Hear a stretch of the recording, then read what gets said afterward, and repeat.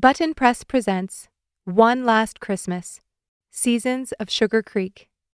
Written and narrated by Cindy Gunderson. Copyright 2022, Button Press.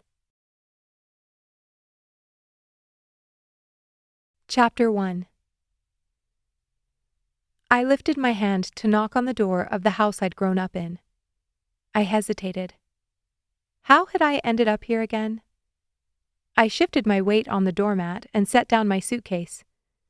It wasn't that I didn't want to see my mom and sister, but this wasn't the plan. I was supposed to be relaxing on a beach right now, not parked in my old cul-de-sac, prepped to move back home for a month. I drew a deep breath and steeled myself, then rapped my knuckles on the worn wood. I inspected the planters next to the door and the rocking chair on the porch. This house looked exactly like I remembered it. But that wasn't a surprise. Mom was brilliant and creative, and also had zero desire to take on house projects.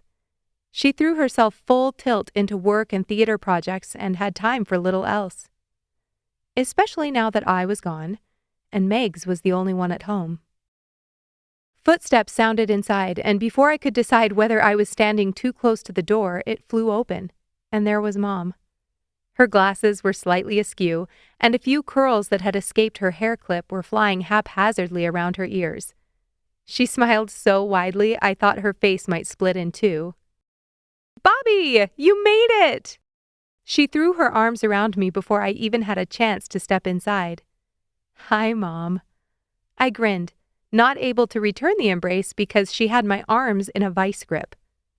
Sylvia DeBose was short and slender, but her hugs were no joke. That woman had some serious strength locked inside her thin appendages. "Here, let me help you." Mom dropped her arms and reached for my suitcase.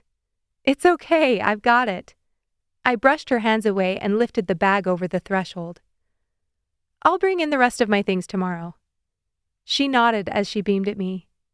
"I thought you wouldn't be here until after dinner." I shrugged. "I got on the road a little earlier than I thought.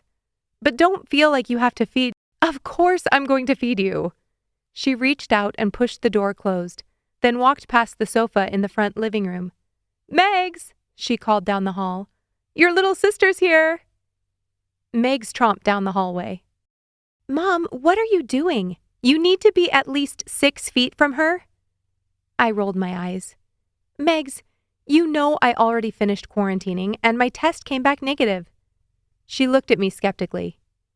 "You seriously think I'd show up here when I was contagious?" Megs shrugged, and Mom made a point to step close and pat my shoulder. "Go ahead and get settled in your room. Come to the table whenever you're ready, honey." I nodded, set my shoes on the mud rack, then lifted my suitcase, to avoid rolling snow-covered wheels on the wood floor, and carried it through the entry toward the hall on the left. I glanced longingly to the right where Megs's room was. It had its own private bathroom. I'd hoped to move in there during my senior year of high school, but Megs never moved out. That meant I was forever relegated to a room the size of a postage stamp with a bathroom across the hall. I pushed the door open, my Olympic ring sticker still stuck proudly between the panels, and set my suitcase on the floor in the corner by the dresser. The zipper caught as I tried to open it, but it eventually gave way. I sat back on my knees and stared at my winter clothes, then glanced around the bedroom. I couldn't help but compare my old twin bed with the patchwork quilt and the 4.5-star beachside resort I was supposed to be staying in. I yanked out my sweaters and stacked them on the carpet. Sugar Creek was a lovely town, especially around the holidays, but it held nothing for me anymore. Besides Mom and Megs, I sighed, and Haley. But this wasn't the plan. Missing my graduation trip? Not the plan. Having to wait 3 weeks to move into my Los Angeles apartment? Not the plan. Even though I'd had time to come to terms with this shift in my life trajectory, I still couldn't get over the ridiculousness of it. How had my COVID test come back positive? I didn't even have any symptoms when I took the test. I stood, opened the larger middle drawer of my dresser, and plopped the sweaters inside. The airline and resort hadn't cared about my lack of cough or runny nose. They wanted proof in the form of a piece of paper, which I couldn't provide them. At least I'd gotten the hotel refunded after a few hours on hold, and the airline did give me flight credits, but there hadn't been an affordable option to rebook the trip so close to Christmas, and I wasn't going to be a jerk and ruin everyone else's trip just because I couldn't go. I closed my eyes and exhaled slowly. It was fine. I could enjoy Christmas here with my family and pretend I didn't know that my two best friends from film school were sitting on a blissful white sandy beach without me. I could muscle through until it was finally time to make my way to LA, hopefully with a shiny new internship at B25 Productions to show up for. I reached into my back pocket and pulled out my phone, then swiped to my inbox. I'd already checked it 3 times today, but the workday still hadn't finished on the Pacific Coast. I scrolled through advertisements, clothing sale announcements, and student loan reminders and grimaced, then pulled off my jeans and slipped into my favorite fuzzy pajama pants. "Can I help with anything?" I asked as I walked into the kitchen and straightened my oversized sweatshirt. Megs was sitting on a stool at the island, and Mom was pulling something out of the oven. "Hi to you, too." Megs's heavily mascaraed eyes flashed with annoyance.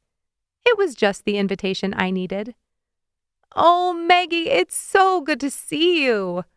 I ran to her and smashed my face against her cheek as I wrapped my arms around her shoulders. "Ew, Bobbi, get off me," she groaned, but I could hear a smile breaking through her feigned disgust. I let her go with one final obnoxious squeeze, then backed away before she could smack me. "You asked for it." I grinned and walked to the opposite side of the island, then rested my elbows on the countertop. "How are you?" "Good."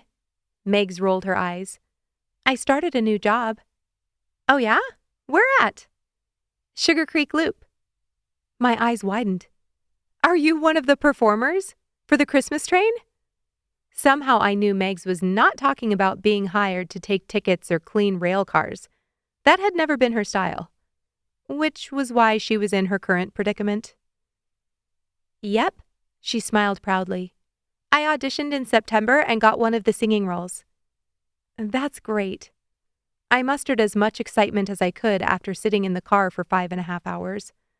It wasn't that I didn't feel genuine happiness for her and this new gig. I was thrilled she was working and doing something she loved. But how long was it going to last? They wouldn't have performers on the train after the holidays, and then what? We'd watched her go down this road many times before, and it never ended well. Mom removed the tin foil from the top of the pan she'd pulled out of the oven. "I really went all out tonight, girls." She held her arms out dramatically. "Freezer lasagna! Ooh!" She turned with the foil from the top of the pan still in her hand. Gooey cheese dripped on the tile as she opened the fridge. "And bagged salad." She set the foil down on the counter, held the door open with her hip, then reached into the crisping drawer and pulled out a salad kit. "Looks great, Mom." I wasn't being sarcastic. Store-bought or not, this was better than 9 out of 10 meals I'd eaten in my apartment lately. Mom threw the salad at me. "Can you grab a bowl and toss that up?" I nodded and walked to the cupboard, impressed that after 2 years away, I still remembered where everything was. Mom stepped on the dripped cheese and muttered something under her breath, then reached for a paper towel to wipe it up. "Megs, you get the plates and fill a few glasses of water." Meg slid her stool out from the counter and did as she was told. This all felt so familiar it was almost jarring. Like I was living this moment in parallel worlds that had somehow collided into one moment in time. I opened the plastic bag and dumped the shredded broccoli into the bowl, then added the packet of nuts and dried cranberries and tossed the whole thing with the sweet poppy seed dressing. I threw the empty bags in the trash and brought the bowl and tongs to the table, then took my seat between the two of them. It was the same 4-top table we'd always had. 3 chairs, 1 on each side, with the 4th edge being pressed up against the wall to give more room between the breakfast nook and the island. We hadn't needed 4 chairs since I was 6 years old. Mom reached out and pulled one of each of our hands into hers. "It's so nice to have both of you girls here." She turned her attention to me. I'm so sorry your trip didn't work out. I nodded and plastered a smile on my face so she couldn't see the very real disappointment on my face. The last thing I wanted was for her to think she came in second to friends or a tropical destination. She gave our hands a final squeeze and let them go, then picked up the spatula on the table and cut herself a piece of lasagna. My brow furrowed as I watched her transfer it to her plate. I scanned the family room and glanced at the empty railing leading down to the basement. Where are all the costumes? Mom lifted her head in confusion with her fork halfway to her mouth. I pointed to the bare countertops.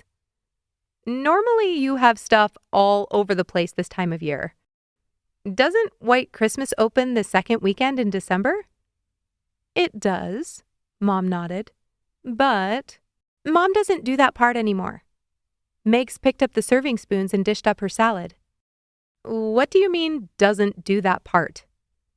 She doesn't do the costumes. She hired someone. My eyes widened in surprise. Really? When did that happen? Mom shrugged as if it were no big deal that after 15 years of insisting she needed to do everything herself, she'd retracted her clause from a portion of the production. Last year, she answered finally, then blew on the glob of lasagna on her fork and put it in her mouth. Wow. I lifted the spatula. It was clear she didn't want to make a big deal of it, but I was stunned. That's got to feel good, not having to do it all yourself. Mom nodded curtly. I slid the piece of lasagna onto my plate. What about the set? Frank's doing that this year. He's putting it together in his outbuilding. My fork froze halfway to my mouth. Frank? As in Mr. McGinnis? He was my social studies teacher in middle school, and I swear he'd always had a thing for Mom. Didn't he ask you out once? A blush rose to Mom's cheeks. No, he totally did. Megs grinned as she wiped marinara sauce from her lips. Remember? After Bobbi's 8th grade graduation? I have no idea. Mom looked flustered. That was so long ago. You turned him down. Said you didn't make it a habit to date your children's teachers, Megs continued. You didn't. I gaped at her. Poor Mr. Okay, that's enough. Mom was blushing furiously now. Your dad and I had barely finalized our divorce. I wasn't in a good place. I looked down at my plate. By barely, she meant they finalized it over 4 years earlier. I guess time passed quickly when you were taking care of 2 little girls on your own. I still think he has a thing for you. Megs arched an eyebrow and I snorted. Mom flashed me a look, but I didn't miss the slight curve of her lips as she took another bite of lasagna. We ate in comfortable silence until I noticed Mom glance up at Megs. I looked over and saw Megs give Mom an almost imperceptible shake of the head. What? I asked, and the energy in the room tangibly shifted. What's wrong? Mom sighed and nodded to Megs. She needs to know. Know what? My voice raised in pitch. I think we could have waited till tomorrow, Megs muttered, and my heart raced. What news could be bad enough to warrant this kind of trepidation? The 2 of them looked healthy, but maybe something was going on under the surface? The blood drained from my face as I sank into my seat. Was Mom? You know the McNeils returned to Sugar Creek last year. Mom started, and I blinked in confusion. Mom had told me Ben's parents moved back from Colorado. But why would she be bringing them up? Mom clasped her hands on the table nervously. Mom? Ben's back, Meg spit out. For a second, I forgot to breathe. Ben McNeil was back? Here in Sugar Creek? Mom squeezed her eyes shut. He moved back home at the beginning of November because... She sucked in a breath, and when she turned her eyes to mine, they were shimmering with tears. Bobbi, Corinne is sick. I swallowed hard. Ben and I had gone skiing every Friday after school together during the season, And every other day, he was either here at my house or I was over at his. Corinne had been like a second mother to me. How sick? My voice came out in a whisper. Mom pursed her lips and shook her head as a tear spilled onto her cheek. My breathing became shallow, and the kitchen suddenly felt stifling. Without saying a word, I pushed my chair back and stood, then rushed to my room. Chapter 2.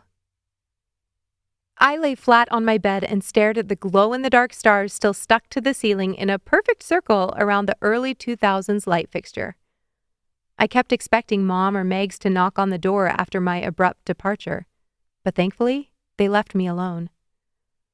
Thoughts swirled in my head so forcefully I couldn't grasp a single one, and I definitely wasn't capable of forming complete sentences.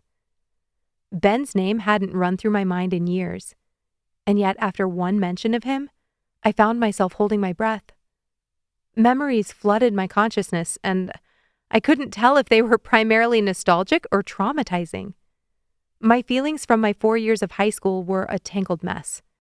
It had always been easier to shove them under the proverbial bed rather than try to sort them out. I hadn't planned on pulling them out now. But Corinne was sick, and I was stuck in Sugar Creek for most of December. There was no way I wasn't going to go over and spend time with her, which meant I'd likely be seeing Ben for the first time in, what was it? 7 years? Had it been that long? I mentally did the math. Ben had left at the end of summer before our freshman year, so yes, just over 7 years. I rolled over and pressed my face into the decorative pillows. An hour ago, I thought the worst thing I'd have to face this month was FOMO and waiting to hear about my internship. What would it be like to see him again? I didn't even know what he looked like. Anger flared slightly at this thought. Who didn't know what their best friend of over 10 years looked like? The fact that I didn't wasn't my fault. After Ben left, I'd tried to keep in touch, but he made it impossible. He didn't have a cell phone or want one, which meant I'd been relegated to sending messages to Corinne. She sent an update every once in a while. Once she sent me a picture of Ben on the ski hill near their new home. But she was busy. I didn't blame her for not making texting me her priority. Everyone in the world had some sort of social media page, but not Ben. And trust me, if it existed, I would have found it. The fact that I'd searched for him at least once a quarter throughout my entire stint at Sugar Creek High was both embarrassing and something I would take to my grave. I'd only allowed myself to type his name into my internet search bar once while I was at NYU, and I regretted it immediately. Not only had I not found Ben, I'd gone down a rabbit hole filled with intimate details of the lives of my high school classmates, none of whom I'd been particularly close with. Why did I care that Brittany C. was now living with an Arabian prince in Abu Dhabi? The truth was, I didn't have an easy time making friends after Ben left. I had a few girlfriends like Haley, but I'd never been a large group kind of person. After he left, I realized too late I'd become a nobody but Ben kind of person, which was why you should never fall in love with your best friend, especially not if they're planning to move to a different state 2 weeks after your first kiss. My phone buzzed on the bed next to me. I groaned and turned it over to decline the call, but it was Haley. I'd forgotten to text her and knew I couldn't blow her off now. "You're here!" Haley shrieked as I picked up. I had to pull the phone away from my ear to prevent permanent hearing damage. I flipped onto my back and attempted to sound normal. "I didn't die driving." "Phew," Haley said dramatically. "Are you settled in? Can I come over?" I looked at the clock. It was just past 7. "Really? You want to drive over here in the freezing cold?" A second ago, I thought I didn't want to see anyone, but the thought of talking to Haley breathed a little life into my current mood. "Be there in 10. The line clicked dead before I could respond. It felt a teensy bit good to have someone so excited to see you that they'd leave their cozy home to come say hello in the middle of a Vermont winter night. I pulled up my messages and tapped on Mom's picture. "Haley's coming over. Hope that's okay?" I stared at the screen and wondered if Mom even had her phone with her. Eventually, 3 dots blinked underneath my text, and I waited. I was going to make cookies. Do you girls want to help? Instead of typing, I searched for a GIF and found one of Cookie Monster. Megs had only shown her how to use GIFs a few months ago, and they now made up approximately 75% of her text messages. I hoped this one would both express my excitement for cookies and the fact that I hadn't dropped fully into a debilitating depression. Yet. I sat up and pulled my purse across the floor to the bed, then rifled through it to find my charger. I plugged my phone in and turned it off, then set it on the nightstand. Now that Haley was on her way over, there wouldn't be any need to check for communication. I'd been refreshing my email constantly for 3 days straight, hoping to see some status update on my application with B25 Productions. I'd only submitted my application 2 weeks ago, but it felt like 100 years. Things in the film world were winding down for the holidays, but that should mean that the hiring department would have more time to respond to people. Theoretically. I flopped back on the bed and closed my eyes. 3 years at NYU, thanks to concurrent enrollment credit, all building toward this moment that I had zero control over. Was my application compelling? Were my reels good enough? I'd watched them so many times I couldn't be a reliable judge, and I wasn't going to keep bugging my friends. They were all in the same boat I was, or would be come spring. I knew getting this internship at B25 was a long shot. I'd known that before I even went to NYU, but knowing it and believing it were 2 totally different things. B25 was the place to be if you wanted to make a career in the film world. Everyone who got their foot in the door there ended up doing something incredible. Take Kennedy Young, for example. First female filmmaker to win an Oscar under the age of 40. She started at B25 as a production assistant and directed her first feature film less than 5 years later. I wasn't naive enough to believe that was the only way to find success or to have the opportunity to direct in a big way. But it was undoubtedly a springboard. A beautiful, bouncy springboard. One that I'd been hoping to take advantage of since I was 15, and I wasn't planning on giving up on that anytime soon. Or at least not until I got a message from them in my inbox. The doorbell rang, and I jumped up, then bolted out into the hall and ran to the front door. Mom was already there, wrapping Haley in a hug. Her eyes lit up when she saw me. "Mom, stop strangling her." I laughed as Haley extricated herself from Mom's arms and did a little jig over to me. We hugged and bounced up and down like we were 9 years old and about to have our first sleepover. "You girls catch up in here." Mom bustled past us. "I'll get everything mixed together in the kitchen, and then you 2 can scoop and bake the cookies." "We're making cookies?" Haley's eyes somehow grew more excited than they already were. "We're making cookies," I confirmed, and walked past the side table to sit down on the sofa. "Are these the same couches you had in high school?" Haley asked. I nodded. "Yep, same ones we've always had." "Why do they look different to me?" "Probably because my mom switched out the pillows." I picked one of them up and threw it at her. She giggled, then flipped it over and took in the reindeer and pine tree repeated pattern. "Very Christmassy." She put the pillow in her lap and leaned forward. "What is it with this whole homemaker thing?" she asked in a whisper. "I have no idea," I mouthed, looking toward the kitchen nervously. "I don't know what's happened to her." Haley shifted closer and the mixer hummed to life in the other room. "I saw the posters for White Christmas all over the town square. Isn't she supposed to be at the theater or running around finishing up costumes or something?" I leaned in. "Get this. Megs told me she hired help this year." Haley's jaw dropped. "Really?" The mixer turned off and I lowered my voice. "I know. I couldn't believe it. But it's nice seeing her more relaxed." "And decorating for Christmas." Haley smiled and then adjusted her hands on her lap. I knew exactly what was coming next. "Did they tell you about Ben?" I nodded, slightly annoyed that everyone seemed to be making a bigger deal out of him being home than his mom being on her deathbed. What do you know about Corinne? I asked. Haley frowned. She has ALS. Lou Gehrig's disease? I hadn't ever known anyone with ALS, but I did a research paper on it at some point. The disease attacked the nervous system and broke down communication between the brain and the body. People slowly lost the ability to move their limbs, and eventually, their bodies couldn't function. Haley nodded sadly. I guess she was doing okay for a while. I swallowed hard. I know she means so much to you. Haley put her hand on mine. I'm so sorry, Bobbi. Is she taking visitors? I asked through the lump in my throat. Your mom probably knows more than I do. She looked up and inspected my face.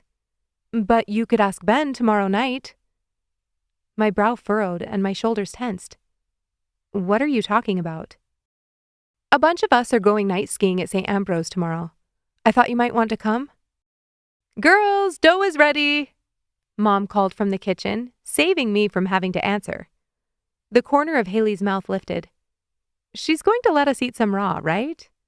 I grinned. What she doesn't know won't hurt her.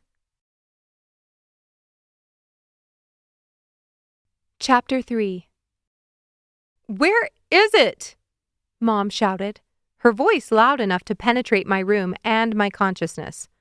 I opened my eyes and rolled over, disoriented. Where was I again? I took in the white ceiling with the stars. Home. Right. I was in my childhood bedroom. All the details of the night before flooded into my brain in seconds, and my stomach twisted. I know I said it here! Mom's voice sounded again. This was more like it. As much as I wanted to like the chill, cookie-baking mom I'd seen last night, it was beginning to creep me out. This was the mom I knew and loved. Tech Week starts on Monday! Mom shrieked. I threw off my quilt and top sheet and lowered my feet to the carpet. My hair landed in a matted mess over my shoulders. I'd lost my hair tie in the middle of the night. Doing a quick sweep in the sheets, I found it under my pillow and quickly pulled my long strawberry blonde hair into a low ponytail. I straightened my pajama shorts and sleep shirt and walked into the hall. What are you looking for? Mom was tearing apart the insides of the cabinet next to the gas fireplace. I printed off the mic sheet. I swear it was right here. She dropped another stack of sheet music on the floor. I'll help you look. I chose not to comment on her rifling through old sheet music to find something she'd printed out recently. I scanned the room for a piece of paper I was all too familiar with. A single sheet detailing whose mic was whose for Tech Week, dress rehearsals where lights and sound were fine-tuned, and final performances. Sound cues depended on that information being accurate, and because our theater had 4 good mics and 6 that made people sound like they were singing into tin cans, Mom was very meticulous about mic assignments. I didn't see anything on the floor or flat surfaces, so I moved to the bookshelves. Can't you just print another one off? No, Mom sighed. I forgot to save the file before I turned off the computer. I gave her a look. I know. Found it! Megs called from the other room excitedly. She ran down the hall and proudly waved the sheet in her hand. It was on the back of the toilet. I snorted, and Mom shot me a glance. Here. I took Mom's phone from her hand. We'll snap a picture of it, so if you lose it again, at least you can recreate it. Thanks, girls. Mom grabbed her coat and purse off the chair. I'm heading to Frank's to see the set. There are bagels in the bread box, Bobbi, or whatever else you can find for breakfast. I'm leaving for rehearsal. Meg spun on her heel and headed back to her room. Be back after lunch. Before I could ask what time, Mom whisked out the door and closed it firmly behind her. With the disaster averted, I trudged into the kitchen and yawned as I pulled open the fridge. The mostly empty shelves confirmed that bagels would indeed be my best option for breakfast. I opened the bread box, pulled open the cinnamon raisin bag, split open a bagel, and popped it in the toaster. Can I take half of that? Megs rushed past me and grabbed a room-temperature can of coffee from the cupboard. I wrinkled my nose. Gross. Megs rolled her eyes. Yes? Yes what? She pointed at the toaster and brushed her long blonde hair to the side, then slung her brand name purse over her shoulder. All right, sure, you can have half. She popped the top off her coffee and took a sip. I don't know what time you're returning tonight, but I'm leaving around 4 to go skiing with Haley. Megs raised an eyebrow. Just with Haley? I quickly turned around so she didn't see my cheeks flush. Yep, as long as all my stuff is still here. It is. I saw it in the garage when we cleaned things out a couple of months ago. Did you get rid of it? Megs put a hand on her hip. No, but you should. Some of that gear is hideous. The toaster dinged and I used my fingernails to pull the bagel halves out, dropping them on the counter. Megs grabbed a knife from the drawer and slid the butter dish closer. Pulling a paper towel from the roll, she set the bagel on it, slathered it with butter, then gripped it with one hand and headed to the door, leaving her dirty knife on the counter. Don't die, Meg said. Love you too.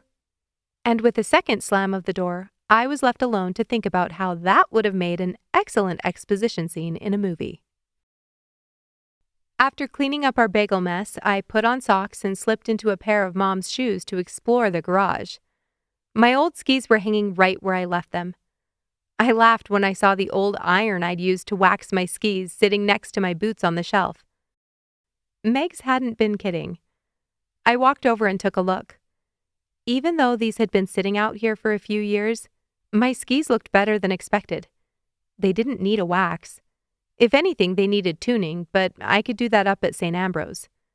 I stacked the skis and boots next to the garage door for easy loading into Haley's car later, then turned back to pull the monstrous blue plastic bin from the shelf.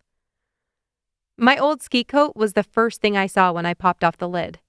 The neon and green stripes across the black fabric made my heart squeeze. I pulled it out to get a better look. This was probably the exact item of clothing Megs was referencing when she used the word hideous. She wasn't wrong, but I loved it anyway. Setting it aside, I pulled out my ski pants and a pile of gloves and scarves, then gasped when I saw my coat from middle school. This was what I'd worn all those years ago with Ben. The sight of it flooded me with all the best and worst memories of the year he left. I flipped up the zipper and took a look at the paper lift ticket still hanging there. Wow. That one was from 2013, probably before Mom splurged and bought me a season pass. I reached out and pulled my high school coat over, then felt along the sleeves until I found what I was looking for. Right where I'd left it. I unzipped the pocket and pulled out my old ski pass. It was even better than I remembered. This photo alone had started more conversations with lift workers than I could count. Technically, I was supposed to update my photo each year when we bought the pass, but I'd insisted on keeping it. This one was too good to get rid of, and thankfully, everyone at St. Ambrose agreed with me. I was kind of a legend up there, or at least I used to be. I giggled as I took in my scrunched face and hair spraying every direction in the photo.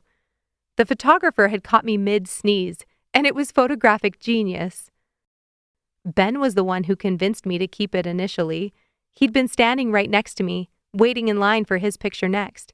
He saw the shock on my face when the 20-year-old behind the camera just about died laughing and jumped over the counter to take a look himself. He said it was the best thing he'd ever witnessed in real life. That had been enough for me to refuse a retake. I slipped the card back into its pocket. If I had to wear my coat from high school, this pass was coming for old time's sake. Nice rack, I laughed as Haley opened the back door of her crossover and stepped up to open the clips on her ski bars. You know it. She winked and motioned for me to hand her my skis. I'm so glad this is happening at night. I'm so sick of people inviting me to ski during the day when I have to work. Are you working 5 days a week? Haley scoffed. Try 7. I have a huge marketing meeting tomorrow morning. On Sunday? It's called owning your own business. I'd never seriously thought about owning a business, but she wasn't selling it for me. Haley hoisted the skis onto the rack and snapped the bars back into place on top of them. My heart started to pound as she jumped back down to the driveway and pointed to my boots and poles. Just pop those in the back seat. I did as she said. So, who all is going to be there tonight? I tried to keep my voice from shaking. Besides Ben, I mean. That hadn't been so bad. I'd said his name and almost sounded normal. We slipped into our seats and Haley started the car. All the St. Ambrose staff invited people, I think, but the only people I know for sure are friends of Ben's. Me, Brad, Colin. You remember them, right? Of course. Colin was one of Ben's best friends in middle school. I double-checked that my gloves were still tucked in my helmet as Haley pulled out of the driveway. I honestly don't remember who knew who during high school. I was too caught up with Ray and all his drama. I buckled my seatbelt and reached up to divide my hair in half for 2 braids. Those were the dark ages. They really, really were. Haley shuddered. I nodded and formed my first braid tighter than I'd intended. This was something Haley and I hadn't ever discussed. One part of my high school years from hell I blamed on Ben leaving, but the other part, while not technically Haley's fault, was also totally Haley's fault. She started dating Ray in 10th grade, and he was a black hole boyfriend. The kind of boyfriend who wanted her there all the time, but not there as in there with other people. There, at his house, with only him, at all times. I hardly ever saw Haley after that, and when I did, she was constantly preoccupied with what Ray might think or what he'd want from her next. Every part of her went into that relationship, and not much made it back out. When she finally broke things off before senior year, it took a full 3 months before she was anything like herself again. Thinking about it made my stomach drop even further than it already had. I'd resented her for not being there for me when I should have recognized how much she was struggling. But so much had happened since then, and we were friends now because of that glorious last half of the year when I finally got my friend back. I was more committed to keeping our friendship going now because I knew how much it hurt to miss her. I had Ray to thank for that. Those were hurt feelings I could gladly wash away. So you know Colin and Brad because of Ben? I asked. No. Colin owns a media marketing company in town. Brad works for him. I just wasn't aware they knew Ben. Is that who you're meeting with tomorrow? Haley smiled smugly. They basically work for me. By the way, Colin wants to talk to you. That comment took me off guard. Why would he want to talk to me? Well, a little birdie. So you or my mom? Haley laughed. I'm not telling you which, but someone told him you recently graduated from film school. Haley paused and waited for me to make the connection, but I stared at her blankly. He runs a marketing company? She paused a second time. Hales, I have no idea. He needs a videographer for product shoots. I groaned with realization and shook my head.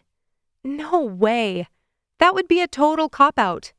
Is my mom secretly trying to get me a job here? Haley clicked her tongue. No comment, but it does pay well. I don't want to stay in Sugar Creek. Haley feigned offense. Not even for me? I laughed as she turned onto Main. It was dark enough that the garlands wrapped around the streetlights twinkled. You know, if I could transplant you and your shop to LA, I would. No way. Haley's face scrunched. Juicy has to be here. Way too much saturation in the juicing market in California. I exhaled. It's kind of crazy, right? To see where everyone from high school is ending up? Haley shrugged. I don't think we've ended anywhere. This is just the beginning of our stories. I pressed my cheek up against the chilled window. I've missed this place. I hadn't fully appreciated the magic of this town when I lived here. I was still fully committed to the beginning of my story in LA, but I'd forgotten how cozy and magical Sugar Creek was around the holidays. I'm so sorry you tested positive. Terrible timing. Haley stopped at a light as we approached the town square. It could have been worse. At least my symptoms weren't terrible. Missing my trip seemed like the tiniest blip after hearing about Corinne. My shoulders tensed. Thinking about her made me remember where we were driving and who would be there at our destination. Oh, wow. It's already lit. I pointed at the massive Christmas tree standing tall in front of the community center, where I spent hours as a kid hanging out in the theater. Tree lighting is always the Saturday after Thanksgiving. Haley grinned proudly as we passed. Right. Forgot about that. It's gorgeous. You can't quite see Juicy from here. Haley craned her neck to look beyond the square. I'll have to take you over there, though. You'll love it. We have new flooring, and we just started doing acai bowls. Ooh, I crowed. Getting all bougie up in here in Sugar Creek. Haley reached out and smacked my arm. People here have gotten more health conscious since you left. You mean they aren't exclusively eating at Mr. Pizza anymore? I teased as we crossed the train tracks. Mr. Pizza didn't make it through the pandemic. I frowned. Now I felt terrible for mocking it.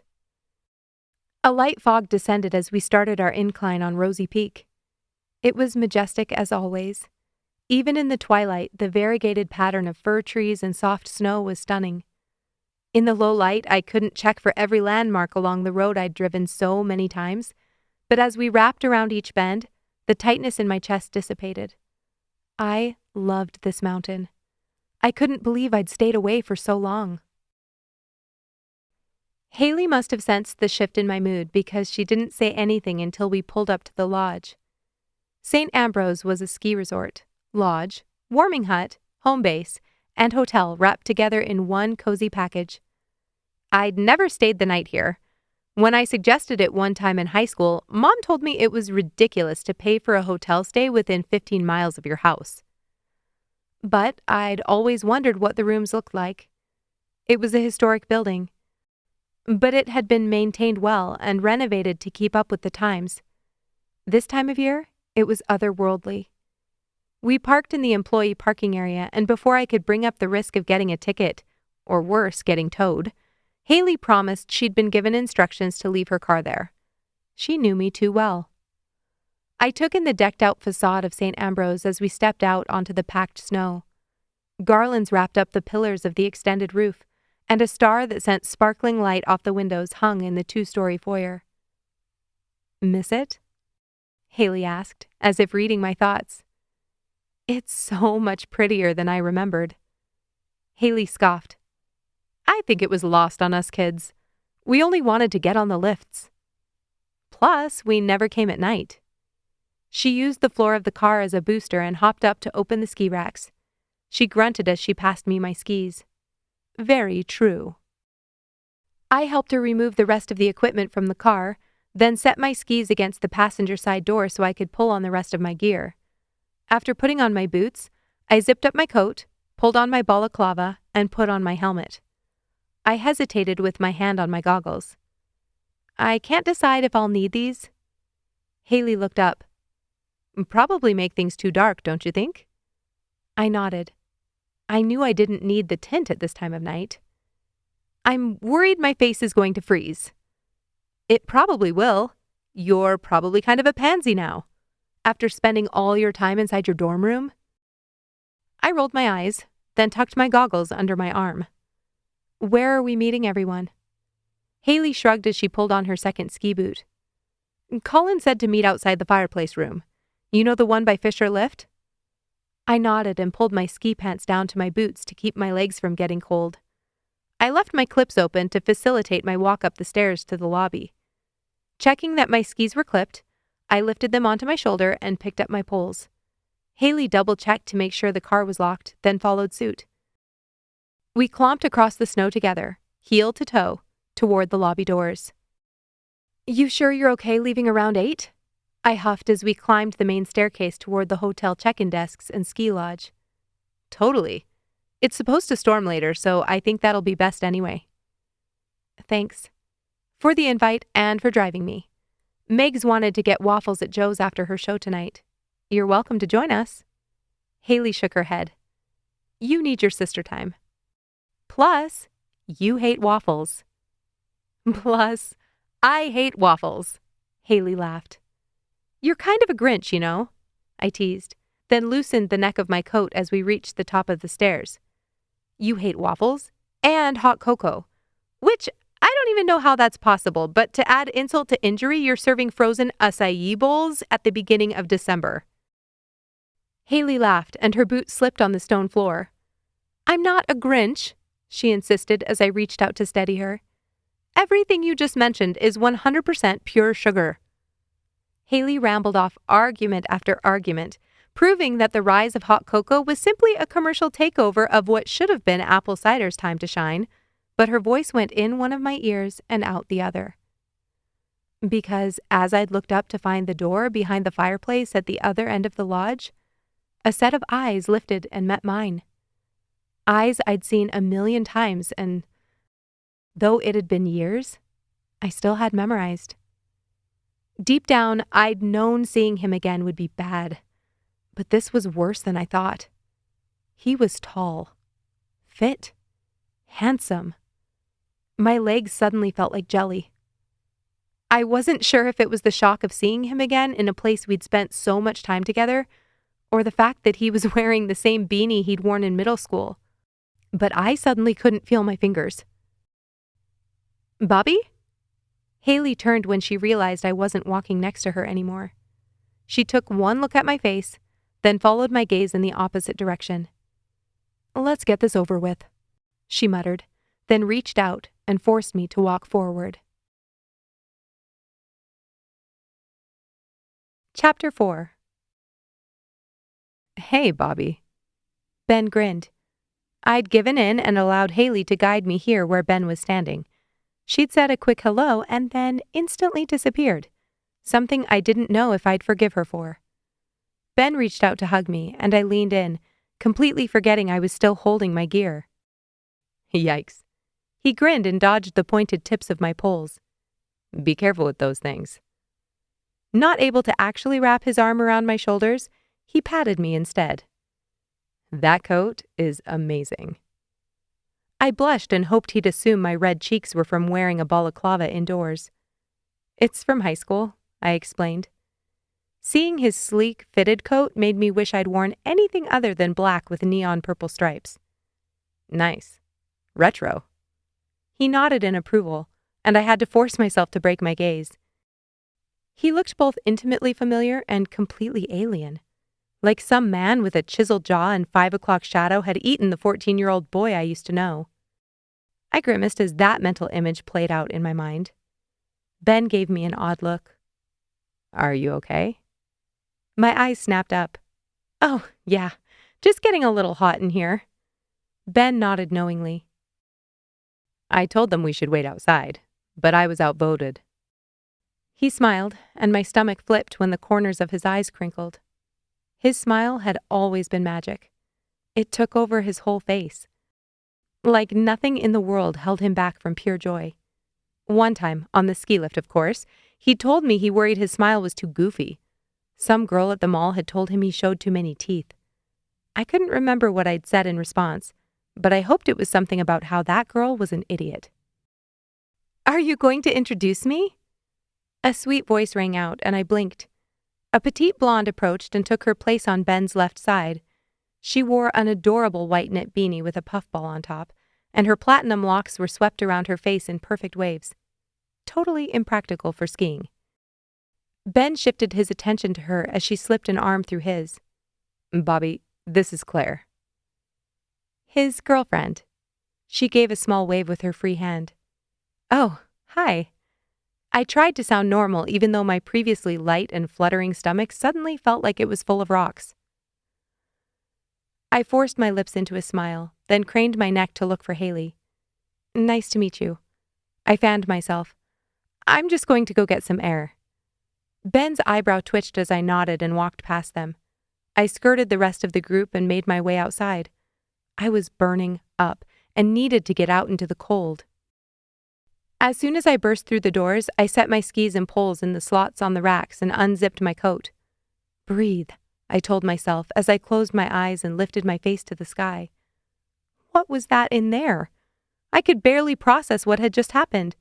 Seeing Ben had unleashed a million trapped memories and emotions, now charging around haphazardly and wreaking havoc in my brain. Oh, hi. What kind of greeting was that? So Ben had a hot girlfriend. Of course he did, looking like that. He'd always been cute, but now he was dreamy. All strong-jawed and stubbly-chinned and hair curling out of the bottom of his beanie. Ugh. How was that fair? Everyone I knew had gone way downhill over quarantine, but he looked like that? I wanted to throw up. Was I going to throw up? My hand grasped for the metal rack in front of me. I drew a few long, deep breaths of cold mountain air and eventually straightened. Why did it matter? So what if Ben was here? And so what if he was crazy cute? He used to be, one of my best friends. Wasn't the fact that he was here a good thing? Regardless of how my body reacted, this had to be mind over matter. I didn't need to freak out. I was home. And both of my best friends from growing up were here to ski with me. This was what the holidays were all about. I could focus on finding out what he'd been up to for the past 7 or 8 years, ask how everything was going with his mom, find out how I could help.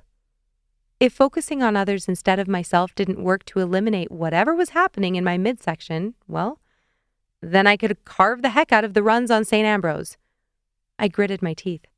Either way, I would not let my old high school drama ruin my first night out on the slopes in years. Bobbi? I spun around and saw Haley walking toward me with her skis and poles. Hey! My greeting sounded abnormally chipper. Haley's eyes narrowed. You okay? I laughed nervously.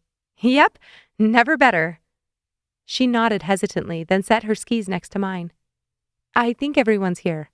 We can get going in a second. I looked up and saw Colin walking toward us. Is that really Brad?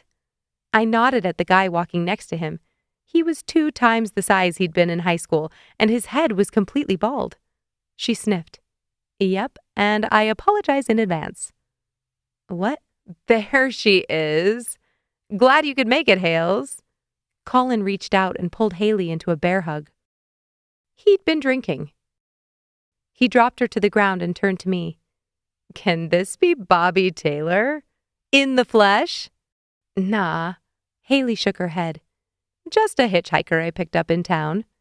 I scoffed. Thanks. Welcome back to your true home. He bowed with a flourish of his arm, then stood with a goofy grin. Brad laughed as he pulled on his helmet. Colin leaned on the ski rack. I've been wanting to talk to you. Yeah, Haley told me about your marketing company. I reached out to grab my skis. Haley laughed. Colin, you can have your business meeting later. Bobbi hasn't hit the slopes in a long time. Colin opened his mouth, but before he could comment, Ben walked up behind them with Claire still on his arm. You still got it? Ben asked, and my heart pounded in my chest. I shrugged. I don't see why not. The corner of Ben's mouth lifted slightly. I guess we'll see. Whatever uneasiness or anxiety I had left in my body was instantly replaced with competitive resolve. Ben's look of skepticism was all it took to obliterate the swirling in my stomach. I was transported back to my 14-year-old body when I used to listen to Ben trash talk me before we hit the expert terrain at the top of Rosie. With that slight tilt of his head, he'd issued a challenge. I was going to rise to it. I reached down, snapped my boots closed, then pulled my ski pants over them. I clipped the snow skirt closed under my coat, though I didn't plan on getting powder up my back. It had been a few years since I'd been on skis. Best to take precautions. Were we supposed to buy tickets? I realized I'd never asked and felt sheepish.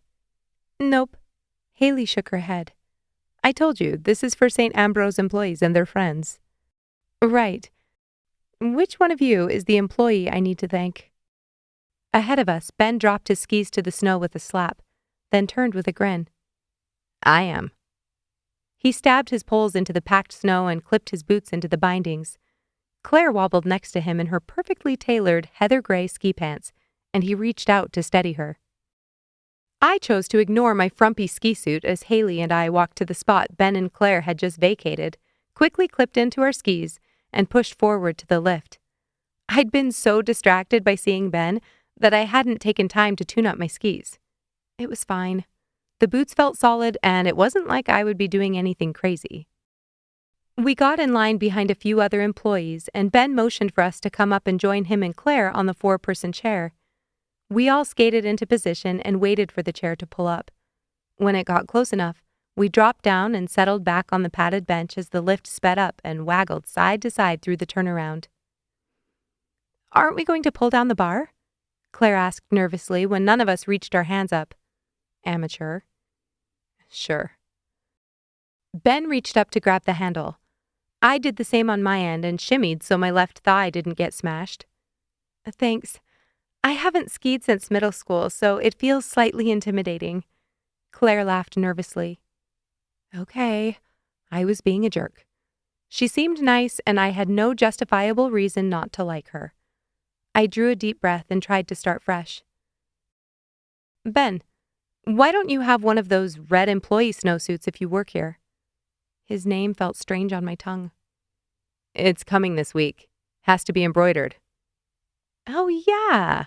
Haley slapped her hand on the bar. You get your name on the jacket, right? I always wanted that when I was a kid. She turned to me. Remember that guy who always worked here with the crazy name? Was it Blaze? Blade. I laughed out loud.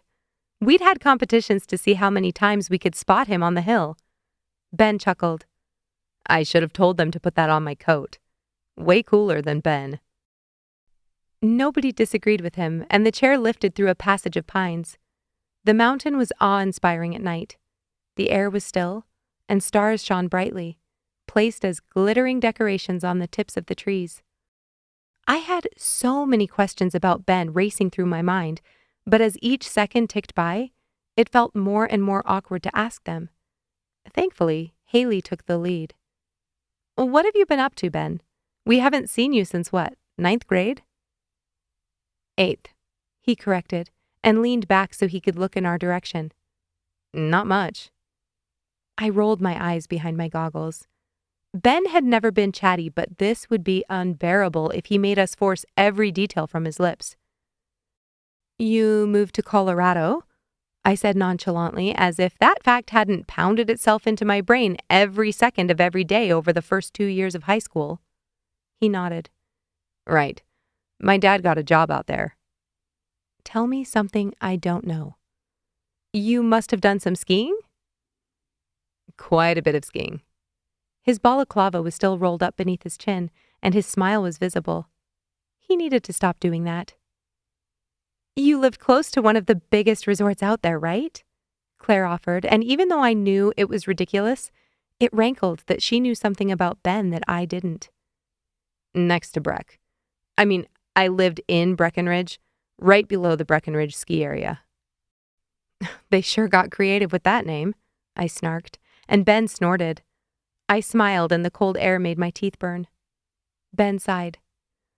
Why waste your time on naming when you could be hitting runs? School up there got out early during ski season so we could make it up before the lifts closed. Seriously? Haley marveled at the injustice. Ben scoffed. At least I had that, if I had to leave Sugar Creek. He shifted his grip on his poles. Anyway, I skied most days and eventually certified as a ski instructor. And now he's one of the best in the state, Claire announced proudly. Ben shook his head. What? Don't be modest. It's true. She turned to us. I processed his paperwork. Since he's been here, he's received at least 3 offers to move to one of the Piper resorts, one in Canada and one in Switzerland. It's all the same company. Ben brushed off her comment. I watched the two of them, and my questions shifted focus. I was dying to find out how they met and how long they'd been together. It didn't seem like they fit. I laughed internally at this. I hadn't seen him for years, and based on my childhood experiences, I was making judgments on who his type was? Wow, Bobbi. Bobbi, I heard you were in New York. What were you doing up there? Ben lifted his goggles to adjust his helmet, and it was beyond strange watching curiosity pass over his man-sized face in the same way it used to cross his boyish one. Film school. I cleared my throat. Just graduated. Wow, Claire smiled. That's cool. I nodded, then pulled my balaclava higher over my mouth and nose and tucked it under my goggles. We were approaching the end of the line, and without saying anything, Ben and I both reached in unison to lift the bar. As the chair slowed, everyone pushed off onto the slope and followed Ben to the left. We skidded to a stop, and the three of us began to loop our poles expertly around our wrists. Claire watched, then tried to mimic the motion but couldn't get it over her glove. Ben reached over and helped her open the strap. I'm going to stay with Claire. Help her get her skis under her since it's been a while. You two, feel free to go ahead. A pang of disappointment pulsed through me. He looked up into the dark sky. There's supposed to be a storm tonight, but it shouldn't hit till later. Haley nodded. I don't think it's supposed to snow until after 8. What time is last lift? 8. Ben grinned. Perfect. Haley looked over to me and nodded toward the hill. Blue to warm up? Yeah, I called through the fabric over my face. I didn't want to admit to Ben that it had been a hot minute since I'd been on skis too. As much as I wanted to prove I could still do this well, I could feel my shoulders tensing as I watched him reach around Claire's waist to help her straighten her hold on her pole. This was going to be a better option for all involved. Haley and I waved goodbye and pushed off toward one of my favorite runs, Southern Sugar. My heart jumped into my throat as we crested the first hill and swooped down the slope on the other side. The run looked different at night, but I felt this place in my bones. I planted my left pole and pressed into the mountain, then shifted my weight and forced my ski to flex and carve into the snow. I nearly gasped as I popped up on the turn and switched directions. I'd forgotten how exhilarating it was to speed down a snow-covered run. How had I gone 3 years without forcing myself to get back on a hill? I whooped and held my pole in the air, then laughed out loud as I gave in and trusted my body to remember how this worked. We zoomed down the rest of Southern and rode the lift back up to start another. The backs of my thighs began to burn, a not-so-subtle reminder of how much time I spent sitting in front of my computer these days. Not that I didn't work out. I biked at the gym on the bottom floor of our building at least 3 times a week, but it felt so incredibly good to use these muscles again. Before I knew it, I'd whizzed past Haley, nearing my favorite part of the run. The trees narrowed and created a chute that led up another hill before the final descent to the bottom. Ben and I had always raced on this part. I crouched and pulled my arms in, picking up speed as I rounded the corner. I wasn't taking any jumps today after barely putting these old skis back on, but I could still scare myself a little. Holding my position, I flew through the narrow channel and glided effortlessly to the top of the hill.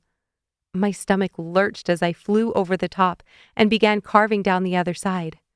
So fun. I slowed as I reached the bottom and skidded to a stop near the lift. I was breathing heavily as I looked up the hill to find Haley.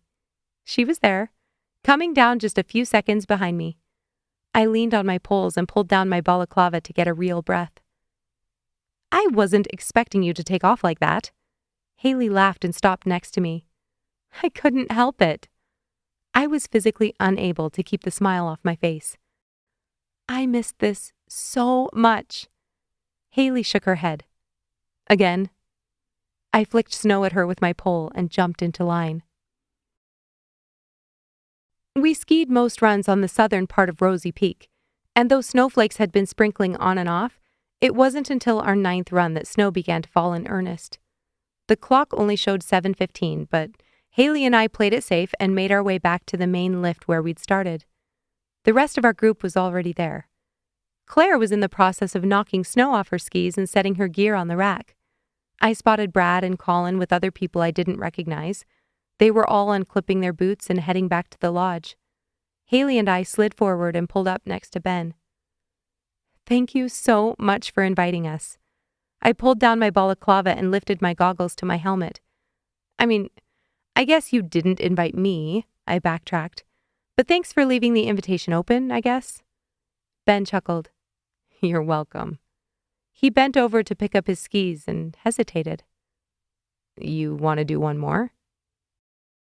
My eyes widened. Had that invitation been for me? Ben straightened and looked over our shoulders, then lowered his voice. I spent most of the time on greens and blues with Claire. I'd love to do Acer once before I called it a night.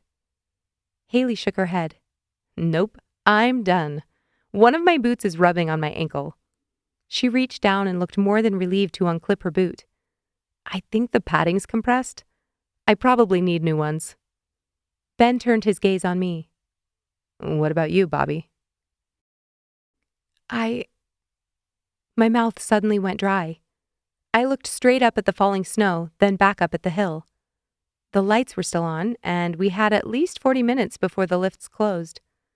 If Southern Sugar was my favorite blue, Acer was my favorite black, and Haley and I hadn't done it. Did Ben remember I loved it? Sure. I swallowed hard. My hands began to tingle as Ben dropped his skis back to the snow, clipped in, and turned toward the lift. The muscles in my legs were already stiff. Was I doing this because I wanted to ski another run, or because every time Ben said something, my insides seemed to turn on like a heat lamp? Don't die. Haley winked at me as she turned toward the lodge. My nerves jumped a level as I slid between the ropes that led to the loading zone for the lift. Ben had asked me if I still had it, and at that moment, I felt confident I could handle whatever he threw at me. I was grateful to have had some warm-up runs without his scrutiny, but now it was just him and me. He was going to see me ski. Not that it mattered. He'd seen me ski a zillion times, but no amount of rationalization could convince my heart to stop pounding. We sat down on the chair, and Ben didn't reach up for the bar. I smiled to myself and adjusted my balaclava as an icy wind hit my cheeks. Hopefully, the trees would give us a bit of shelter from the weather. It's so beautiful. Ben turned his head slowly in an arc to take in the mountain. Large, fluffy flakes floated around us and sparkled as they fluttered under the floodlights. The air was still and thick, with only the hum of the cable above us. You've lived in Colorado and taken in the Rockies every day for years, and you're still impressed with Rosie Peak? There's just something about it, you know?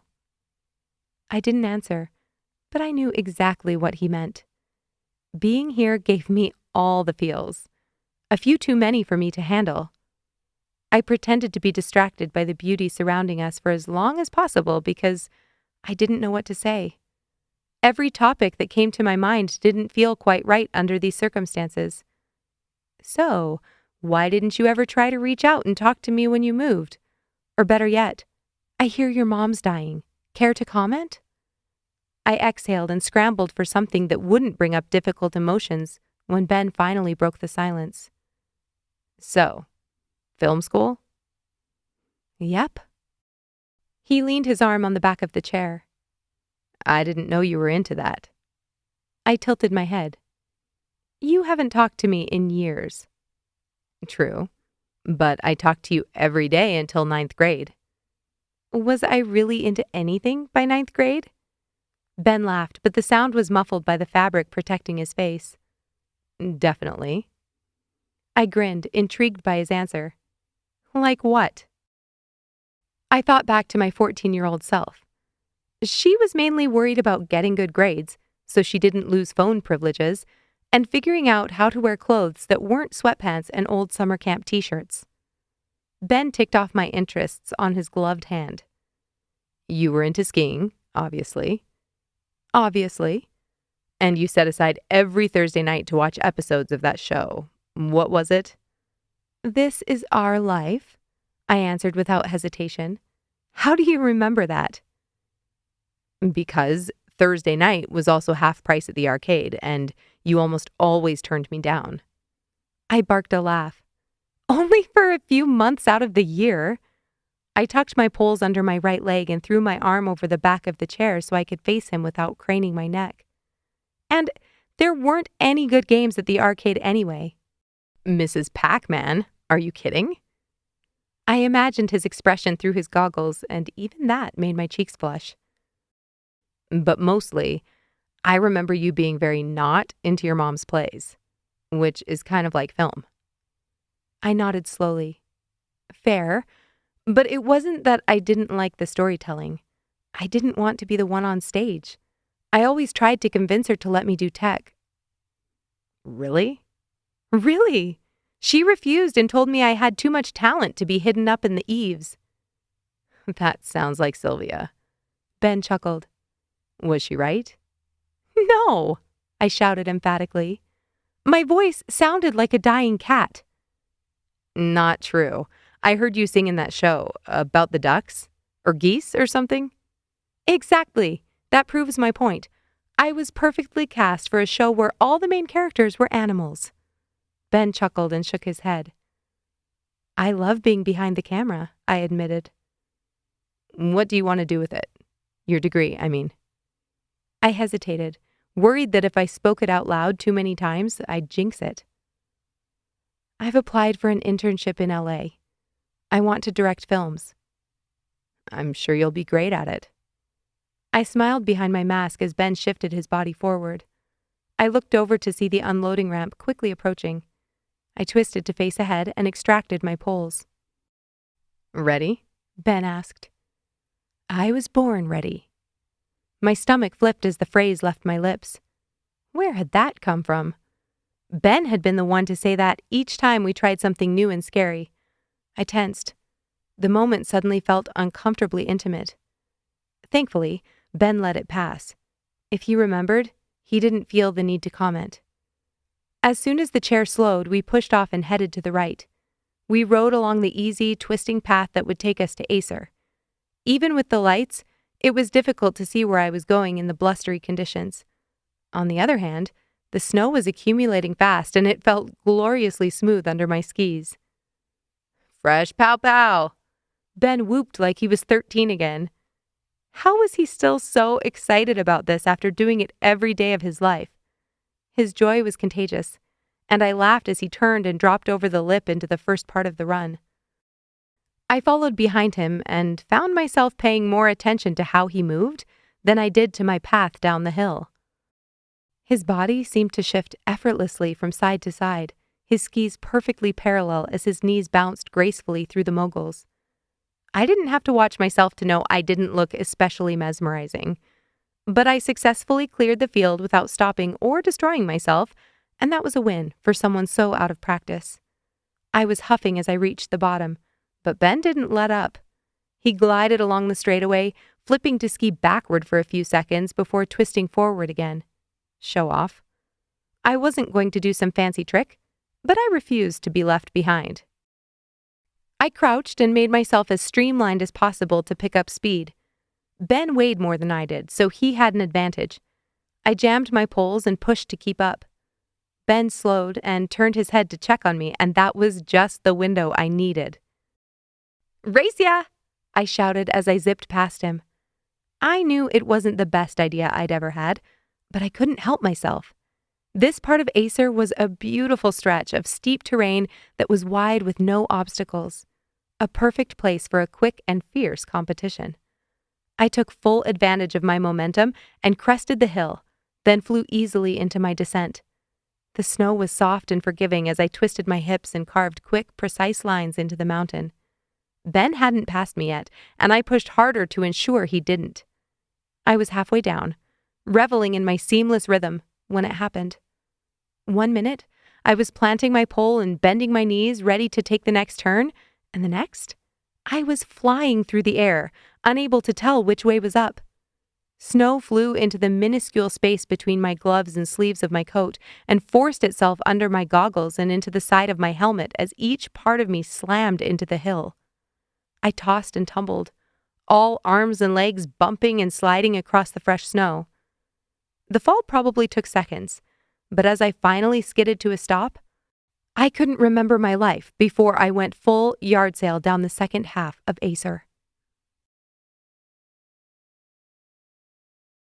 Chapter 5. I landed in a heap. My legs twisted awkwardly underneath me and my still attached goggles buried in the snow. I vaguely heard a voice moving closer, but the whole world spun.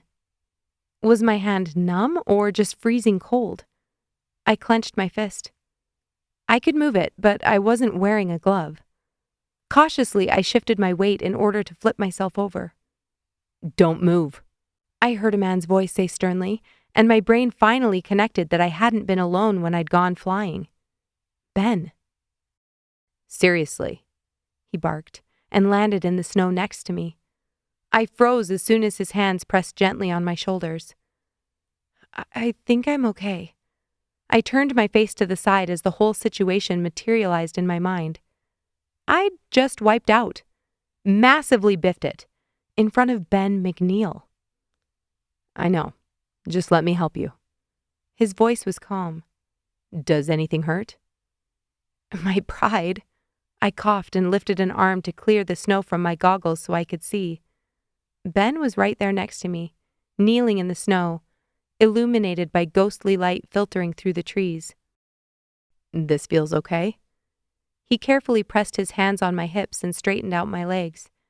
I nodded. "Ooh." I groaned as he shifted my left leg. Ben froze. "I think I tweaked my knee."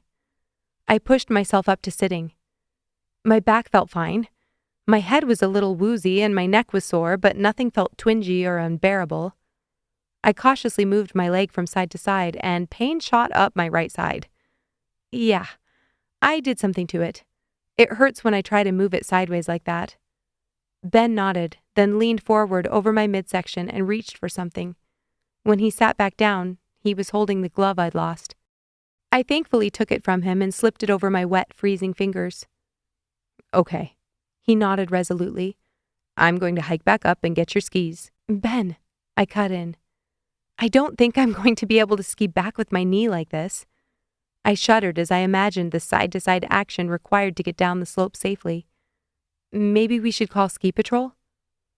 Ben sat back and rested his hands on his snow pants. "I am ski patrol." He stood and began taking long steps up the hill, jabbing the toes of his ski boots into the snow for traction. Right.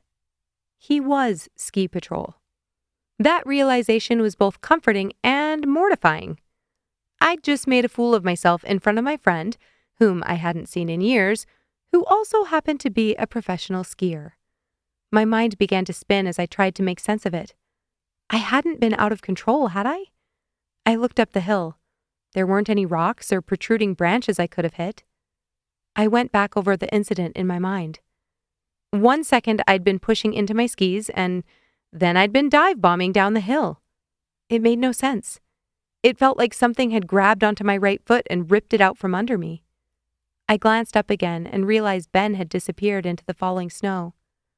The fat, fluffy flakes floating gracefully earlier were now coming down with purpose. A hint of panic flared in my chest. This storm was getting worse, and I had no idea how long we'd been sitting here. How exactly were we going to get down? Ben couldn't drag me back to the lodge alone. We still had a third of the run to navigate, and it was all steep. When I was about to begin worrying in earnest, Ben's figure emerged from the whiteout. He had my skis over his shoulder and set them down on the snow next to me. "Okay." He was breathing heavily. "Here's what we're going to do. I'm going to help you put on your skis." "Ben, I know." He held up a hand. "Just hear me out." He couldn't see it, but I closed my mouth. "I'll help you get your skis on, but you won't have to ski down solo. I'll put you between my legs and take you to the bottom. All you'll have to do is keep your balance on your good leg, and I'll help you with that too." I swallowed hard and my body began to shiver. "You're going to—" "Put you between my legs," he repeated as if it was the most normal thing to say in the world.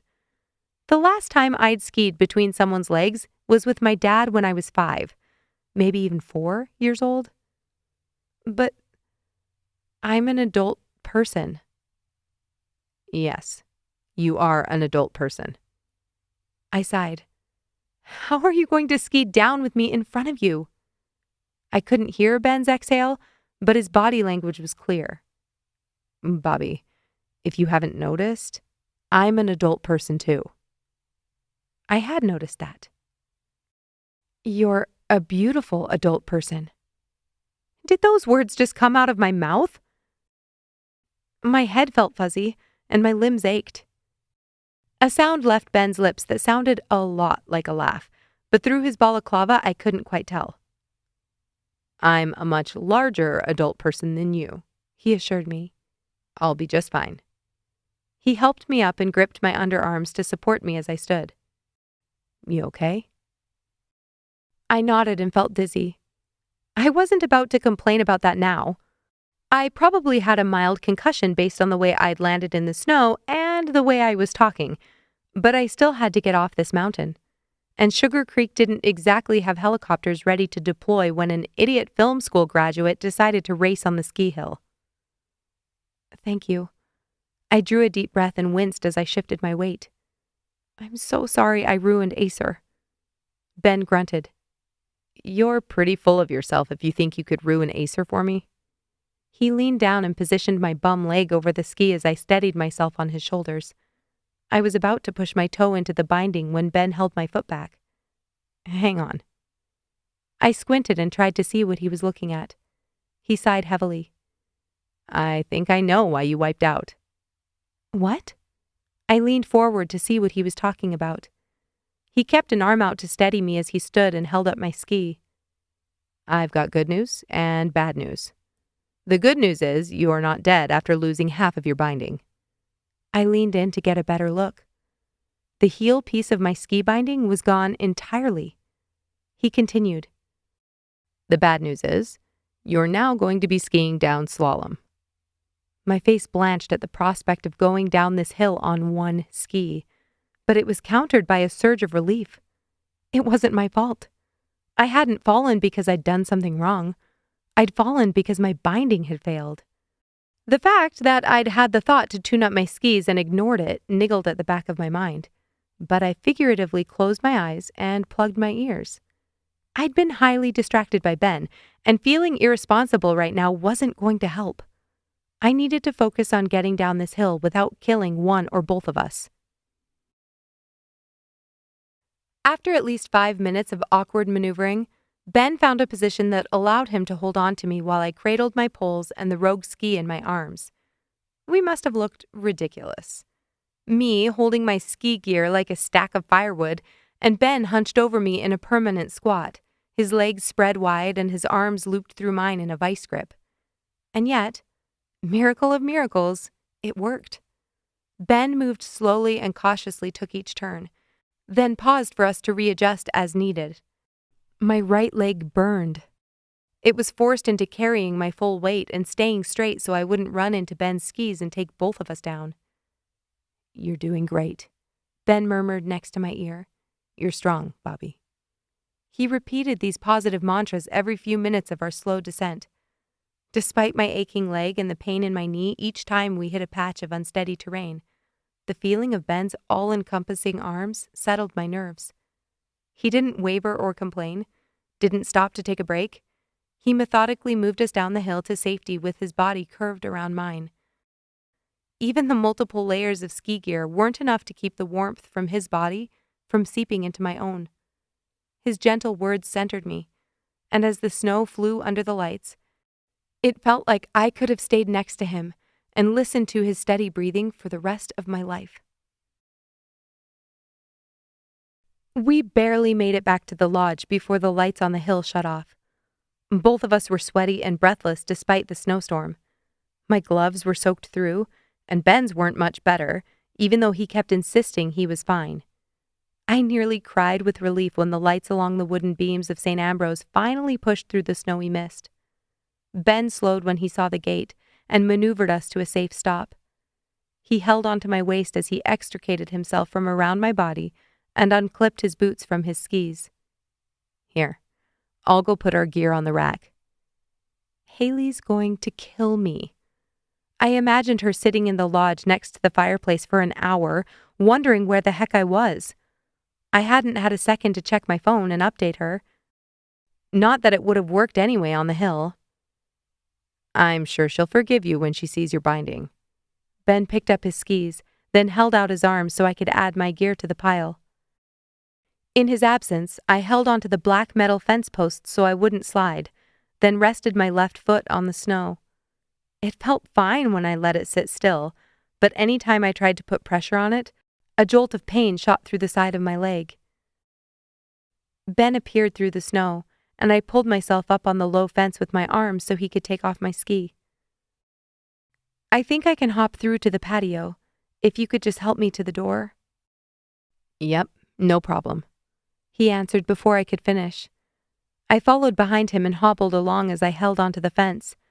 After he put my good ski on the rack with the broken one, he again walked back through the deepening snow and stood next to me.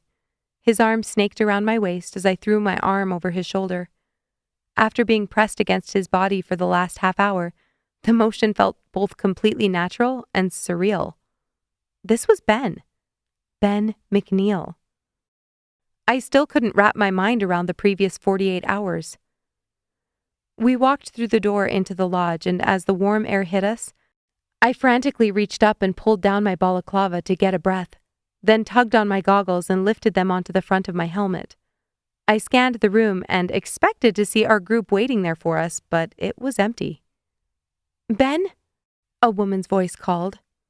Claire came running around the corner from the hotel check-in area in a tight, long-sleeved shirt, her ski pants, and a pair of sheepskin boots. "I'm so glad you're okay." She bolted toward us and wrapped her arms around him, which meant she also wrapped her arms around me. Whatever bubble I'd constructed for Ben and me on the ski hill popped as we stood there in an awkward group hug. He had a girlfriend. He was only helping me down the hill. Claire finally pulled back. "I was so worried about you." She reached up and lifted Ben's goggles from his face, then glanced over at me with concern. "What happened?" "Bobbi's ski binding came off," Ben explained. "She's lucky she walked away." "Partially walked away." I glanced down at my aching knee. "Right." Ben shuffled to the side and sat me down in one of the chairs next to the fire. "Let's get your boots off." "Where's everybody else?" I scanned the empty room as Ben loosened the binding on my left boot. Claire sighed. "Gone." My brow furrowed as I reached up and took off my helmet. "What do you mean, gone?" She exhaled dramatically and put a hand on her hip. "We were all waiting for you two when the hotel manager came out and told us they'd be closing the road into town." I thought back to my conversation with Haley. She spent her mornings at Juicy's, so she couldn't take the risk of being stuck here. I winced as Ben gently slipped the ski boot off my left foot. Then I reached into my zippered pocket for my phone. Ben reached for my other boot, but I pulled my foot back. "I can do that one." He looked up skeptically. "That leg is fine, seriously." His face clouded over slightly, but he shrugged and stood. He lifted his arms over his head, and as he stretched, his long-sleeved ski shirt lifted and exposed a section of his lean torso.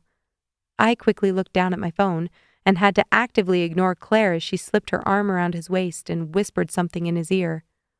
The screen took a second to respond, even though it was tucked inside my coat for warmth. How cold had it been out there? My messaging app finally opened, and sure enough, I had 5 messages from Haley. 7:30 p.m. "Are you okay?" 7:42 p.m. "I know you're probably still on the hill, but the storm's getting bad down here." 7:50 p.m. "They just told us they're going to close Ski Hill Road. Hurry!" 8:04 p.m. "Bobbi, I'm so sorry, but I can't wait. I have to be up early for work and I can't get stuck on Rosie for the night." 8:16 p.m. "Made it back to town. I'm so sorry. Please text and let me know you're okay." "Wait, is the road actually closed?" I blurted and interrupted their hushed conversation. Ben and Claire turned but didn't answer. I looked between the two of them. "What is it?" Their expressions clearly conveyed the fact that we had a problem. "It's closed." Ben slipped off his helmet and set it on the chair across from me, then ran a hand through his perfectly messy hair. "Okay." I processed this. Ski Hill Road was closed. That meant I was stuck at St. Ambrose with nothing but the sweaty ski clothes on my back. Are they planning to open it up later? I glanced out the sky-high windows behind me and saw nothing but snowflakes blasting against the panes. Ben's lips drew into a line. That's a no. I turned back and caught Claire nudging him. Tell her, she mouthed. Tell me what? I looked between the two of them. This was becoming unbearable. My knee ached and my head was swimming. The last thing I needed was someone forcing me to patiently wait for bad news. Ben ran a hand over his face. We're going to be stuck here for the night. I nodded. That wasn't so bad. Expected, really. Right. I'll go talk to the hotel about getting a room. I kept my face blank as my heart sunk at this prospect. This was not exactly the way I wanted to see the rooms at St. Ambrose. I'd waitressed on the weekends in New York, and though the tips had been good, they'd barely made a dent in the student loans I had to take out just to live in the city. I didn't have enough padding in my bank account to spend a night at a ski resort, even one in Sugar Creek. That's the thing. Ben drew an awkward breath. They only had one room left. And Claire booked it.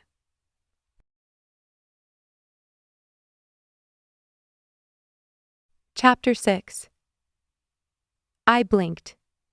One room left? It was a Saturday night, but it was the beginning of December. Not even close to the best skiing of the year.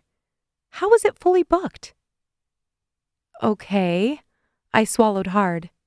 Blood began to rush in my ears as I again adjusted my expectations. If I understood the situation correctly, I would be stuck overnight, sleeping on a couch at St. Ambrose in my ski gear, with no shoes and no ability to walk on my own. Ben must have seen the panic in my expression because he jumped to the rescue. Bobbi, you and Claire can share the room. She's got a suitcase in the car. You're both around the same size, so maybe you could borrow a clean shirt or something? Claire shot him an indignant look. No way, I cut in. She must have been visiting from somewhere if she had a suitcase in the car, which meant she was probably on vacation to see Ben. There was no way I was breaking up the romantic weekend of my middle school best friend by sleeping with his girlfriend. I snorted at the thought, then realized they were both staring at me. I mean, I'm not going to take your place in the room, I clarified. I'm sure they've got a blanket or something, and nobody will be coming or going with the road closed. Ben's brow furrowed. So there won't be anyone to murder me and get away with it in the middle of the night? Ben tried to hold back a smile, and I shrugged. I wasn't going to apologize for where my mind went when facing such a strange predicament after a near-death experience on the mountain. Yes, in the middle of a snowstorm in Sugar Creek, Vermont, I was thinking about being murdered at the most down-home ski resort in existence. Because all of my other worst-case scenarios seemed alive and well tonight, so why not this one? Ben took off his gloves and tossed them on top of his helmet. Bobbi, I don't think they'll let you crash on the couch out here. Was it just me, or did Claire look the teensiest bit disappointed by that comment? I waved him off. I appreciate your concern, but I'll be just fine. You two go ahead and check in, or whatever you need to do for the night. I looked back at my phone. Mom was texting, but Ben spoke up again before I could open her messages. Will you just go ask them? His face was a mask of concern. I'm not going to go to bed without knowing you'll be okay for the night. Why? I thought. He didn't owe me anything. He'd already helped me down the hill, assisted me as I hobbled into the lodge, and removed my ski boot. He must think I was a helpless mess. Fine. I pulled my right foot out of its ski boot, pushed myself out of the chair, and stood, fully intent on marching over to the check-in desk. Until I remembered I couldn't exactly walk on my own. Ben closed the space between us and, still in his ski pants, lowered into a squat. I balked. What are you doing? Even after wearing a beanie and a helmet, the back of his wavy hair made me want to reach out and wrap my fingers in it. He didn't turn to look at me. Giving you a ride? I gulped. You want me to climb on your back? I imagined pressing up against him without our coats between us. He had to know how he looked to any woman with a pulse. Was he trying to torture me? Ben stayed put. Easier than hunching down so you can lean on my shoulders. But Ben gave an exasperated sigh. Bobbi, will you stop being stubborn and get on, please? My nostrils flared. Did he just call me stubborn? Fine. I spat the word out and rolled my eyes before recognizing that even though Ben couldn't see my facial expressions, Claire had a front row seat. At least she'd hopefully be convinced that this was purely logistical, not me trying to snuggle in with her boyfriend. I climbed onto his back, then wrapped my arms around his neck tightly as he stood. Without hesitation, he reached around and connected his hands under my thighs. I pulled back to keep him from feeling my racing heart. Is that okay? Ben asked. I swallowed hard. With your leg, I mean. Fine.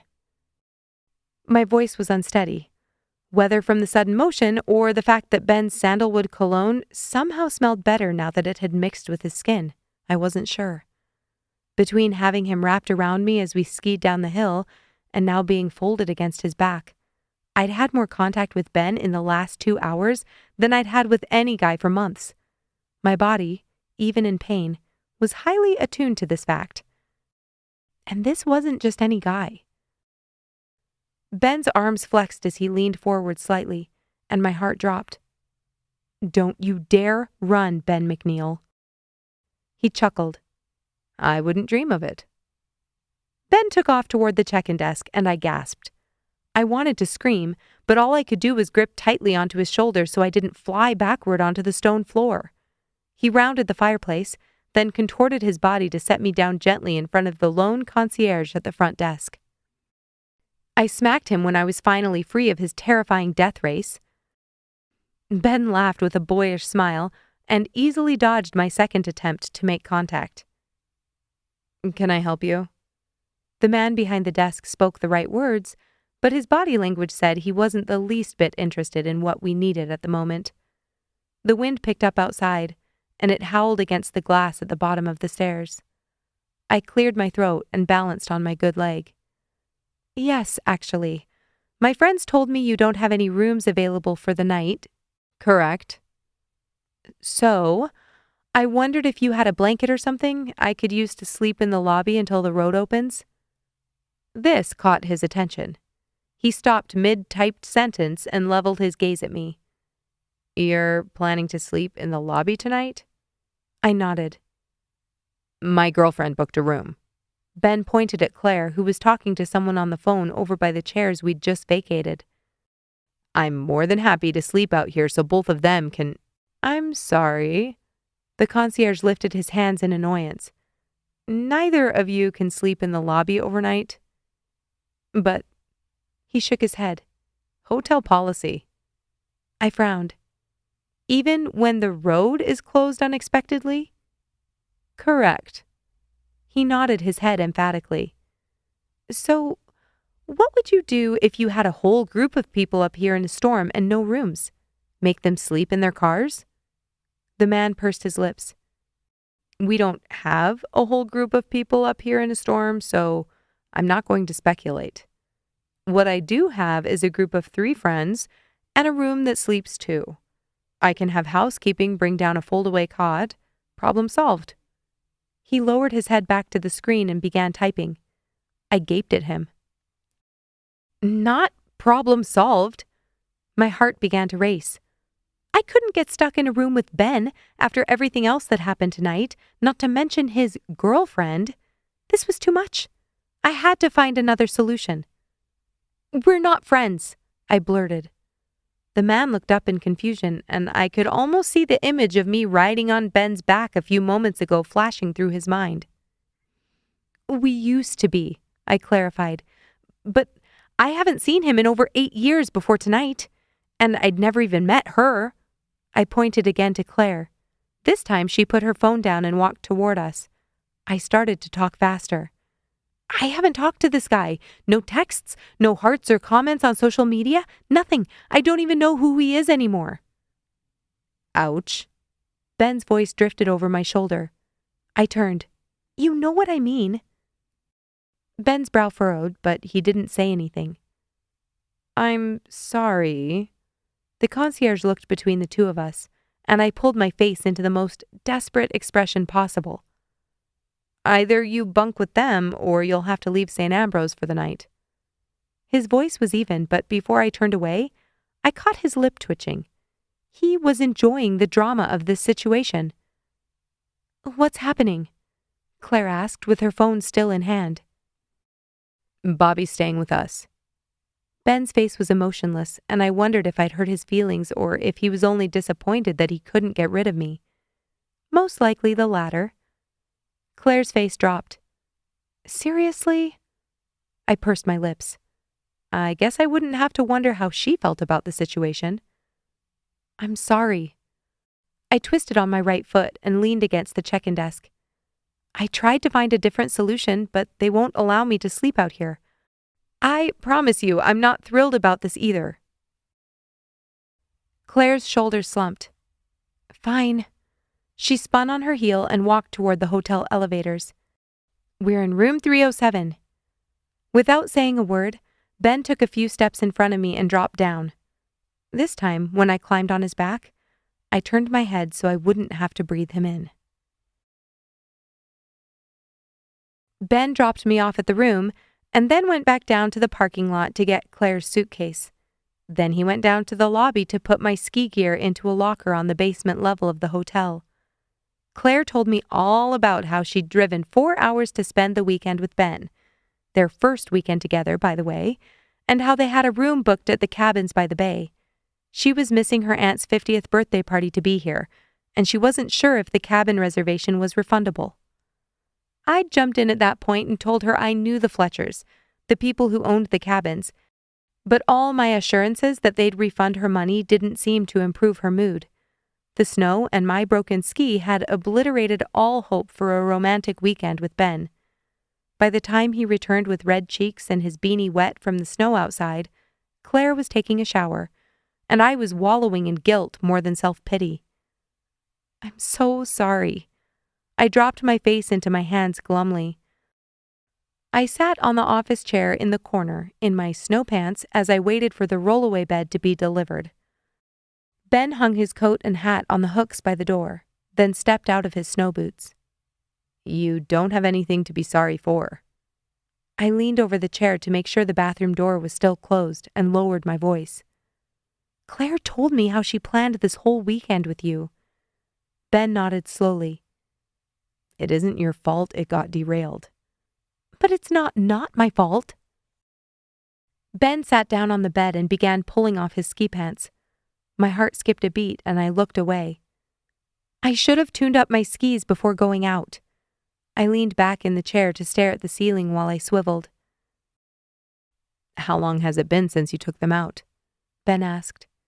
There wasn't a hint of accusation in his tone, but my cheeks still burned. Long enough.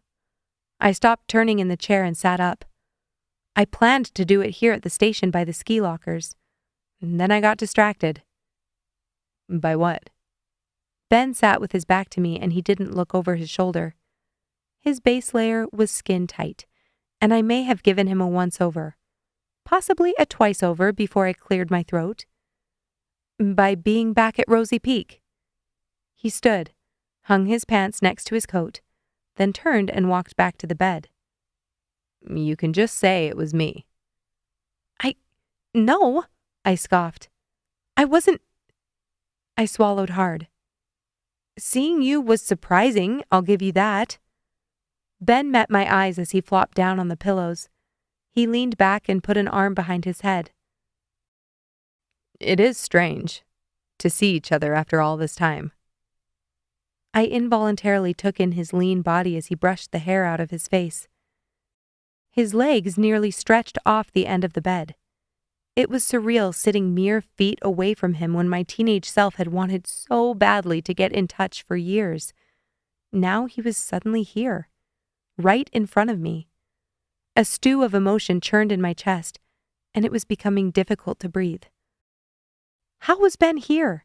Splayed out on a hotel bed at St. Ambrose? How had we ended up in this ridiculous situation? And why had it taken us this long to finally reconnect?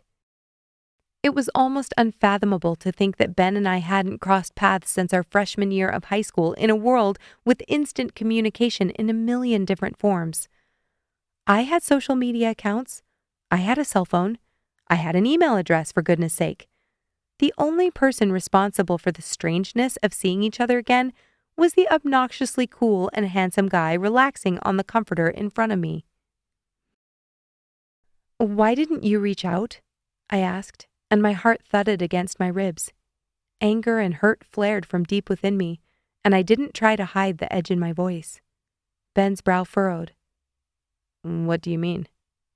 "When you got back into Sugar Creek, why didn't you reach out to get together and catch up?" "I didn't think you lived here." "How would you know that, Ben?" My throat was thick, and pressure was building behind my eyes.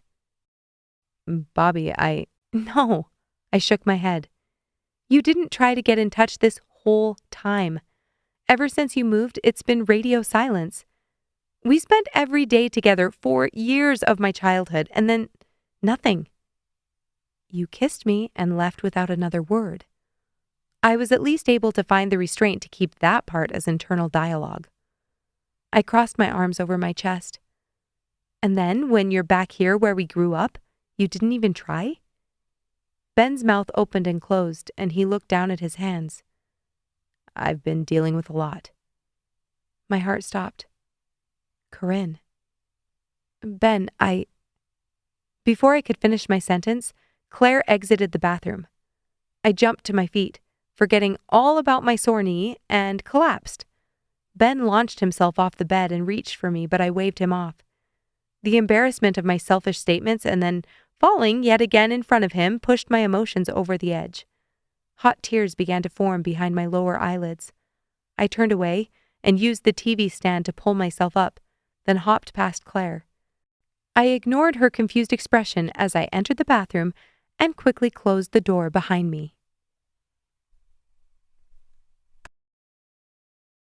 Chapter 7. I took my time washing my face and doing my best to brush my teeth with my finger and a little toothpaste I'd stolen from the tube on the counter. Probably Claire's. I knew St. Ambrose most likely had extra toiletries at the front desk, but there was no way I was making it down there, and I wasn't going to ask Ben to do yet another thing for me tonight. I wanted to shower. My body was sticky and gross after skiing, and then stress sweating through everything that came after that. But even if I could stand up on one leg in the shower and get my skin clean, I still had to put on my dirty clothes. That somehow felt worse.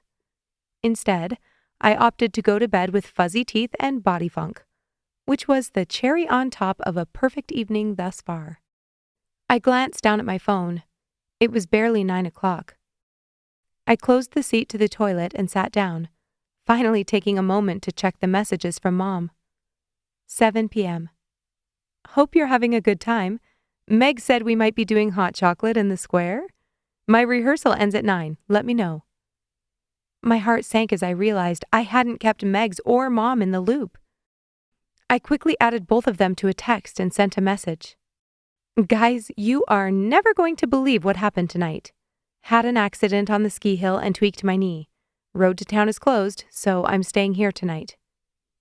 I debated including details about how I'd have to sleep on a rollaway cot next to Ben and his girlfriend. Ugh, were they going to be cuddling in the bed next to me while I slept? This time I might actually throw up. Swiping back to Mom's texts, I kept reading. 8:02 p.m. "You know how Frank was building the set? Yeah, it isn't finished. Tech starts on Monday." 8:12 p.m. "Bobbi, I don't know what I'm going to do. Do you think you can help me paint? I know you probably didn't plan to work over your Christmas vacation, but Megs isn't going to be around much with her performances, and I need help. I don't know how we're going to pull this off in time to load in on Monday." I sighed. Mom's panic seemed to physically float out of the phone and plant itself inside my chest. It wasn't that I didn't want to help. Of course I'd paint or do whatever else she needed. It was that I worried I couldn't handle anything else. Tonight was supposed to be an evening of letting off steam. I'd finished my classes, I was on vacation, and yet I felt anything but relaxed. Every second I wasn't thinking about the internship, I wondered what I'd do if I didn't get it. All my hopes and dreams hinged on that piece of my career falling into place. The image of Ben serenely resting on the bed flashed through my mind, and I ground my teeth. When was I going to get that? When would I feel like I'd made it and could finally let go? If it wasn't the pressure of school, it was waiting on pins and needles for a job opportunity. Even if everything went as planned, it wasn't like that was the end of it. In the film world, if I landed a good project, I'd have job security for a few months, years if I was lucky. I'd have to fight for every position, no matter how good I got. I was always going to have to prove myself, and honestly, that had been what initially attracted me to this industry in the first place. I hated the idea of doing the same thing day after day for some big company that didn't even know I existed. I loved the idea of constantly reinventing myself, of exploring different ways to tell a story and embracing my curiosity, exploring the ideas constantly bouncing around my head. Unfortunately, the flip side of that coin was that nothing I did would be long-term. The entertainment industry was moving at a breakneck pace, and that wasn't going to change anytime soon. I wanted the best of both worlds, or at least to be satisfied with one of them. A knock sounded at the door, and I jumped.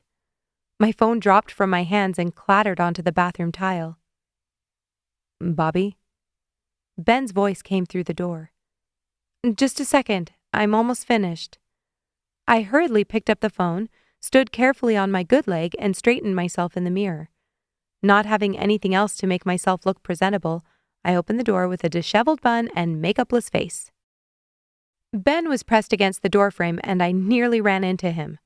I sucked in a breath and hopped back as my cheeks flushed. He looked at me as if he was about to speak, but nothing came out. "I'm sorry I took so long," I mumbled, and Ben dropped his arm from the wall. "Me too." He spoke the words so softly I wondered if I'd heard them right.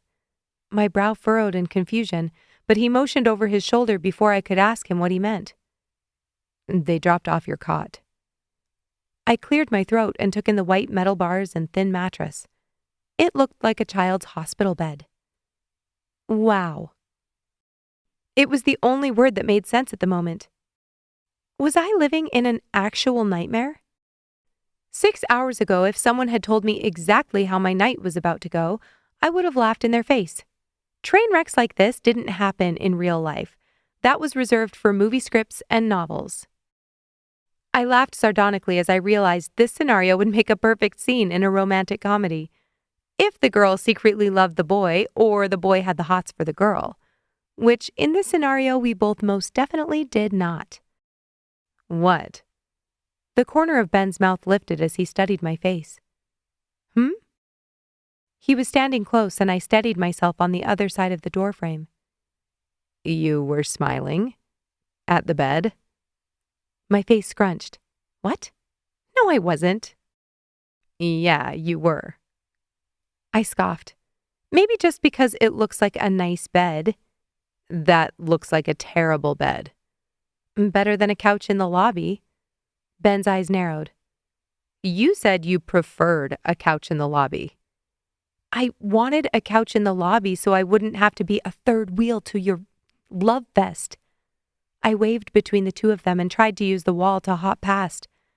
He reached out and held my arm, and as much as I wanted to rip it away, I didn't exactly relish the idea of crawling on one leg over to my hospice bed. Claire sighed. "It's fine, Bobbi. Ben said the storm is supposed to stop early tomorrow morning. The roads will be plowed and we can get to the cabin tomorrow night." Great. I reached out and gripped the bars of the bed, then lowered myself onto the mattress. It squeaked, and I grimaced. Then, without warning, the whole frame shifted under my weight, and I gasped. Ben's lips twitched. I shook my head. Do not laugh at me right now." Ben's face tightened, and his cheeks began to flush. That expression transformed him right before my eyes into the kid I knew in middle school.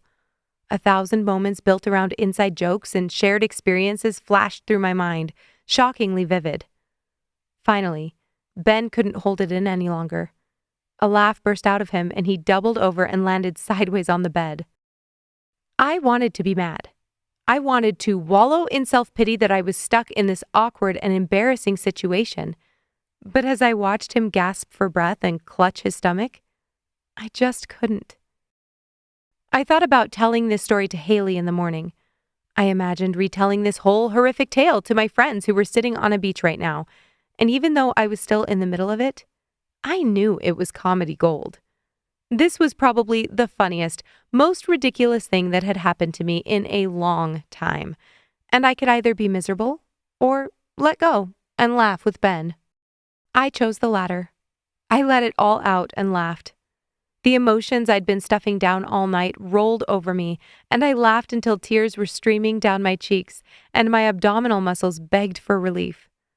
Claire stared at the two of us in bewilderment, and her expression only made me laugh harder. After what had to have been at least 5 minutes, Ben and I started to breathe normally again. I sighed and used both hands to pull my leg up onto the bed, then lay back on my pillow. "Can we please turn out the light?" Claire asked petulantly. "I'm exhausted." My eyelids were already drooping, especially after that outburst of energy, so I didn't make any complaints. Ben reluctantly stood from the bed and walked past me to hit the light in the hall, then carefully felt his way back to the mattress in the pitch dark. I snuggled up to my pillow, already cursing the hard mattress. My bruised hips would not thank me for this in the morning. I had just closed my eyes when I remembered Mom's texts. I hadn't responded after Ben surprised me at the bathroom door. I reached down to the floor and picked up my phone, then hurriedly turned down the brightness as I tapped on her messages. "Mom, I can totally help tomorrow. Can you or Megs pick me up at St. Ambrose in the morning? Hopefully early. I'll text when I'm up."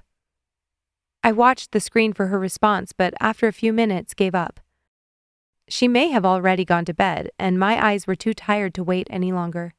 She'd see it in the morning, and if she didn't, I'd blow up her phone with messages until she responded. There was no way I was going to ride with Ben and Claire into town. I would go to sleep and get out of here first thing in the morning as long as my knee cooperated. I hit the side button on my phone and set it back on the floor, then resumed the fetal position and pulled the thin blanket over me. I closed my eyes and breathed deeply, then froze when I heard something. Movement? Whispers? From the bed next to me. My imagination ran wild. What were they saying? Were they having a conversation or just saying goodnight? Were they touching? Were they kissing? My chest suddenly felt tight. I was thrown back to the memory of the last weekend before Ben had left town. He and I had cuddled together on the couch in my basement.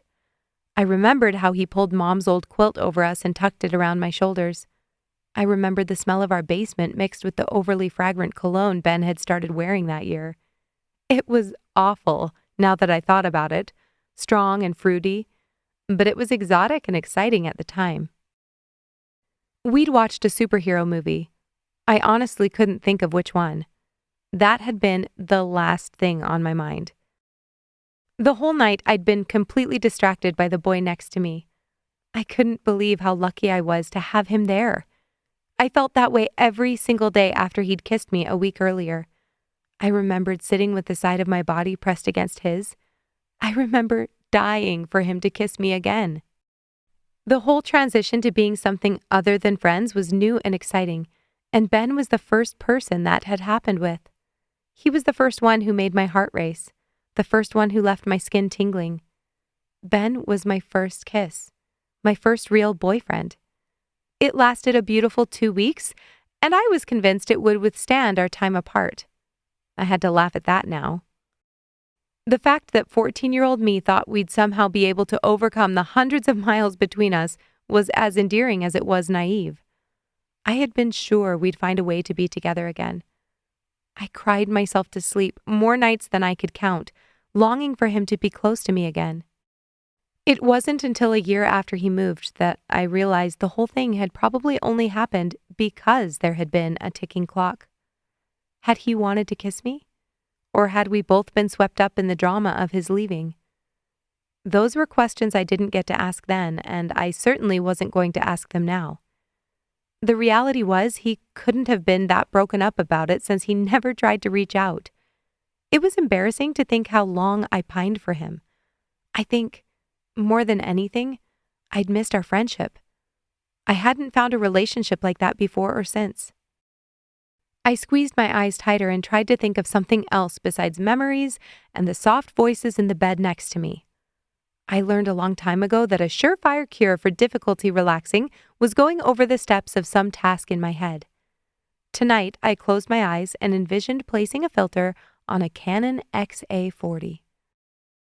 I imagined lifting it and resting it on my shoulder as light poured through a window ensconced in weathered brick. As I framed the perfect shot, I watched a sheer curtain drifting in the slight breeze. I timed my breaths and settled into my lumpy pillow. Tomorrow, I'd be with Mom and Megs, and we could have a do-over. I'd paint, I'd shower. I sighed. Tomorrow would be so much better. I woke up the following day with the worst backache of my life. I didn't know whether to ascribe it to the crash the night before or the solid plank I'd been sleeping on all night. The bed had squeaked every time I moved, making me paranoid that I'd wake up Claire and Ben. I'd eventually fallen asleep, but not until past midnight. I looked over and saw Claire still sleeping peacefully. I couldn't see Ben, but that wasn't saying much. They'd piled the blankets high, and I wasn't planning to investigate. The bed squeaked as I shifted my weight, and I rolled onto the floor as quickly as possible to keep the noise to a minimum. My left leg was stiff, but thankfully as I pulled myself up, I could put a little weight on it. At least now I wouldn't have to use someone else to get to the bathroom. I braced myself against the wall and slowly made my way to the door. Once inside, I washed my face and again used my finger and toothpaste technique to clean my teeth as best I could. A purplish bruise had bloomed above my left eyebrow overnight. That must have been where my helmet was sitting when I hit the ground. It wasn't very dark, and I assumed it would fade within a day or two. Ben had been right the night before when he said I was lucky to walk away. That could have been so much worse. I reached for my phone to do what I did every morning, check my email and hope beyond hope that I had an acceptance offer. Unfortunately, I quickly realized I'd left my phone on the floor beside my bed. Feeling as fresh as I'd ever be under the circumstances, I carefully opened the door, shut off the light, and then made my way back to my things. I picked my phone up off the floor and saw the battery was dangerously low. It was only 6:15 in the morning, but I didn't relish staying here any longer than I had to. I looked around for my shoes, then realized I didn't have any. I was going to be taking this walk of shame in ski socks. My snow pants were right where I'd left them at the end of the bed. I tucked my phone inside the waistband of my leggings, threw the pants over my arm, then walked toward the closet to retrieve my coat. Besides my skis and boots, this was all I brought with me. My helmet and gloves were likely in the locker as well because I didn't see any sign of them. Taking one last glance around, I gently turned the door handle and pulled, then shuffled out into the hall. I realized my mistake as soon as the door clicked shut behind me. I didn't have a key to the locker. Drawing a deep breath, I walked toward the elevator. There was no way I was going to knock on the door and wake Ben up right now. I'd just have to wait for another day or ask at the front desk if they had an extra. It took me longer than usual to get to the lobby since I was moving at a snail's pace, but eventually I got there. The lodge was dead, which made sense. The lifts didn't open until 9, and after a full day of skiing, there weren't many early risers amongst the guests. But man, were all the people slumbering away in their beds missing out. I looked in awe out the floor-to-ceiling windows of the lodge. Rosy Peak was blanketed in a thick layer of fresh snow. The sun was barely beginning to rise behind the peak, and the sky was a deep, inky blue. How long had it been since I'd seen a sunrise, especially one in Sugar Creek? I swiveled to rest my head and arms on the back of the chair and simply watched. I didn't know how long I'd been sitting there enjoying the slowly lightening sky and wispy gusts of snow over the mountaintop when I heard my name. "You're up early." I turned to find Ben, with his base layer rumpled and his tousled hair tucked behind his ears, walking toward me with 2 disposable coffee cups. Chapter 8. Ben gave a half smile. "Herbal tea?" He looked tired. I forced myself not to think about my own appearance this morning and nodded gratefully. He handed me one of the steaming drinks and sat in the chair next to me. "I saw you a little while ago, when I passed through the lobby, but I had to take care of a few things in the ski office." My brow furrowed. "You were already gone from the room when I got up?" Ben nodded. "You have to get used to being an early riser if you want first tracks. But you already know that." He grinned and looked past me through the windows. "I love the look of fresh snow in the morning." It's more magical waking up here than in the city. All I had was a dirty sidewalk. Ben chuckled and blew on his tea. "How far did you have to walk?" A few blocks, to the subway station. I'm tired, so I'm making it sound worse than it was. Ben raised an eyebrow. "So you were in Manhattan?" I lifted the top from my cup to let the tea cool faster. "Yep, for 3 whole years." "Did you enjoy it?" It was incredible. But I don't think a city of that size is my natural habitat. Ben smirked. "Not a fan of the rat race?" I nodded. There are a lot of things I'll miss, but it feels nice to be back in a smaller town. I didn't realize how much I missed open space. I took a hesitant drink to test the temperature. Although, I'm probably just going to be trading one city for another. I stopped mid-sentence when my phone lit up with a new message from Mom. "Is everything okay?" Ben asked. "Yeah." I sat up in surprise. My mom's already here to pick me up. "Wow." Ben set his drink on the table and his face fell slightly. Was he disappointed I was leaving? "I'll need to go get your ski stuff." Ah. He'd barely sat down with his morning tea and now I was making him haul my equipment. "I'm sure I can find someone at the hotel to help me. Do you have the locker key?" I held out my hand expectantly. Ben shook his head. "No, I'll go get it. Can you make it down the stairs on your own?" "I can put a little pressure on my leg this morning. I think I can do it." Ben set his tea on the side table between our chairs. "I'll meet you at the front doors then." "Thank you. For your help and the tea?" I smiled sincerely, and Ben nodded. He turned quickly and headed toward the service staircase next to the elevator. My heart dropped as I watched him go. I hadn't realized I was excited to talk with him alone this morning until the opportunity passed. This situation didn't have to be as bad as I thought, though. Ben would be working here at the resort most of the time.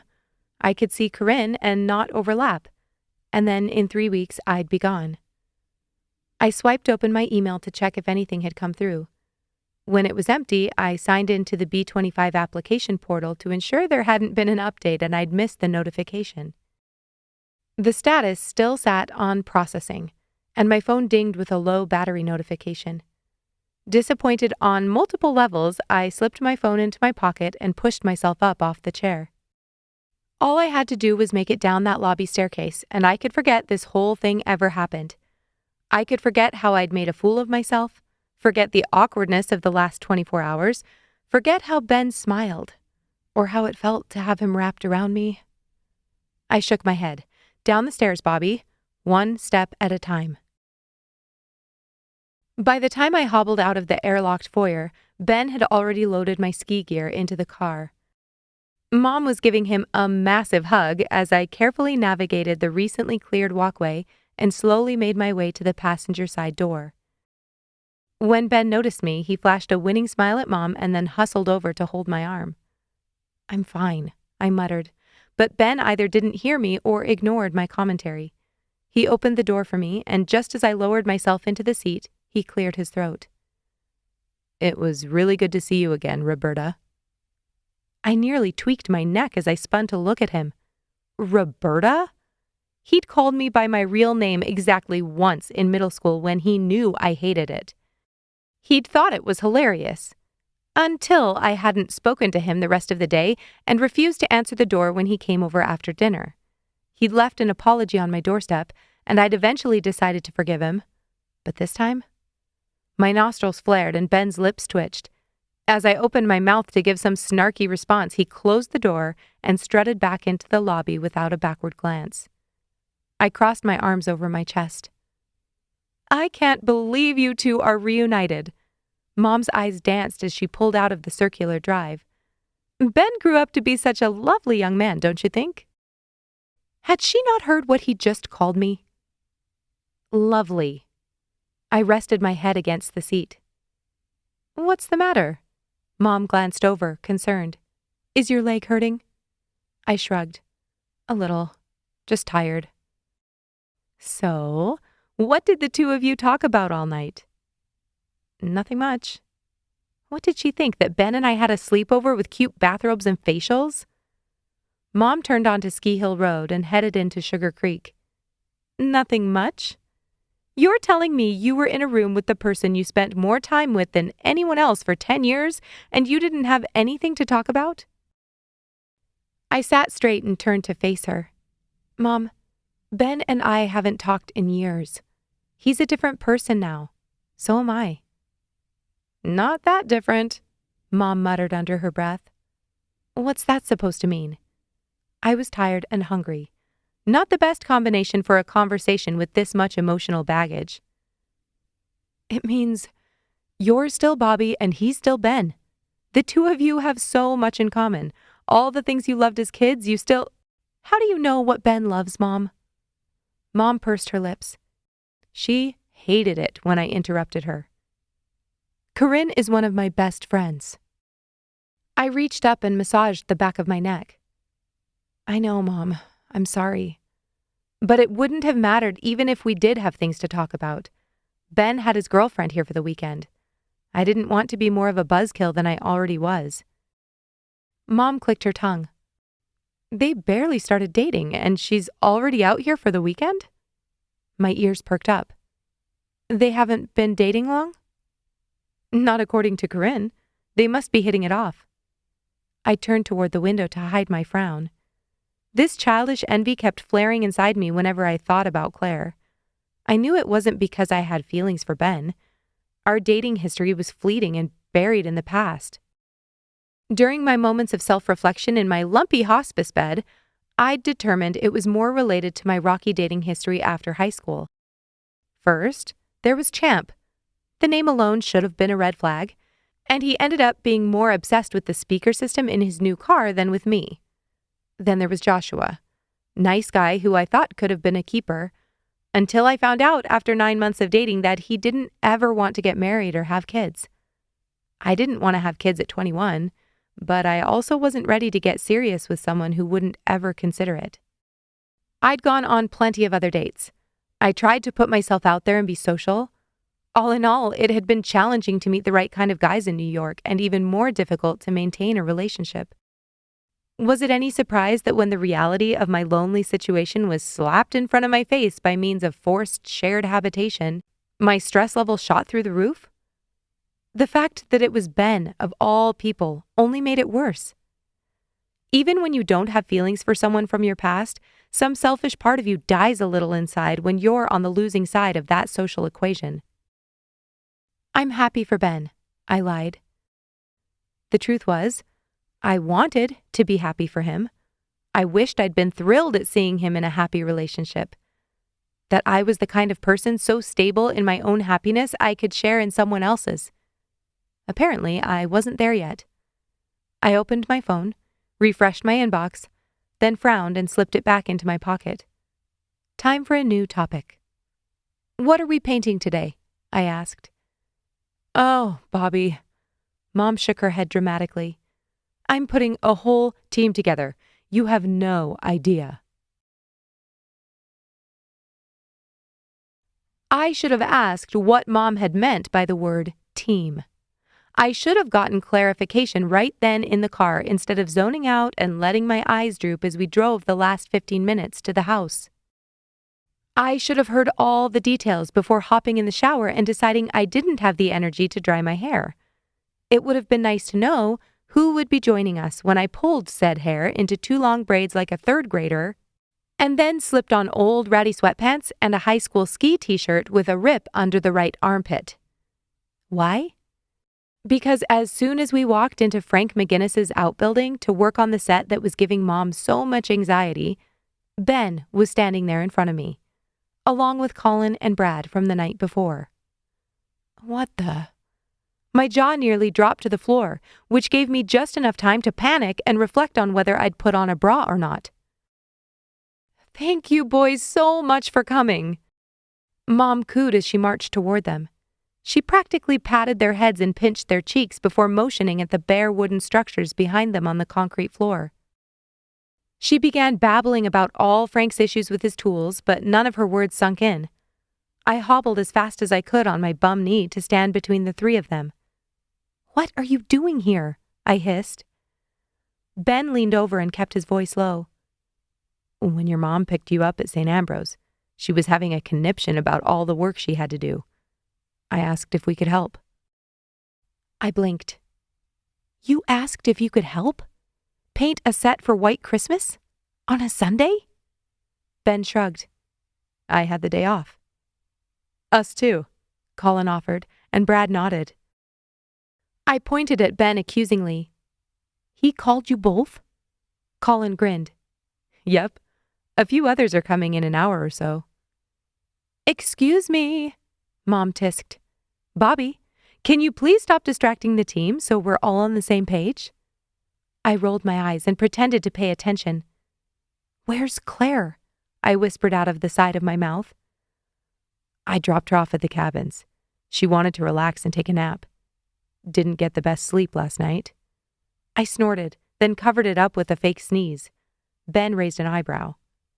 So, Mom was saying, he didn't get to any of the finishing touches, which is a problem because... She motioned for us to finish her sentence. I jumped in. You have tech rehearsals starting tomorrow. Exactly. Mom beamed at me.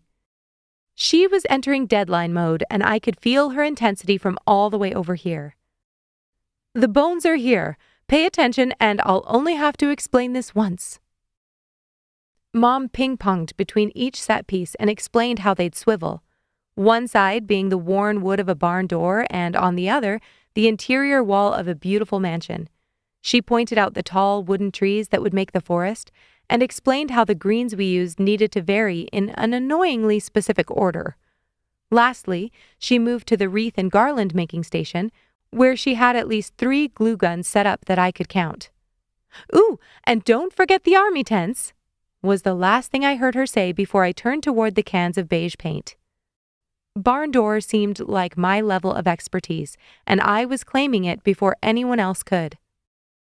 Do you think this will be dry by the time they need to load it into the theater? Ben appeared next to me, but I didn't look up. I didn't want to see his smile or face more memories that would only haunt me. I focused on finding my supplies in the pile. For my sake, I hope so. Ben chuckled, low and soft. How's your knee? I pulled the wrapping off a paint roller. I don't think it's anything major. I'm hoping it will heal in a couple of days. I reached down and picked up a tray, then hunted for the small metal tool I needed to open the paint. Ben found it first and handed it to me. I took it from him, purposefully not allowing our fingers to touch, and jammed it between the lid and the lip of the can. I'm really sorry again about ruining your weekend. I'll say again, it wasn't your fault. Ben reached for the can of white paint, sitting it next to me. Manor house wall? I asked as I set the lid to my can down and found a stir stick. You know it. Had to claim that one first before Colin and Brad took the easy one. Ben lifted his voice as he spoke, and I looked up to find the 2 friends in question approaching. Take the easy what? Brad asked. Bobbi and I took the flat panels, so don't even think about it. Ben squatted and picked up the can opener. The way he said it made us sound like a team, and my heart swelled before I could force it back into the "don't allow Ben to manipulate our emotions" box I'd created for it. I ignored the three of them and watched as the milky liquid on top of the paint gradually reabsorbed as I swirled the stick. Satisfied it was thoroughly mixed, I grabbed a plastic tray and poured the paint until the bottom was covered.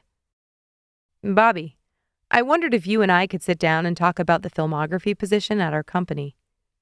My head snapped up to find Colin staring amiably down at me. Brad was rifling through the paint supplies, and Ben was still dealing with his paint can. "I've applied for an internship at a film studio." Colin nodded. "Haley told me you had your heart set on LA and that I shouldn't waste my time, but I figured there are worse things than sitting down and having lunch and a good conversation." "I promise there won't be any pressure." I stood with my paint can in one hand and tray and roller in the other. His professional demeanor contrasted sharply to the goofiness I'd seen on the hill the other night. "I don't know," I hesitated. The lunch offer was generous, but it only added to the potential guilt I'd feel at turning down the offer. It didn't feel right to make him waste time on me when I was clearly not interested. "You won't owe me anything," Colin promised. "From what Haley's told me, you seem like someone I'd normally like getting together with anyway. You'll be doing me a favor." Ben's shoulders tensed, and he pulled a bit too hard on the lid of his can. It popped off, rattled onto the floor, and dropped dried paint all over the concrete. "Okay," I nodded. "Perfect." Colin smiled smoothly. "Can I get your number? I'll text you and we can set up a time, probably in the next couple of days if that works for you." "Sure." I waited for him to open up the correct screen on his phone, then gave him my number. Then I carried my painting supplies to the rotating set piece and began to coat my roller. "Bobbi, feel free to be creative there.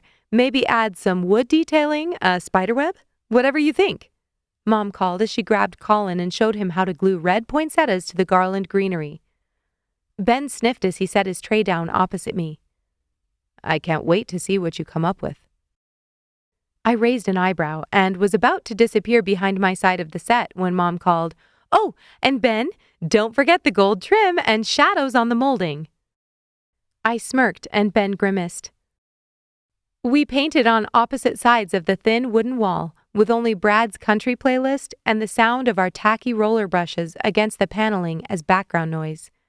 I'd just started my second coat when I finally decided to broach the topic of Ben's mom.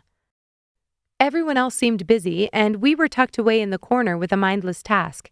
If this wasn't a perfect time to tackle a tough subject, I didn't know what was. I leaned down to recoat my roller brush. "Is it hard being back?" Ben startled but quickly recovered. "Back in Sugar Creek? No." "Even with everything going on with your mom?" He sighed. "That was already hard. Didn't matter where I was living." "Yeah, I guess that puts things in perspective." I wondered if Ben had thought about what he'd do once Corinne was gone, but I knew I couldn't ask. I searched for a question that wouldn't be hurtful, but had trouble finding one. "People here always do that." Ben's voice was low as he picked up a paintbrush and started coating the edges of the panel. "Do what?" I paused and peeked around to his side. "They get quiet whenever I talk about my mom." Ben's jaw was tight and my cheeks flushed. I didn't like him lumping me in with everyone else here in Sugar Creek. "I think it's because we love her, but we don't know what to say. At least I don't." Ben didn't respond, so I set my roller in the tray and took a few steps so I could see him clearly. The expression on his face stole all thoughts of myself and inserted an almost urgent desire to wrap my arms around him. I gripped the side of the panel to hold myself back and realized the paint was still wet. I hastily wiped my fingers on my pants. "It sucks, Ben." My heart broke when Mom and Megs told me what was going on. I can't imagine what you and your dad are going through. If it were my mom, I don't know. I'd be so scared of losing her. I want to help. I love her. I love your family. But what am I supposed to say to you? My heart thudded in my chest. I'd surprised even myself with that level of vulnerability, and I watched Ben closely to see if it had been the right thing to do. He swept his roller along the wood in an even rhythm, then dipped it into the tray and cleared his throat. The worst part is that there's no endpoint, you know? I nodded but didn't speak. Something told me this was a time when I only needed to listen. He removed the excess paint, then lifted his roller and continued painting. The doctors give us this potential timeline, but we don't know what that means. She could feel great for a while and then quickly decline, before her body gives up. That's obviously what we're all hoping for. Or she could decline quickly and live in that state for a long time. Ben reached high to hit the top of the panel and grunted. My dad is already a live-in caregiver, but that would be even worse. At least now she can still feed herself even if she can't use her legs. He paused to recoat the roller, and I braved a question. How's he holding up? He's exhausted. He works from home so he can take care of her, but it's almost 2 full-time jobs. Again, I waited as he stood and pressed his roller to the wood. He used the back of his hand to brush the hair out of his eyes. I'm sure it will be fine. We'll figure it out. Ben, it's okay to be upset about this. He nodded, and his face looked tight. Thanks. His one-word answer was enough to signal he was done with this topic for now. I didn't want to push, so I smiled weakly and returned to my side of the board. Chapter 9. Ben left after lunch to be with Claire, but true to Colin's promise, more of their friends showed up in the afternoon to help. By 4:30, everything was painted, and we were working together to finish up the exorbitantly long garland Mom planned to stretch across the stage and suspend in the center with a maypole. She had a creative vision. I'd give her that. I was surprised at how much fun I was having. I hadn't been involved in theater for years, but the skills I'd learned in school made me see it through a new lens. I liked putting false wood grain on the barn door, and it was strangely delightful to hang a gold-gilded frame on the manor wall Ben had painted and trimmed. I wasn't planning to jump in and go wild with White Christmas, but at least I was dreading the inevitable last-minute tasks less. Brilliant! Mom crowed. You're all brilliant, and I love you more than I've ever loved anyone. I smirked and handed her the bag of leftover poinsettias. I'm telling Megs you said that. You wouldn't dare. She winked, then turned to the group. I'll have a moving truck here at 4 o'clock for anyone who can come help us load and set up at the community center. I'm taking everyone to McCreary's after. A rumble of approval rose from the group. I stood next to Mom as she said her thanks and goodbyes. Feeling a little better? I asked as the last of the volunteers walked out into the fading evening light. Mom sighed, and her shoulders finally relaxed. Yes, thanks to you and your friends. You realize I had nothing to do with that, right? Mom set the glue guns at the end of the table to cool. I know, but if you hadn't been with Ben last night, I wouldn't have thought to ask him. Why did you ask him? She shrugged. I would have asked anyone and their dog at that point. Fair. I busied myself organizing the empty paint cans. My mind kept wandering to Ben and Claire. Were they cozying up in their cabin? Going snowshoeing? Getting all dressed up and heading out for a romantic dinner? Images of them smiling and laughing with their hands all over each other left a bitter taste in my mouth. Easy there, Tiger. Mom put a hand out before I could slam another paint can on the concrete. Something the matter? No, I spit out automatically. Mom pulled back and I felt a pang of guilt. I sighed, searching for some explanation that wouldn't leave her feeling hurt. I still haven't heard about the internship at B25. Truthfully, I hadn't thought about the internship once since I saw Ben this morning. I hadn't even checked my email. Honey, you have to trust that it's all going to work out the way it's supposed to. Mom put her hands on her hips, then took one last look around. Satisfied with what she saw, she picked up her purse and the large trash bag next to it, then walked toward the door. If you're supposed to be at that studio, it'll happen. But if there's one thing I've learned, what we think we want and what we need aren't always the same thing. I knew what that meant. Mom had been very clear about her reservations surrounding film school. She wanted me to use my education for something stable and practical, which was definitely not directing movies. I trailed behind her. Pretty sure I need this. Mom pursed her lips, and I could tell she was working hard to hold back her thoughts. She had opinions. I'd heard her passive-aggressive comments a million times since I set out on this path, and they weren't going to faze me now. Just because she never had the guts to fight for her dreams, that didn't mean I couldn't. I knew it wasn't all her choice. She'd fought through too many hard things for me to discount her perspective.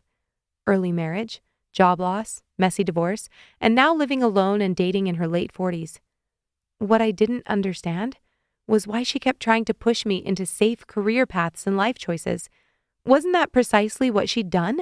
The practical things? The things her parents approved of? It wasn't like that was foolproof.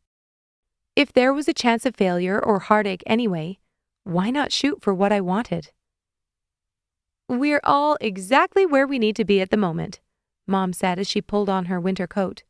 For whatever reason, you're supposed to be at home in Sugar Creek. As we shut off the lights in Frank's garage and walked out into the frigid night air, I wasn't sure I agreed. Mom insisted we meet Meg's at Joe's for the waffles and hot cocoa we'd missed the night before. Unfortunately, we didn't have time to run home and change before our arranged meeting time. Even though I still looked like I'd barely rolled out of bed, the paint smears on my pants somehow made the whole ensemble more socially justifiable. I'd been productive today, darn it, and I deserved a hunk of fried batter and a mug of creamy deliciousness. We parked along the square and hurriedly bustled into the restaurant. Megs had already snagged a booth and waved us over.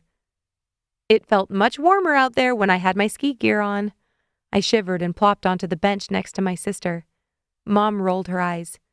You could have brought your coat. And get it covered in paint? Meg's eyes lit up. How did the painting go? Is it all done? All done. Mom smiled contentedly. Ben and his friends showed up. Ben? Megs looked confused, then suddenly made the connection. Your old friend Ben? The one you got stuck at St. Ambrose with? I nodded. A waiter stopped at the table and dropped off 3 tall glasses of water. None of us needed to look at the menu, so we gave him our order right there. Didn't you guys date at some point? Meg sipped water from her straw. Kind of? How do you kind of date? Mom laughed. I leaned over the table and lowered my voice. We kind of dated because we kissed and held hands, but we were barely teenagers, so we didn't know what we were doing. You kissed? Mom's eyes grew wide. When? And why didn't you tell me? Why would she tell her mom she kissed someone? Megs asked skeptically. Thank you. The couple next to us looked over and I shrank in my seat. Mom turned on her. Did you kiss people and not tell me about it? No? Her cheeks turned crimson and I laughed with water in my mouth. I nearly sprayed it across the table. Mom folded her arms across her chest. If my mom were alive when I was a teenager, I definitely would have told her. No, you wouldn't have. I tossed the balled-up paper straw wrapper I was holding, and it hit her in the chest. Mom giggled. Okay, fine. Maybe I wouldn't have, but you girls could have told me. The waiter returned and set our 3 steaming hot cocos on the table. I carefully pulled mine closer and licked the tip of the mountain of whipped cream. I've missed this place. Joe's or being home with us? Megs asked. I grinned mischievously. Definitely Joe's. We ate every last crumb of our waffles topped with banana, chocolate hazelnut spread, whipped cream streusel, and buttermilk syrup. My heart raced from all the sugar, but I'd never admit that fact to health-conscious Haley. I didn't care if it gave me a sugar rush, or a sugar headache for that matter. Joe's was beyond worth it every once in a while, and I would have to make up for lost time before I left town again. Megs insisted I ride home with her, and before I'd even shut the car door, she started. So, you and Ben? My face screwed up. What about me and Ben? You dated. So? You recently got snowed in at St. Ambrose together? Then he showed up to help Mom with the set. Mom practically begged him, and we weren't stuck at St. Ambrose together. I was stuck with him and his girlfriend. Meg shrugged, and a small smile played across her lips. My eyes narrowed. What? Her smile grew slightly wider. Megs, I don't have feelings for him. I know. She was really smiling now. Megs, seriously, that was a long time ago. We've gone our separate ways. Megs turned off Main Street. Right. He has a hot girlfriend and a ski career, and I'm going to LA whether I get this internship or not. She nodded and pulled her face into a more serious expression. Got it. I nodded with satisfaction as she turned onto our street. The post-waffle morning wake-up was no joke. When had I become so geriatric that eating a pile of sugar made me feel like I'd stayed up until 4 a.m? I groggily rolled over and picked up my phone to find 6 text messages from Haley. I took a late lunch so I could help with the load-in. Only able to stay for an hour. Do you think your mom will still let me come to McCreary's? I'm kidding. Kind of. Text me and let me know what time you're going. I think I'll be done at Juicy around 4. But don't make it seem like she has to pay for my dinner, you know? You know. Okay, I'll talk to you later. I smiled and texted her back. Told Mom you were only coming if you got dinner at McCreary's. I added a winking emoji and called it good. It was already 9:30, so she might not even see it until lunchtime anyway. I checked my email and barely felt disappointed at not seeing anything from the studio. I'd gotten used to suspending my emotions by now. It was odd not having anything to do, nowhere to be. I'd spent the last 3 years frantically running from one thing to the next. Even when I was stuck inside my apartment, I had early morning classes and people I needed to collaborate with. I debated whether I'd post all the solo footage I shot over COVID online. That might be the perfect project for me over the next few weeks. We were loading the set, followed by dinner, and I wasn't going to look terrible this time. Not because I thought Ben was going to be there. If he was off yesterday, he probably had work today, but for my own self-respect. Sugar Creek was small enough, I was bound to run into someone I knew eventually. As much as I didn't care what people thought about me, there was a little pressure to make a good impression after all these years. After a quick bowl of cereal, I used my dry shampoo and called my hair good. The crimps from my braids yesterday had relaxed overnight into loose waves. I applied a little blush and mascara, then brushed my teeth and went to my room to choose an outfit. 4 hours later, Mom knocked on my door and poked her head in. Leaving in 10. I nodded and pulled off my headphones. I hadn't delved into my content, but I had watched a few instructional videos on starting a channel, which totally counted as being productive. I felt much more put together when I pulled my coat on and got into Mom's crossover this time. She threw a few pairs of rubber-coated work gloves onto my lap for us to use as we loaded up the moving truck. Where's Megs? I asked. I thought she didn't have a show tonight. Mom slowly pulled out of the driveway and flicked on the heat to defog the windshield. She got called in. I think someone was sick. Sad day. Mom shook her head. I'm pretty sure she's thrilled about it. I paused before posing my follow-up question. Is she doing all right? What do you mean? Mom leaned forward over the steering wheel and looked both ways. Twice. I don't know. She's 24. And? She was going to make me spell it out? I guess I'm surprised she's still living here with you. I thought maybe she'd go back to school or get a job or something. She has a job. Yeah, I know. I meant one that would allow her to move out and pay her own bills. Ah. Mom drew a deep breath, and guilt bubbled up within me. That had sounded harsher than I meant it to. It wasn't worse than the thoughts bouncing around my head for the past 3 years, however. Every time I called home and Mom mentioned Megs was still living with her, I'd felt frustration bubble up in my chest. I was the younger sister, and I'd figured out how to get my own place. I was getting an education and trying to make something of myself. Was Megs planning to be Mom's roommate for the rest of her life? And why was Mom allowing it to happen in the first place? Megan has a lot to deal with. Mom's voice was guarded when she spoke. Like what? You cook for her every night. Not every night.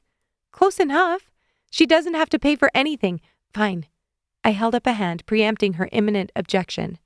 She doesn't have to pay for much. She's not going to school, so what does she do with her time? Just party every night? Mom slammed on the brakes, and I threw my hands onto the dash to stabilize myself as she pulled over to the side of the road. What in the... Once the vehicle was stationary, Mom put it in park and turned to me. Bobbi, I love you and Megan both very much. My body shook as adrenaline pumped through my veins. I know that. You both have different strengths and weaknesses. She stared at me intently. Of course we do. Mom sighed and looked down at the center console. The truth is, Megan takes more after your dad. I sat still. I recognized the gravity of the situation and didn't want to spook her. Mom never talked about Dad. Never. For years, I hadn't heard a hint of acknowledgement that another human being had been involved with producing the two of us girls. She continued, Your dad was difficult to live with for many reasons, but the hardest for me was how satisfied he was with mediocrity. I nodded and held my breath. He didn't ever have ambitions, and when we were dating, I was fascinated by it. He was the opposite of me. I wanted to suck the marrow out of each day and work harder, do better, be better than everyone else. But the truth is, that can be exhausting. Now I struggled to breathe because her words struck a chord. Was she talking about herself? Or me? It was a breath of fresh air to be around someone who didn't have a care in the world. She leaned back against her headrest with a dreamy expression. I remember that. I braved opening my mouth. Dad was always so chill. She laughed lightly. Oh, yeah. So chill. To the point that when we couldn't make our mortgage payment, he just didn't pay. He didn't? I'd never heard this before. Mom shook her head. Didn't tell me either. I discovered we had a mountain of debt he'd conveniently forgotten to mention. We almost lost the house. I exhaled slowly. This was the reason? I'd always thought he was the one to leave. That version of the story made sense with my life experience. I hadn't seen my dad in years because I realized my efforts were the only thing holding the relationship together. If I didn't call, I didn't hear from him. At some point, I decided I wasn't willing to drag him along. Or I felt so hurt that he didn't care enough to put in effort, and I opted for the silent treatment as a form of payback. Either explanation worked. It's neither here nor there. Mom sat up and swept a curl away from her eyes. My point is that Megan is the same way. She's satisfied. And I tried to push her for a long time. To light a fire under her or get her interested in something, anything. She put her hands back on the wheel. It only made us hate each other. And then I started thinking, was it the worst thing if she found joy in living a simple life? If she never changed? Could I love her exactly as she was? Could you love Dad exactly the way he was? The question made her pause. Yes, I could love him in a way, but I needed him to be my partner, and he wasn't capable of that. Not in the way I wanted. Mom turned and fixed her gaze on me. All of us reach a point where we have to choose between staying where we've always been or taking a leap into the unknown. That point came for your dad, and it will come for Meg's too. She stared out the window over my shoulder, deep in thought. But I wasn't going to divorce my daughter, Bobbi. I nodded as tears welled in my lower eyelids. I wouldn't want you to." We sat there in silence for a moment. Then Mom straightened in her seat, started the car, and pulled back onto the road. We didn't talk for the rest of the drive out of town, but it wasn't awkward. We both had a lot to think about, and by the time Mom parked outside Mr. McGinnis's outbuilding, I'd come to two different conclusions. Number one, I didn't know my sister or my dad as well as I thought I did. Number two, I was kind of a jerk. I blamed those thoughts and that conversation with Mom for the events that occurred over the course of the night. I wasn't in my right mind. It was the only explanation. And it all started when I saw Ben McNeil's frame appear in front of our headlights. Chapter 10. I thought you'd be working. I walked with a slight limp toward Ben and shoved my hands in my coat pockets. It was the same one I'd worn skiing. We were loading a set with raw wooden edges that could potentially rip anything I wore to shreds, and I wasn't going to risk my trendy fur-lined coat from New York. Ben smiled. I was. My last student was at 3. I cocked my head to the side. For some reason, I was thinking you'd be teaching later. That's when kids get out of school. But I guess the lifts close at 4. You're a proper Sherlock Holmes. Ben smirked, and I swatted his arm as I passed. Frank opened the garage door and turned on the exterior lights just as the moving truck rumbled up the driveway. I turned to Mom. Who's driving that? Troy, our stage manager. I nodded and took stock of who else was there. Colin and Brad were notably absent, considering their excitement for McCreary's when it had been announced. Mom walked around and greeted everyone warmly. From her comments, I gathered most of our group were members of the cast and crew. All right. Mom clapped her hands together. Largest pieces first. Troy will secure everything, so give him space in the truck. Decorations can go in the trunk of my car. She held out her keys and popped the back door. She nodded her head and we all got to work. Ben joined a few other men hoisting the platforms and pieces we'd painted the day before onto the ramp. I didn't want to get in their way, so I opted for the garlands and wreaths. Do these count as decorations? I called out to Mom. She nodded emphatically and pointed at the car. The garlands were long enough I could barely wrap my arms around a single one of them without allowing it to unfurl. My knee was still a little tender, and I was nervous about having low visibility with the excessive amount of greenery in my field of view. I decided to take it slow. I walked cautiously onto the paved driveway and finally reached the car. Mom had the back seats folded down, so there was plenty of room. I dropped the garland gently on the floor and pushed it back as far as possible to make room for everything else. Coming in hot. Ben's voice sounded behind me and I quickly scooted out of the way. He had 2 garlands bundled in his arms. Show off, I muttered as he set them in the back. I mean, I've got 2 working legs. I rolled my eyes. Is Claire back at the cabin? Ben shook his head. She's on her way to Boston. There's another storm coming in tomorrow morning, and she didn't want to have to drive in that. Traumatized by the road closure? Ben laughed. Definitely. I have that effect on people. Ben opened his mouth to say something, but Mom's voice rang out before he could speak. Ben, a little help here? He turned to find one of the smaller set pieces teetering on the side of the ramp with only my mom holding on to it. Without missing a beat, he ran toward her and grabbed the other side of the panel. Why are you moving that by yourself? I asked her as Ben lifted it into the truck. She put her hands on her hips to catch her breath. I don't know. It seemed doable. Your eyes are bigger than your muscles, Ben called from inside, and Mom laughed out loud. Always have been. She smiled broadly as he walked back down the ramp toward us. My hero. I made a gagging noise. Mom, seriously? What? Look at Benny boy. He's all grown up, strong and handsome. You see that, right, Bobbi? My cheeks grew hot. Yeah, Mom. All grown up. I spun on my heel and walked back to the outbuilding and prayed there was something else for me to pick up and transport.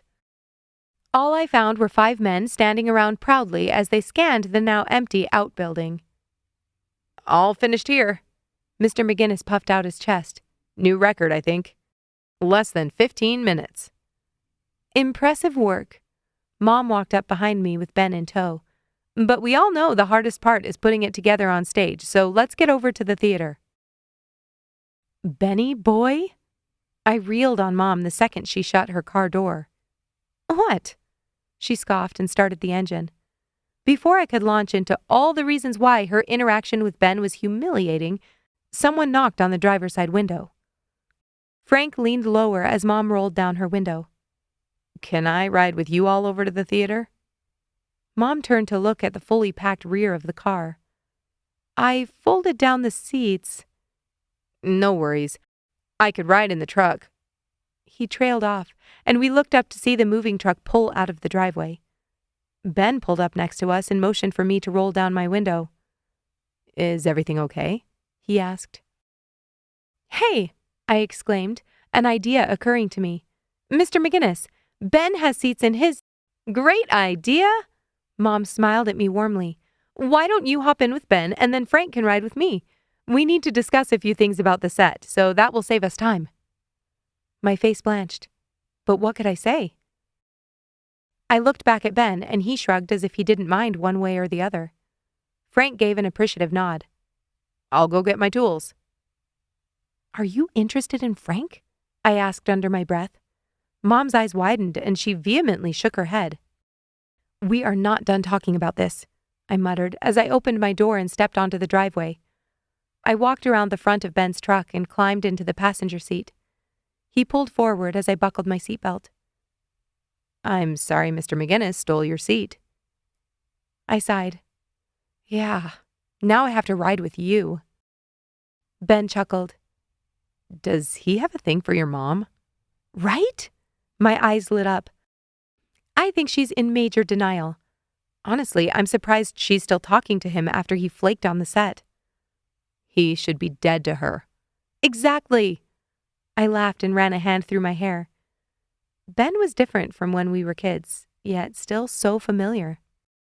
It was like our brains worked at the same speed and in the same direction, so conversation flowed effortlessly. It was also flattering that he remembered so much about my family after all these years. So, I exhaled and settled into the seat. Claire's back in Boston. How was the rest of the weekend? I asked about the first thing that came to my mind, but regretted it instantly. The absolute last thing I wanted to hear was how he and Claire got all cozy in their cabin. Hopefully, it sounded like I was interested in something important to him, not that I'd been obsessing over his girlfriend staying here for the weekend. It was good, Ben answered easily as he watched the road. Good? Exactly what we both needed. I nodded and turned to look out the window at the Christmas lights starting to go up in the neighborhoods.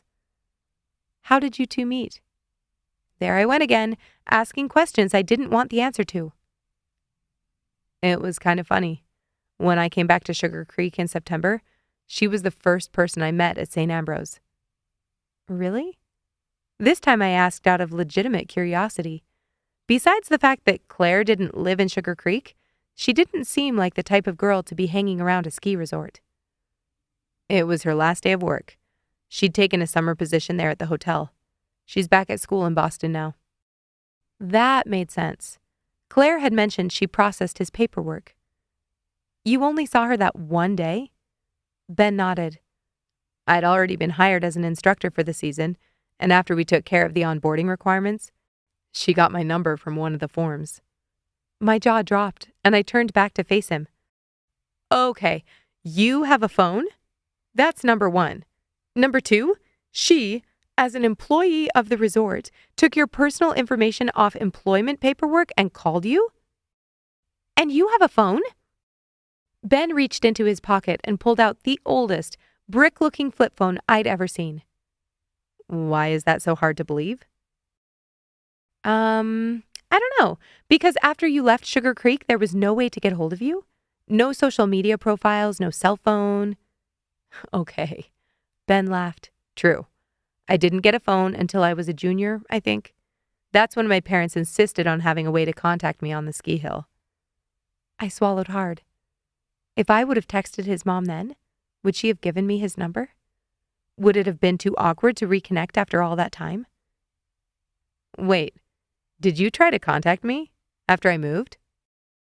Ben seemed surprised. Of course I did. Don't you remember me texting your mom's cell phone? Yeah, Ben nodded. Just a couple of times, though.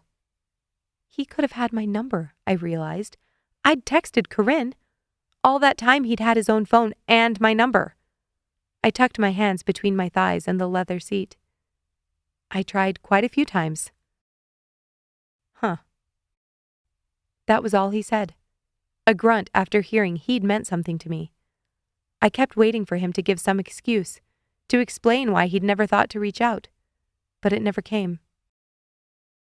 I didn't say much after that. How do you follow up with conversation after realizing the other person meant more to you than you meant to them? It was only a few minutes before we showed up at the community center anyway, and our arrival made it easy to find the right words. Thanks for the ride.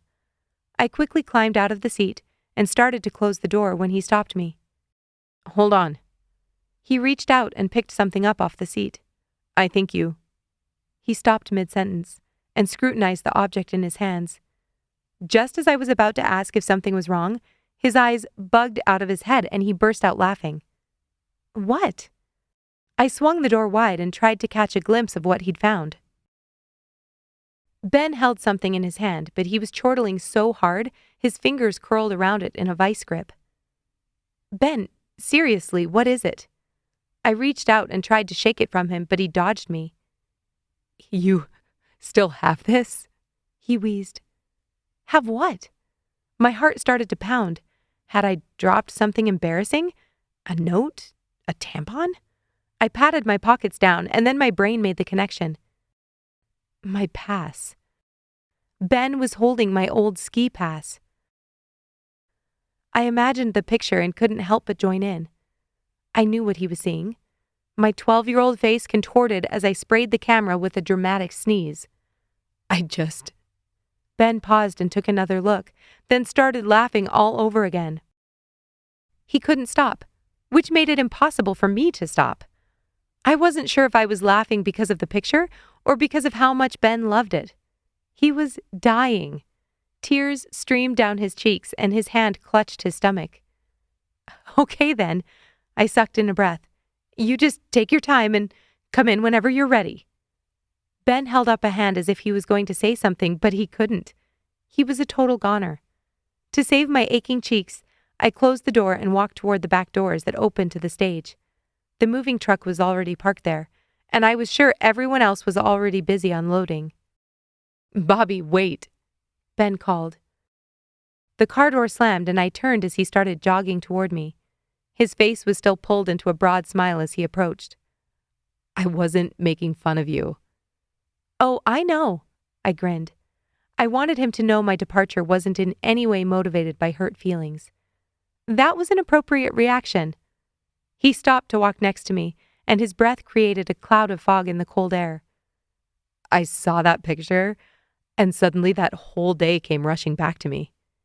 A laugh threatened to break out, but he held it in. It was so funny. Do you remember? I was standing there next to the guy taking the picture.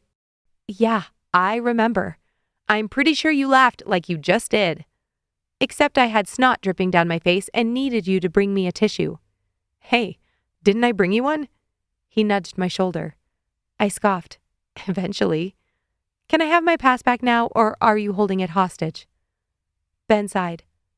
Fine. I wish I could take a picture.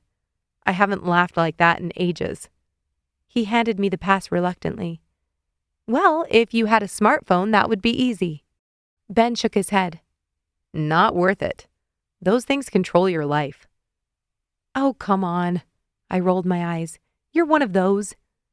We rounded the corner of the building, and our boots crunched across the frozen snow as we walked toward the truck. What do you mean, one of those? You know, those people who think smartphones are the reason for our societal decline, or they're giving us all brain tumors or something. Ben chuckled and shoved his hands in his pockets. I'm not that bad, okay? I've seen how people get obsessed with them. Don't you remember? The kids who had phones in middle school were always on them. Even at the lake in summer, they were taking selfies instead of enjoying the water. He wasn't wrong. I get it, but don't you think we can learn some self-control? Take the good and leave the bad? Maybe some people can. I didn't want to have to deal with it. Mom waved us over as soon as she saw us, and we hustled to help her carry in a couple of the larger pieces. We carefully loaded each platform and panel onto the stage to be assembled. As soon as the truck was empty, I saw 3 familiar faces approaching. "Good timing," I called from the back of the stage. Brad and Colin peered inside the truck as Haley ran across the empty street toward us. I'm sure Mom would have said something about them not deserving dinner until she saw they were carrying power tools. "Get in here," she called. "We need to assemble these platforms." Brad and Colin walked up the ramp and got to work alongside Mr. McGinnis. Haley shrugged her shoulders apologetically. "I didn't bring a drill. Does that mean I'm useless?" "Totally," I teased, then waved her up. "You two." Mom pointed at Haley and me as she closed the back doors and shut out the frigid air. "Come help me string the garlands." We all worked side by side for the next hour until Mom was satisfied with the placement of all our pieces. She insisted on sweeping off the stage and observing everything from up in the lighting booth. Our sighs of relief were audible when she finally stopped barking out adjustments and gave us 2 thumbs up. "McCreary's?" I called from the stage, and Mom nodded. "Reservation is under my name. Meet you there," she yelled back. That wasn't so bad. Haley smiled and swung her arms as our group walked out the side door to the theater. "I'm dying for some fish and chips." She waved and turned off with Colin and Brad toward their cars on the other side street, and I continued walking with Ben. As we reached Ben's car, I realized that Mom's back seat was now empty, and she could fit me and Frank no problem. "Oh." I stopped and Ben looked over. "I'm sorry, I can probably go with my mom now. It's fine." Ben waved me off. "She'll probably get sidetracked by something on the way out anyway." I laughed. "You seem to know too much about Sylvia DuBose for being away from Sugar Creek for so long." "Bobbi, I spent at least 4 days a week at your house for dinner." It was true, and I'd spent the other 3 at his. I guess she does make an impression. Ben grinned and stepped up into the driver's seat. Out of habit, I reached down and pulled out my phone to check my email as I hopped into the vehicle. No status change, but before my stomach sank for the 1,000th time, I noticed I had a text message from a number I didn't recognize. "Hey, Bobbi, this is Colin. I'll see you at McCreary's, but want to meet tomorrow for brunch?" Even though I knew the invitation was motivated by a job offer, it still served to buffer my disappointment of seeing a spam-filled inbox. "Works for me. Tell me where and I'll be there." Colin texted back immediately. "Déjeuner. Does 10:30 work?" I sent a thumbs up. "Everything okay?" Ben asked. He'd reversed out of his parking spot and started down Main. I nodded. "Just setting up a time to meet with Colin." His jaw tensed again, and I couldn't let it go this time. "Do you think it's a bad idea for me to talk with him?" Ben looked over, confused. "No. Why?" I shrugged. "You looked annoyed when he asked me about it earlier. I wondered if you knew something I didn't." "No." Ben brushed the question off. "I was surprised, that's all." "Surprised he'd ask me?" Ben shook his head. "No. Surprised you'd be interested." I made it clear I wasn't. Hadn't Ben been listening? He said it was still worth getting together, so I took him up on it. Ben grunted. "Right, I know." "And?" He exhaled, and I could tell he was pondering his next words carefully. "I don't think you'd be happy there."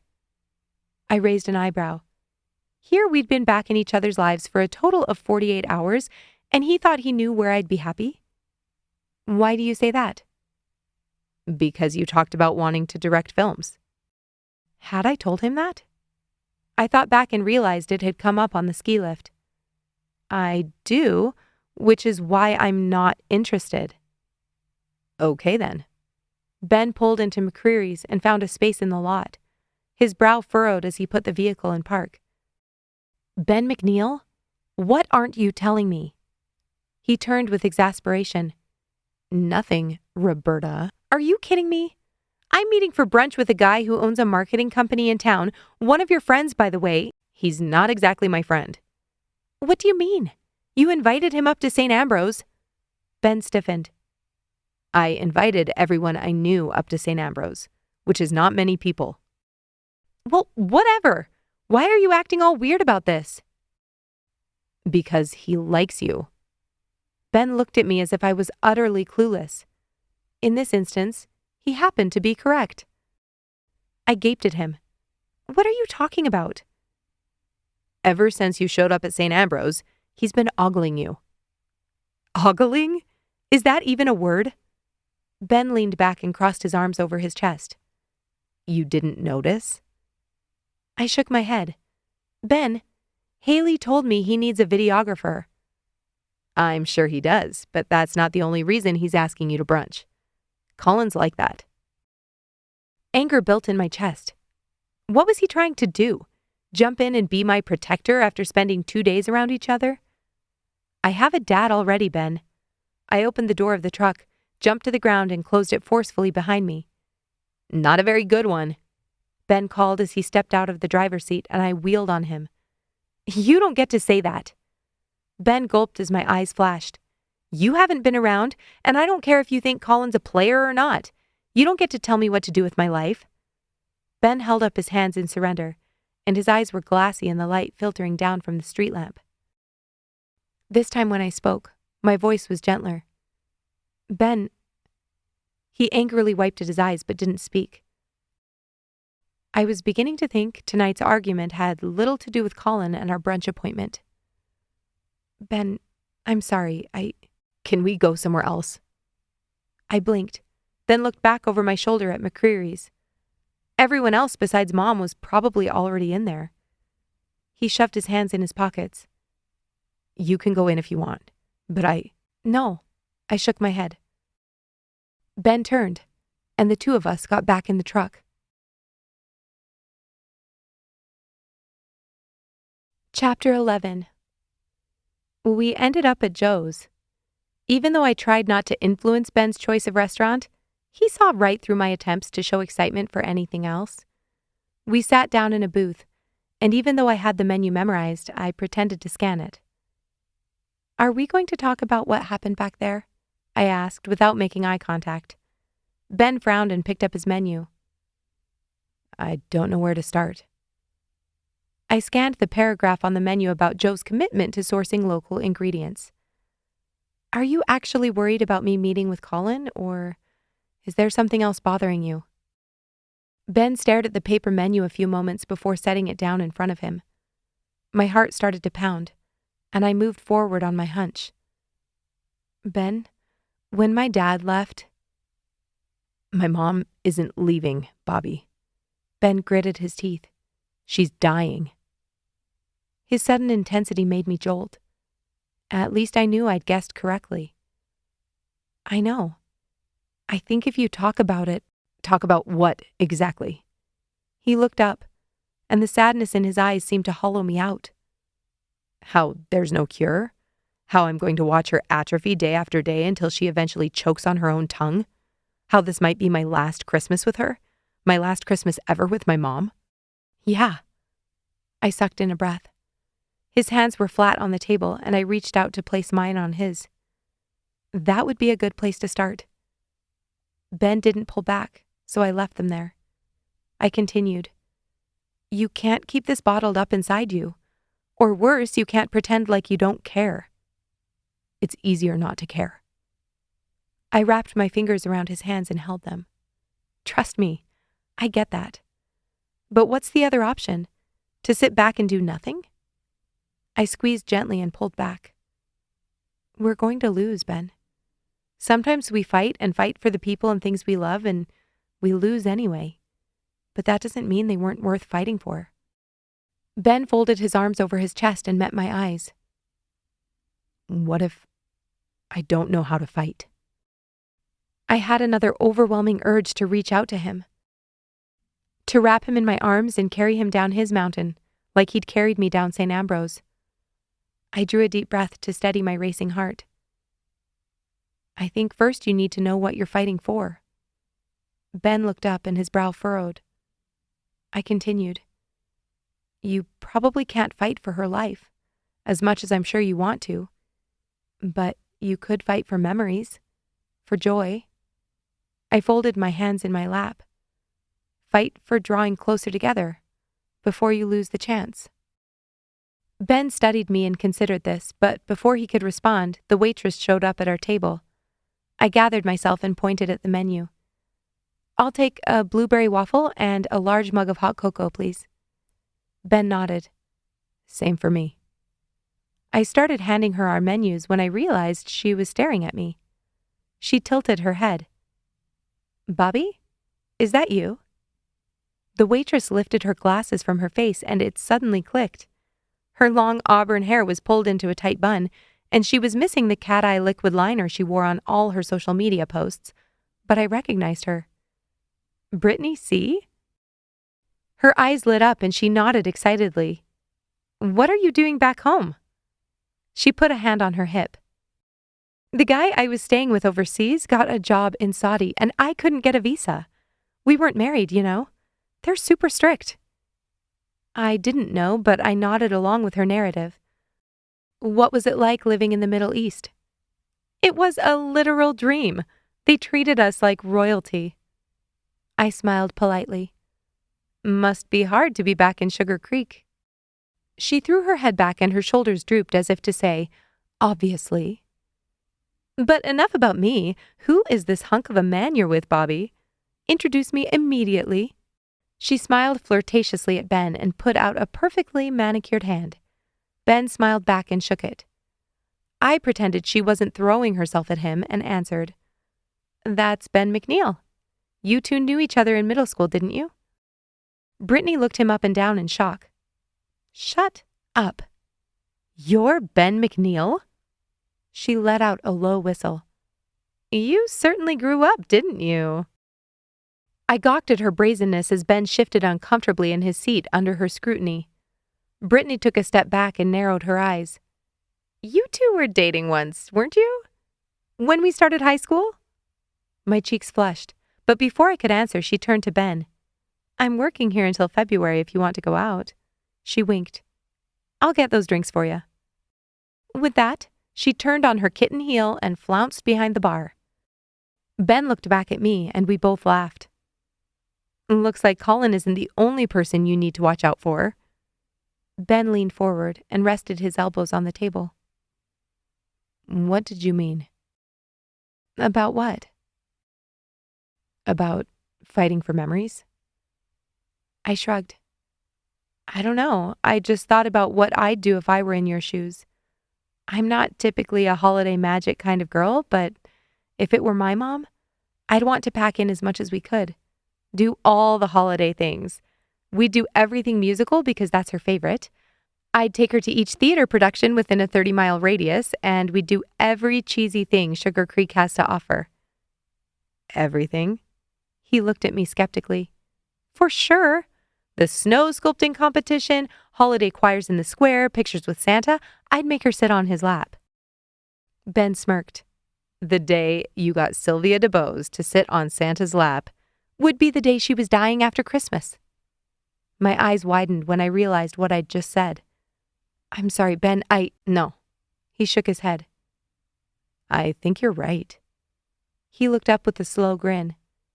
We could recreate everything she did with us as kids. My brother and his wife are coming into town next week. She used to do gingerbread houses, way over the top with candy rocks and sugar crystal spires. I grinned. I remember. I did them with you a couple of times. She always made ginger balls. Delicious, but I'm still voting for a name change on that one. Ben scoffed. It was my granny's recipe. I laughed. Ooh, remember that one year she bought you snow painting stuff? Ben leaned back and folded his arms over his chest. And you accidentally painted our dining room window? It was right by the top of the drift. Ben chuckled, and the sadness in his eyes retreated a little. This is a great idea, Bobbi. You're welcome. I beamed at him.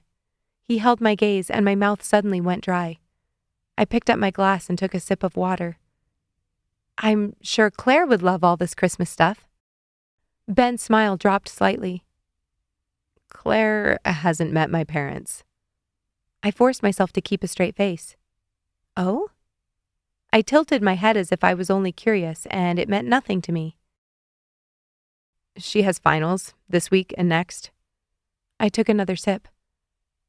I don't want to be presumptuous, but Mom, Megs, and I would love to help with anything you need. Really? I nodded emphatically. That was the first thing we talked about when I arrived. Ben processed this. You're around until after Christmas, right? My heart beat a little faster as a little voice in my head whispered, this meant I'd have a legitimate reason to be around Ben over the coming weeks. I shut it down immediately. We were only friends, I reminded myself. He was dating someone, and I wouldn't be around much longer. I could be mature about this. I would be the epitome of cool and professional and friendly. Maybe I could bring my dad over. We could all brainstorm and make plans. He shifted on the seat, and somehow through all the smells of waffles and syrup, hot cocoa and whipped cream in the air around us, I caught a whiff of his subtle, earthy cologne, and my stomach swooped. If this was going to work, I would have to find some way to keep myself from responding this way every time he got close. Nose plug? Didn't seem like a viable option. It was just Ben. Just my old buddy Ben. I blinked and tried to ignore the scruff on his jaw and the way his hair curled along his neck. Just then, Brittany C. showed up with our order. The timing couldn't have been more perfect. She arranged our plates, snuck another wink at Ben before she left, and we dug in. Both of us were ravenous. So, what did I miss? Ben asked as he shoved a big bite of waffle in his mouth. I used my napkin to wipe syrup off my chin. What do you mean? In Sugar Creek. How was high school? He nodded subtly toward Brittany C., who was helping a customer at the cash register. I rolled my eyes. You didn't miss much. No drama I should know about? I laughed and took a drink of hot cocoa. I'm sure there was plenty of it. I wasn't in the loop. Ben's mouth tilted into a frown. Why not? You're going to make me say it? I picked up my knife and cut another bite of waffle. I didn't have very many friends in high school, okay? After you left, it took me a while. Ben watched me closely, and my cheeks flushed under his focused attention. But you had Haley. I nodded tentatively. Kind of. Not really. You guys weren't friends? He asked. We weren't not friends. She was excited about high school and new people, new experiences, boys. You weren't? My heart started to pound and my throat felt thick. I shook my head to disguise my nervousness. I didn't want to lay out how, in my silly 14-year-old brain, I hadn't been able to think of anyone else but him. It doesn't matter. I had plenty of time to be into friends and boys in New York. I pulled my phone from my purse to check the time, barely 8 o'clock, and saw 2 messages from Mom on our group text with Megs. Where are you and Ben? Please tell me you didn't die in a car crash. I smiled to myself and quickly responded. Ben needed a friend. We went to Joe's. Megs responded immediately. I'm sure you did. Be home soon. I sent a gif with a little girl rolling her eyes dramatically, then set my phone back in my purse and looked up. Ben was watching me. Colin again? He asked. I felt my face flush. No, that was Mom and Megs. I realized Ben hadn't pulled his phone out once since we'd been together, and I suddenly felt sheepish. I was checking the time and saw Mom had texted. She wanted to make sure we didn't die on the way to McCreary's. Ben grinned. I'm not judging you. Kind of feels like you are, I muttered, then took another bite of my waffle. I know how you feel about the poisonous device I carry with me at all times. Ben laughed out loud. He very obviously reached into his pocket and pulled out his flip phone, held it out in the space between us, and flicked it open. Nice try, I smirked. He pressed a few buttons and got a curious look on his face. My dad texted. And? He said Mom's asleep for the night. Wondered if I had any plans. I smiled and made a heart with my hands. That's adorable. Do you have any plans? He asked, and I looked at him quizzically. I have plans to eat the rest of my waffle. Ben's eyes twinkled. After that? My heart sped up and I shook my head. His smile widened, and my ears felt hot. What if we do our planning meeting tonight?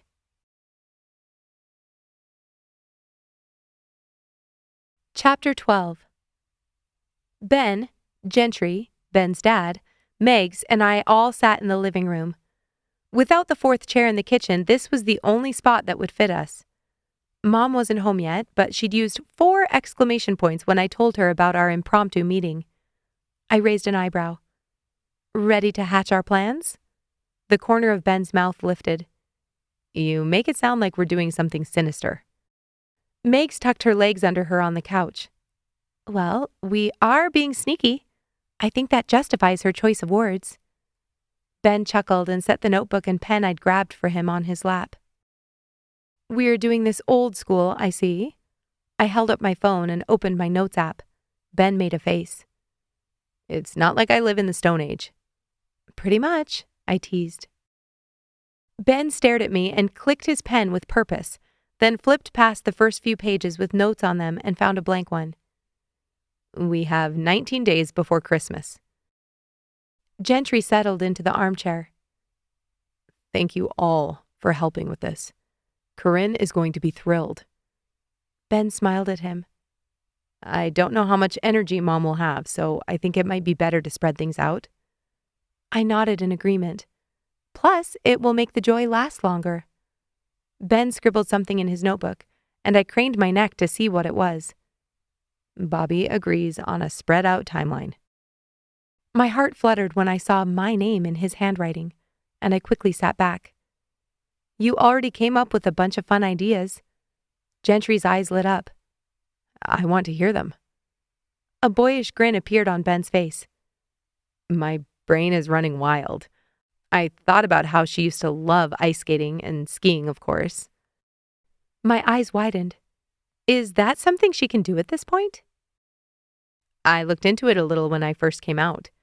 Then I got busy with work and didn't move on it, but there are options for her to do both. I waited for him to give more details. Ben continued.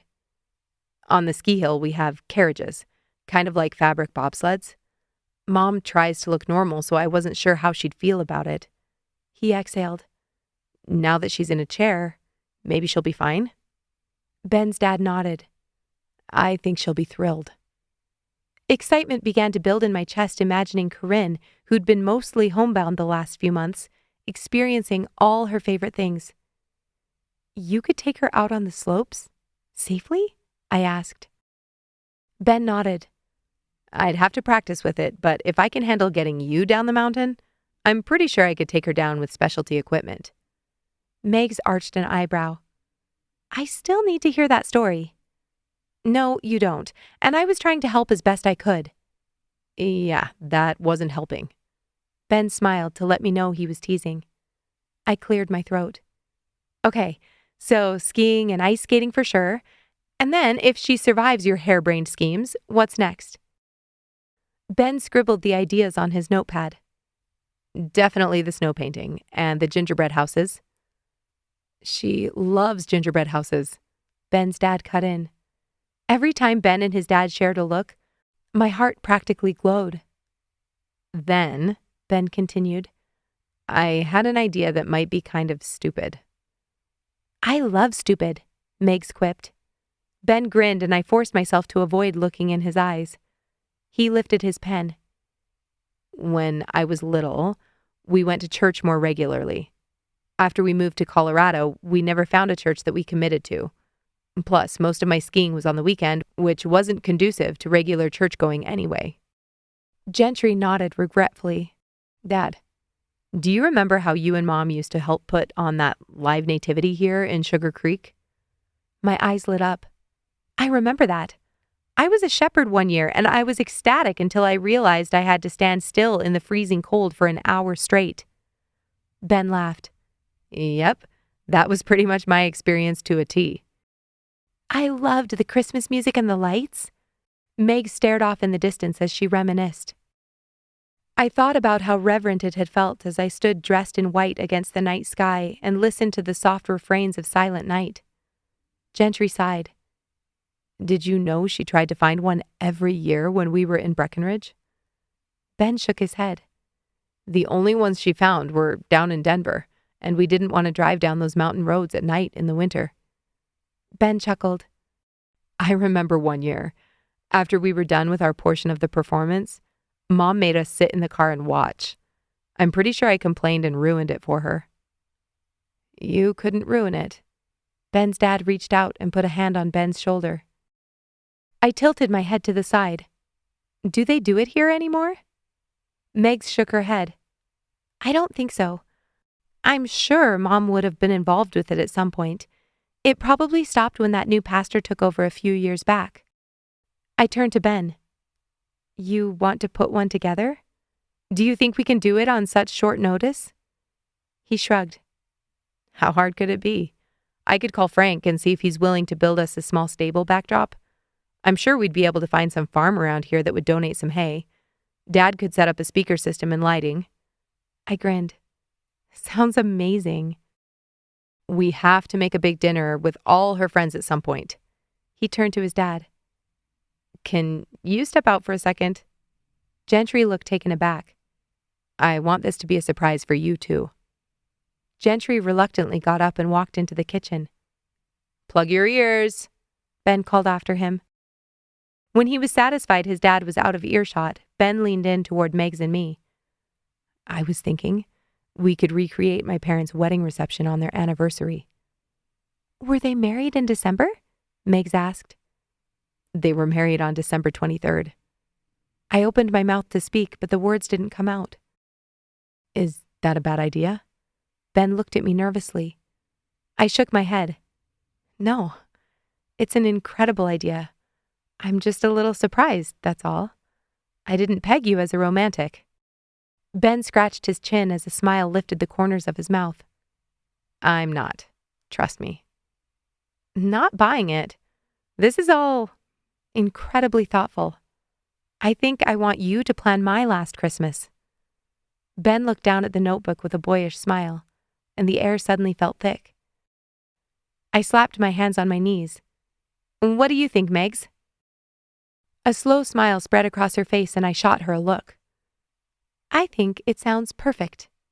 She stood and made a show of stretching her arms. I'm exhausted. I think I'm going to go make a cup of tea and go to bed. Do you two want anything? I shook my head just as the front door swung open. A burst of cold air flooded into the room and swept across my bare feet. Sorry I'm late. Mom closed the door and unwrapped the scarf around her neck. No worries. How was McCreary's? Still the best fish and chips I've ever had. Mom grinned as she hung up her coat on the bar of hooks by the door. You two missed out. She scolded us with a point of her finger, and heat rose to my face. I sat up straight in my chair and decided to change the subject. You're going to love our list of events for Corinne. I'd texted her on the way over so she wouldn't be blindsided when she walked in to find the McNeils in our living room. Ben even has a plan to put on a live nativity. Mom's face transformed. Oh, I used to love doing that. Are you going to get children in the community involved? Ben shrugged nervously. That won't be creepy at all. A grown man skulking around Sunday school classes. I laughed out loud as I visualized that. You don't have to skulk. Ben shook his head and looked pleadingly at Mom. Would you be willing to take on that assignment, Miss DeBose? Mom looked positively charmed. She rounded the couch and patted Ben's cheek softly. I'd be honored to, but I can't promise anything until after Tech Week. Ben smiled gratefully. Thank you. Mom, Megs called from the kitchen. Do you want some tea? No, thank you, sweetie, Mom shouted back, then turned to me. I'm going to get out of these clothes and turn in for the night. She put a hand on Ben's shoulder. I think what you're doing is marvelous. Color crept up the side of Ben's neck, and I suddenly wondered what it would feel like to nuzzle against his warm skin. Bobbi? Mom's voice snapped me back to the present. I jumped. I asked if you heard anything about the internship today. Oh. I drew in a breath and tried to sound normal. I haven't checked. I reached for my phone on the end table and followed the routine I'd become accustomed to. There were no emails, so I swiped to the application portal and my jaw dropped. Spit it out, Bobbi. Mom crossed her arms over her chest. The status has changed. It says, in review. I looked up in disbelief.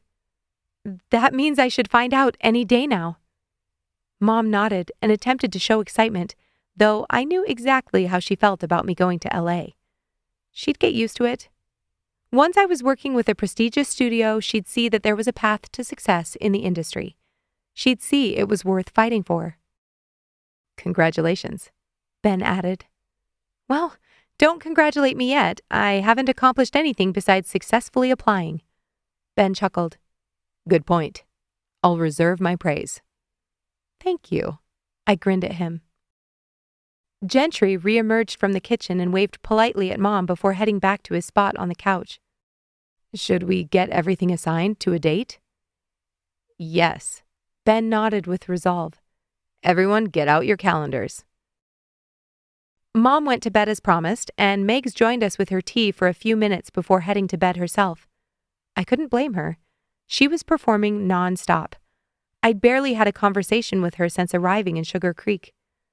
Gentry helped us make plans for the nativity and took on the responsibility of secretly inviting all of Corinne's friends to our different surprise events. He left just after 10, which gave Ben and me a little time to talk about the anniversary dinner before I turned into a pumpkin. You promise you'll text when you find a venue? I asked skeptically. Ben scoffed. Of course. I'm just saying, you kind of have a track record. Ben looked at me intently as if trying to decide what to say. Finally, he reached into his pocket and pulled out his flip phone. He typed something into the archaic keyboard, and my phone buzzed on the couch next to me. I looked down and saw a message from a new number. My eyes flicked back to Ben suspiciously. Did you just text me? He shrugged. I picked up my phone and opened the message. For Roberta. Proof that Ben McNeil knows how to text. My mouth fell open. How did you know my number? The corner of Ben's mouth lifted slightly, but he didn't answer. Seriously, how did you know? Ben closed his notebook and dropped the pen he'd borrowed on the table. You gave it to Colin. My mind ran over the events of the past couple of days. When we were painting the set? Ben nodded and picked up his coat from the chair. I stood, and then we were suddenly right in front of each other. You didn't write it down. I have a good memory. He pushed his arms into his sleeves. My heart sped up. Ben remembered my number and put it in his phone? Impressive, but you seriously have to stop calling me by my real name. Ben smirked. But I like it. But I don't. He tilted his head to the side and inspected my face. You never told me why. Why I don't like it? My heart beat faster. Yeah. When we were kids, I only knew it made you mad, which made me want to do it more. I rolled my eyes. But you never told me why it bugged you so much. My throat began to constrict. I hadn't told anyone this. Not even Mom and Megs. Not out loud, anyway. There was no way Mom didn't know my true motivations. I swallowed hard. My dad gave me that name? Ben watched me closely, and I looked down at my hands. He was the one that named me Roberta. My mom started calling me Bobbi when I was little, and he hated it. Said it made me sound like a boy. Ben was silent, but I couldn't bring myself to look up and meet his eyes. I continued in a rush. When he left, I decided the next day that I was going to be Bobbi, and I've never gone back. So there you go. Ben took a step and closed the distance between us, then put a finger under my chin to tilt my face to his.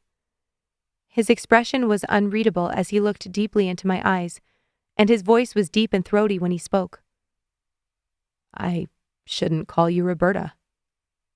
I gently shook my head, and Ben's hand brushed the sensitive skin of my neck as his hand dropped from my skin. Adrenaline pulsed through me, and all my senses heightened. The house was silent, and I could feel the heat from Ben's body. As I looked into his eyes, I had difficulty remembering what we'd been doing before this moment. In the lamp's soft light, Ben's eyes looked deep sea green. I knew I needed to move, to step away from his warmth and woody scent, but my limbs were frozen. I couldn't think, could barely breathe. It was unfair how familiar this felt, how comfortable. My body felt like it belonged next to him, even when we'd been sitting on a ski lift with plenty of space and layers between us. No matter how many dates I'd gone on or deep conversations I'd had with the guys I met in college, it had never felt like this. It had never felt like home. Before I knew what was happening, Ben's hand brushed my hip. Alarm bells began going off in my head at the same time as my heart began to beat out of my chest. My lips warmed, and every fiber of my being begged for what I knew was about to happen.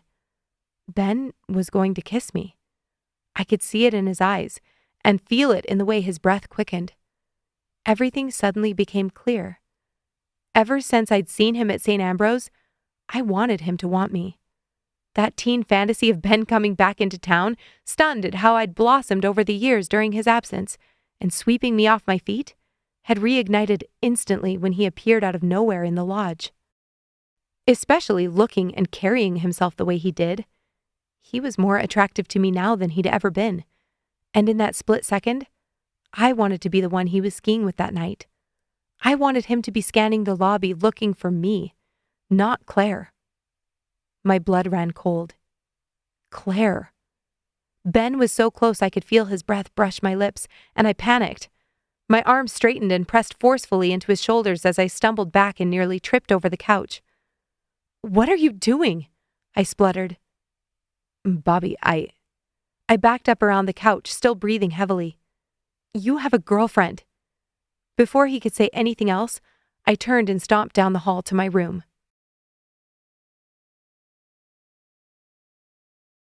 Chapter 13. The next morning, Haley and I sat at the kitchen table comparing notes. I'd texted her a picture of the calendar we'd made last night, before the incident, and set up this get-together. Amid my emotional turmoil, I'd forgotten to call it off and couldn't very well ditch out now that she'd taken time off work.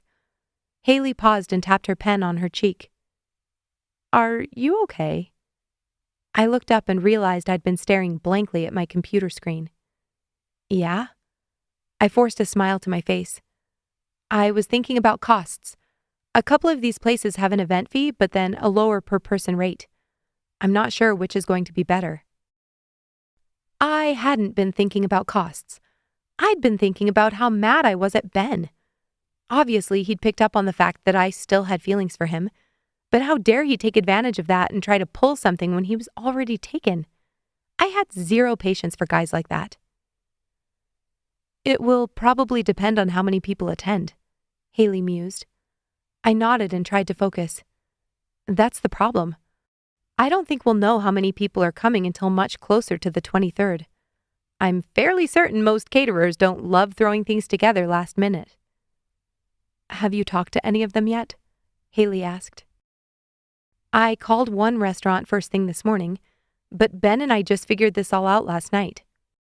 My cheeks flushed a little as his name left my lips. Even as I sat here, my indignant rage was slowly transforming. I felt myself pulled inward as embarrassment and shame took hold. I was mad at Ben for what he did, but I was more upset at myself for wanting it. Haley sighed. "Why did you two assign me costumes for the nativity? Isn't that something your mom should do?" "She's in the middle of a production. She would barely commit to finding actors." Haley pouted. "I'm in the food industry. Trade you?" I forced a laugh and folded my arms across my chest. Nope, that's all you. Haley leaned forward and rested her elbows on the table. How did this all come about anyway? I shrugged. Ben seemed depressed about his mom. Rightfully so. I thought it would be beneficial to make some memories. Haley raised an eyebrow. So it was all your idea? I mean, I can't take credit for everything. Ben was the one who came up with all of this. I pointed at the screen that displayed the spreadsheet I'd created this morning. After waking up, seeing that my internship status hadn't changed, and then remembering what had happened the night before, I needed a distraction. When shorts on social media hadn't worked, I turned to this. Okay, spill it. Haley cupped her face in her hands. What? Something is definitely wrong. Your face keeps clouding over. I shook my head. I'm just tired. Nope. I don't care if I haven't seen you in years. I know that face. My heart started to pound. What face? It's a face shrouded in conflict. Her voice dripped with drama in a hilariously fake British accent. This sparked a genuine laugh out of me. Have you been watching epic fantasy lately? Haley smirked. It felt right. I drew a deep breath and hesitated. I could blame my moodiness on the fact that my friends had sent me pictures from the beach, or that I was worried about my internship. I could have made up a million reasons for my glum disposition, but in the end, this was Haley. If I couldn't tell her the truth, who could I open up to? Ben tried to kiss me last night. I groaned and slumped over my laptop. Haley gasped and slapped a hand over her mouth. He did? I mean, he did not. Her voice was muffled through her fingers. He has a girlfriend. Doesn't he have a girlfriend? Claire? Wait, but did you want him to? Kiss you, I mean? I listened as she processed the information and ran through the plethora of confusing questions I'd asked myself as I heard Ben let himself out the night before. He has a girlfriend, I confirmed, and I don't know if I wanted him to. Seeing him again has brought up a lot for me. You two do have a history. Maybe he'll apologize? I pursed my lips and forced my body back to sitting. He has a girlfriend, Haley. He just spent the weekend with her. Haley blew out her cheeks. Yeah, kind of inexcusable. And I'm stuck talking with him about all this stuff for his mom. I love that you're doing this for Corinne. Mom cut in as she walked into the kitchen and slung her purse over her shoulder. She reached up and opened the cupboard to grab a granola bar. I decided this morning to get some comp tickets for opening night. I have 3 for you girls and Megs, and I offered 3 to Ben and his parents to add to the list of surprises. I looked at my phone. When did you have time to get tickets to Ben? It was barely 10 in the morning. Mom ignored me. I gave him a ticket for his girlfriend, too. I don't think she's met his family yet. I grimaced, and Haley shot me a look. Mom put a dirty cup in the sink, used the rag hanging on the faucet to wipe crumbs off the counter, and then set a small bag of oranges into the fridge. Ben said going to White Christmas was a perfect addition to the agenda. I groaned internally. Ben and his family were going to be there opening night? Really thoughtful, Sylvia. Haley nodded her approval. I'm sure she'll love it. Mom beamed at her. Corinne's seen it before, but this is a different cast, and we have new lights at the theater.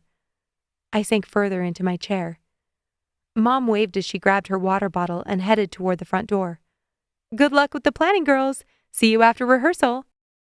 Bobbi, have a good time with Colin. The door slammed shut, and my heart flew into my throat. Colin. I'd agreed to go to brunch with him. What time was it again? Oh no, oh no, oh no, oh no. I repeated as I slammed my laptop shut and hastily cleared my dishes from the table. What is happening right now? Haley asked in confusion. I'm supposed to be meeting with Colin right now to talk about his company and the videographer position. I bolted out of the room. I'm sorry, I have to change and get out of here. No problem, I'll just sit here in your kitchen and eat all your snacks.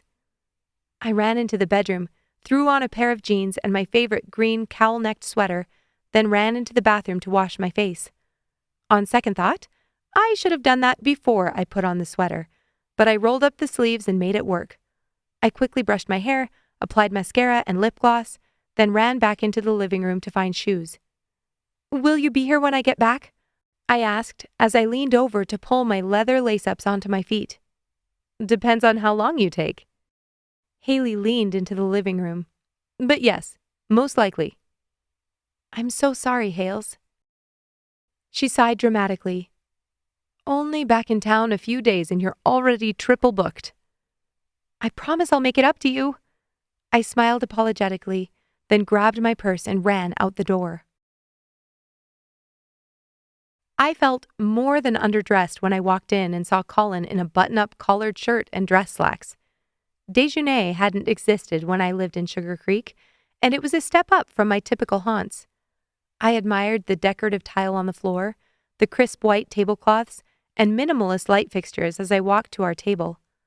Colin had already landed us a booth by the window, which was a minor miracle considering the line of people waiting in front of the hostess's desk. "I'm so sorry I'm late."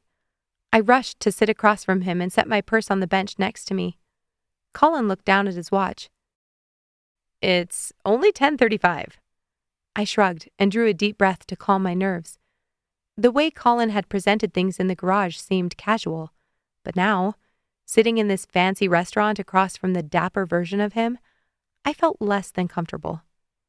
Colin flashed me a charming smile and handed over a menu. "Have you eaten here before?" I shook my head. "Nope. I don't think it existed last time I was in Sugar Creek." I glanced down and scanned the list of small plates. "How long has it been since you were back?" "A few years. I was stuck on campus during COVID, and I wanted to push through and graduate as fast as possible." He nodded emphatically.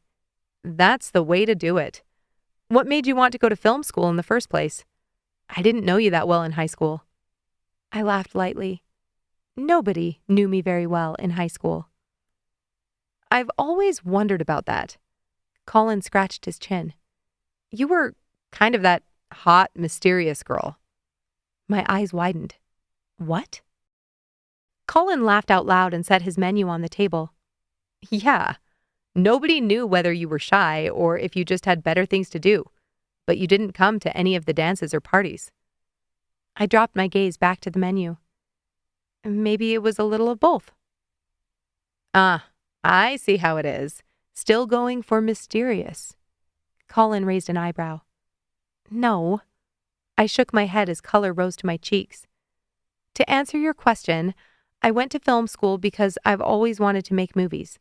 Ever since I was a little kid, I've cut scenes together in my head without realizing it." "How so?" Colin looked intrigued. I scanned the restaurant. "Take that couple there." I pointed to a man and a woman who looked to be in their 50s. When I look at them, my mind sees the shots. I'd frame her hand brushing the edge of her coffee cup, then the soft smile she gives after he says something she finds funny, then the way his eyes are perfectly fixed on her, watching for a reaction to everything he says. "You see everything that way?" I turned back to look at him. "Most things." A waiter walked up to the edge of our table with a pot of coffee. Colin turned over his cup so he could fill it, but I didn't flip mine. We ordered our food. I opted for a chicken quinoa bowl since I'd eaten more than my share of waffles in the past week, and as soon as we were alone again, Colin leaned in. "Bobbi, tell me about this internship you applied for." I smiled, more than happy to slip into a subject I was passionate about. "It's 6 months to a year, depending on whether both parties are happy." "In LA?" I nodded. "I'm going there regardless, but my application's under review, so hopefully I'll know soon if I have a job waiting for me." I lifted my hand and crossed my fingers. Colin rested his elbows on the table. "How much does the internship pay?" "That's a bold question." Colin grinned at my reaction. This time I didn't have my menu to hide behind. "Can you blame me?" He leaned back and folded his arms over his chest. "Bobbi, we're set to double our product accounts by the end of this year, and it's only going to grow in 2023. We're working with clients all over the United States, and we can't keep up with the demand." "How does that work exactly?" What do you mean? How do you do product shoots when you're not working with local companies? They ship the product here, we create content in the studio, and send it over. Sometimes they hire us to help with branding, but typically they already have a specific idea of what they want and hire us to execute their vision. I nodded. I'd never once considered doing something like that with my skill set. What happens if you don't get your internship? Colin asked. I pursed my lips. Well, I'd pick up a waitressing or admin job in Los Angeles and apply for other positions on the side. Hope I can pay my bills until I land something. I laughed nervously. Colin nodded, pondering this. It's expensive to live out there. It is. Those applications can be submitted online, can't they? I raised an eyebrow. What are you getting at? Colin grinned shamelessly. I was just thinking, you could make a lot more here and still apply for jobs. I laughed. I thought I was clear. No, you were. Colin held up his hands in surrender. But waitressing makes maybe a couple $100 a night if you're lucky. More if you're mysterious. I winked and Colin barked a laugh. Besides, you haven't even seen my portfolio. How do you even know if I'm good? I've seen your stuff, Colin admitted. My brow furrowed. How? You do know the internet is a thing, right? I rolled my eyes. You probably only found my student projects. Maybe. They were good. I grinned. Thanks. Our waiter arrived again, and this time he carried our food. He set down Colin's plate, and the smell of bacon invaded my nostrils. I pulled my napkin to my lap as he slid my bowl in front of me. Thank you, I smiled and lifted my fork. Enough about work. Colin paused as he took a bite of eggs. I promised you an entertaining brunch. That you did. Colin put a hand to his chest. Are you regretting saying yes to this? Yet to be determined. I took my first bite of tender chicken and quinoa drizzled with pesto. Good, right? I sighed. Delicious. True to his word, Colin talked about anything but film and hiring for the rest of our meal. He asked about New York, seemed interested in my opinions about ski equipment, and told me about how he got into marketing. By the time I took the last bite of my meal, I realized I'd actually enjoyed talking with him.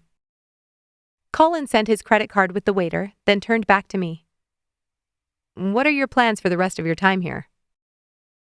With that question, the world outside Déjeuner crowded back into my mind. I thought about Ben, about our plans for celebrating Corinne, and how those events I'd been excited about less than 24 hours ago now seemed slightly torturous, especially opening night of the show. An idea popped into my head, and while I knew it probably wasn't a good one, it was too tempting to pass up. Actually, I leaned forward and took a sip of my water with lemon. Are you busy Friday night? Chapter 14. Haley was napping on the couch when I got home at 12:30, and she looked so peaceful I couldn't bring myself to wake her.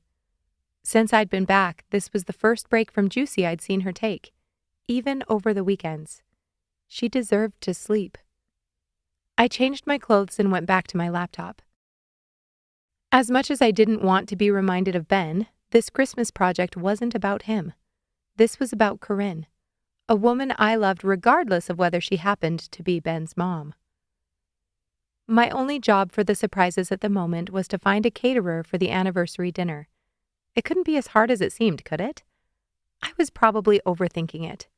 I needed to be willing to settle for a good enough option and not get stuck looking for the perfect one. But that was easier said than done. Every time I looked at cheaper, more run-of-the-mill options, it didn't feel quite right. This wasn't any ordinary anniversary dinner. This was possibly Corinne's last. One last celebration with her husband. One last December. One last Christmas. My eyes filled with tears as I typed catering Sugar Creek for the third time into my internet search bar. I extended the geographical area to include the surrounding towns in case I missed something earlier. I had to find something to make her understand how much she meant to everyone. I scanned the list on my computer screen, picked up my phone, and dialed the first number. An hour later, Haley walked in to find me staring at my phone screen. "Who kicked your dog?" she asked as she opened the cupboard where we kept our glasses. I looked up. "What?" "Your face? You look like someone kicked your dog." I set my phone on the table and inhaled deeply. No, just admiring the beautiful pictures of Remy and Tina snorkeling off the coast of Belize. Haley snorted as she filled her glass with water. "So you're feeling totally over that? Good for you." I rolled my eyes and closed my laptop screen. "Any luck?" I shook my head. "No, but I got good information. I'll make some more calls first thing in the morning." I ran both hands through my hair. I don't want to be doing this right now. Haley raised an eyebrow. "Calling caterers?" I don't want to think about any of this. My mind keeps bouncing between Ben and his mom dying, then fixating on my internship status. I'm slowly going insane. Haley leaned on the edge of the counter. "I feel like there's a question coming. Can we please go do something cool so I can send pictures to my friends of something other than me sitting around at home in my pajamas?" Haley laughed. "Yes, please. I want to help plan, but if I've got the day off, I want to make the most of it. I planned out the costumes while you were at brunch, by the way. Just need to stop by the thrift store." I nodded, impressed. "Did I hear someone say thrift store?" Megs called from down the hall. I stood and walked quickly to the doorway. "You're home? Have you been sleeping this whole time?" Megs wandered into the kitchen in a long-sleeved sleep shirt with her hair pulled up into a messy bun. "Don't judge." She pointed a finger at Haley. "I saw you sleeping on the couch." Haley threw her hands out as if to say, "Guilty as charged." "But seriously, are we going to the thrift store?" Megs asked. Haley tapped her finger against her lips. "Yes." She thought for a moment, and then her eyes widened with excitement. "Do you know what we could do after?" I gave her a skeptical look. Whenever she was this excited about something, it was usually either way out of my comfort zone or possibly illegal. Haley lifted onto her tiptoes with her fingers steepled against her lips. "We could go to the cookie decorating at Sweet Sweet." My eyes narrowed. "They're doing that? I thought they just sold kits." Haley bounced on her feet. "No, they have a dedicated cookie decorating night, and I just so happen to know it's tonight." She smiled proudly. "So we show up and pay? We didn't need to register or something?" Haley shrugged. "Since Juicy's around the corner, Deb will let us in." "Shop owner to shop owner?" I raised an eyebrow. Meg sighed. "Their sugar cookies are divine." "So that's a yes?" Haley looked between the two of us. "Only if we get a burger at Jay's after the thrift store. I need to eat my feelings." "Done." Haley laughed, then shooed Megs off to get dressed. I threw on a pair of warm leggings, a long cozy sweater, a beanie, and my nice New York coat, and we headed out the door. As I walked down the steps, I realized that my knee hadn't given me more than a twinge here or there in over 24 hours. I wasn't limping. So, despite the rest of my life being a wreck, at least there was that. Haley drove, and the three of us in a car together made me feel warm and fuzzy. As we pulled up to St. Ambrose Thrift, I was positively giddy remembering the countless Saturdays Megs and I had spent here as kids. I'm so glad Mom didn't have any money when we were little. Megs gave me a quizzical look. How would you possibly be glad about that? Think of all the terrible outfits we would have missed out on. Or the lectures about how we weren't allowed to buy secondhand stuffed animals. Megs's eyes lit up. I completely forgot about that. What was it you wanted? A panda bear or something? It was a gorilla and it was adorable. Haley parked the car and we piled out into the parking lot. Megs shook her head. I was so annoyed. We stood in that aisle for at least 45 minutes. We walked into the store and passed the line of old-fashioned glass armoires displaying antique jewelry. I'm jealous. Haley led us back to the clothing section. I didn't discover this place until high school. Haley divvied up her list of items needed for costumes and texted us our assignments. We split up, but not before Megs insisted on us each finding one item we had to wear to cookie decorating. I balked slightly at the idea of wearing something that hadn't been washed. Apparently Mom's lectures had sunk in, but eventually agreed. I scoured the home and organization section for white and neutral-colored bedsheets, presumably for wrapping angels and shepherds, and came up with a surprising number of options. Why people decided to buy chocolate brown bedsheets was beyond me, but it was perfect for our purposes. By the time we met up at the checkout with everything checked off our list, Haley had found a long beaded vest and Megs had donned a leopard print scarf. They inspected my person and looked more than disappointed. Hold on, I have something, I promise. I reached underneath the sheets and pulled out a thick snakeskin belt, then wrapped it around my waist, over my coat. Okay, you win. Haley giggled as she took in the gold-trimmed buckle. Amazing, right? We took our carts to the register and left with 5 massive plastic bags slung over our shoulders. The burgers at Jay's were just as greasy and delicious as I remembered. Perfect for drowning sorrow, disappointment, and regret. I'd been serious about documenting tonight, so I had something to show for my trip back home, and selfies weren't going to cut it. Megs gave me a sideways look when I fiddled with my tripod on our way downtown, but I ignored her. The last few weeks had not been my best, and now, after everything with Ben last night, I needed a reset. The best way I knew how to do that was through movie making. That was why I'd gone into film in the first place.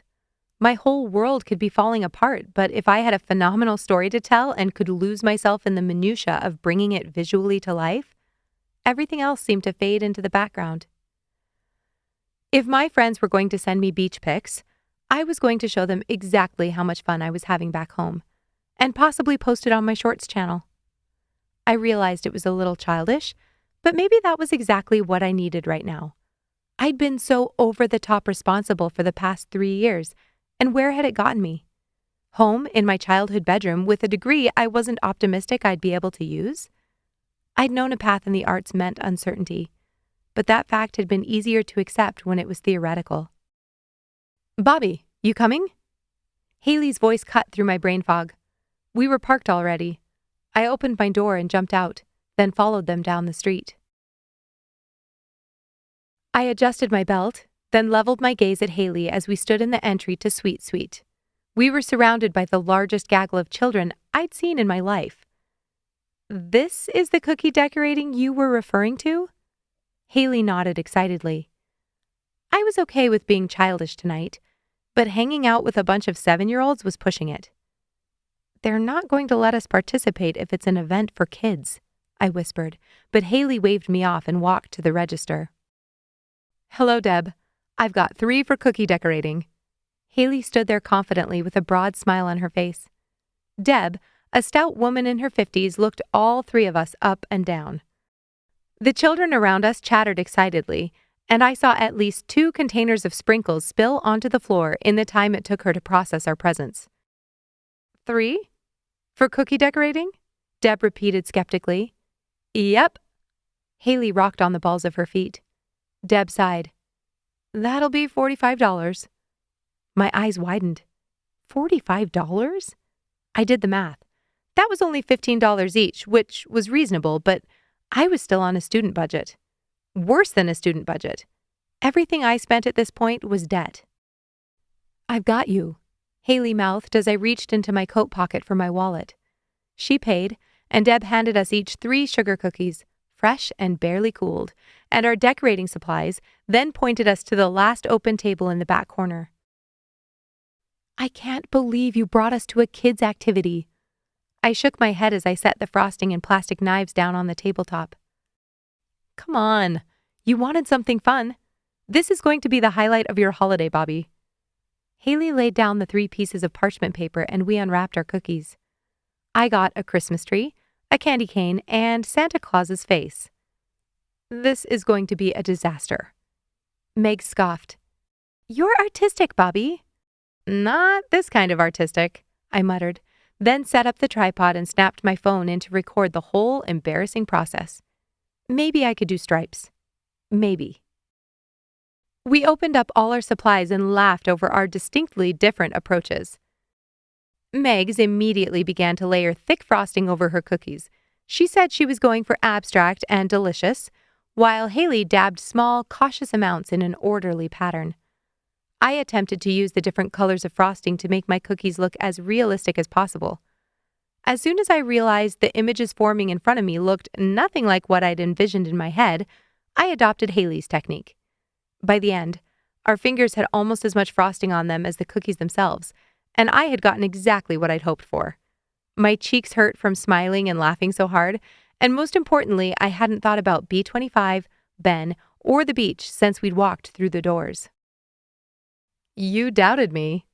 Haley pointed an accusatory finger at me as we left Sweet Sweet. I brushed the cookie crumbs from my lips. I did. I'll admit it. Meg sighed. That was the most unexpected fun I've had in ages. Haley threw out her arms in victory. Sometimes you have to go hang with the elementary school crowd to feel alive again. We walked to the square with our bellies full of butter and sugar, and Megs had way too much fun performing for my camera in front of the Sugar Creek Christmas tree. Then I had the brilliant idea to go into the community center and surprise Mom. We snuck into the back of the theater, and Mom was so deeply into the scene we almost gave her a heart attack. As she jumped and her face turned apoplectic, I realized grabbing her shoulders in the dark was probably not the best idea. Once she caught her breath and started laughing, I relaxed and felt only slightly guilty for sending her adrenaline through the roof. She shooed us out of the theater after spotting my camera and accusing us of trying to get secret footage. We ran up the aisles like rowdy teenagers and burst outside onto the steps. Our breath plumed in the air as we giggled and ran into the square. I twirled on the paving stones. See? We're not old and serious yet. We know how to throw caution to the wind and let go. That sounds pretty specific, Megs teased. Are you known for being uptight over in New York? I rolled my eyes. Haley snorted. I'm definitely known for being uptight here in Sugar Creek. I scoffed. No way. You're the most fun person I know. First off, you don't know very many people. Second, I'm always fun when you're here because I shirk all of my responsibilities so we can hang out. We walked to the bench closest to the tree and plopped down, still giddy from our adventures. Haley threw her legs over my lap dramatically. Are you glad you opened your own business? I asked. Haley exhaled slowly. Yes, but it's a lot harder than I thought it would be. I imagined making my favorite juices for people, not sitting in a back room on video conference with suppliers or doing bank account reconciliations. You know you can hire people for that, right? I smirked. Haley barked a laugh. Yeah, you have to be making money to hire people? Ugh. Megs groaned. I'm so sick of thinking about money. She leaned her head back on the bench and adjusted her ear warmer. Wouldn't it be great if we could just do what we wanted and someone would pay us? Trying to make our skills marketable is the worst. I sighed. At least you two have job opportunities. I'm floating with a big fat nothing.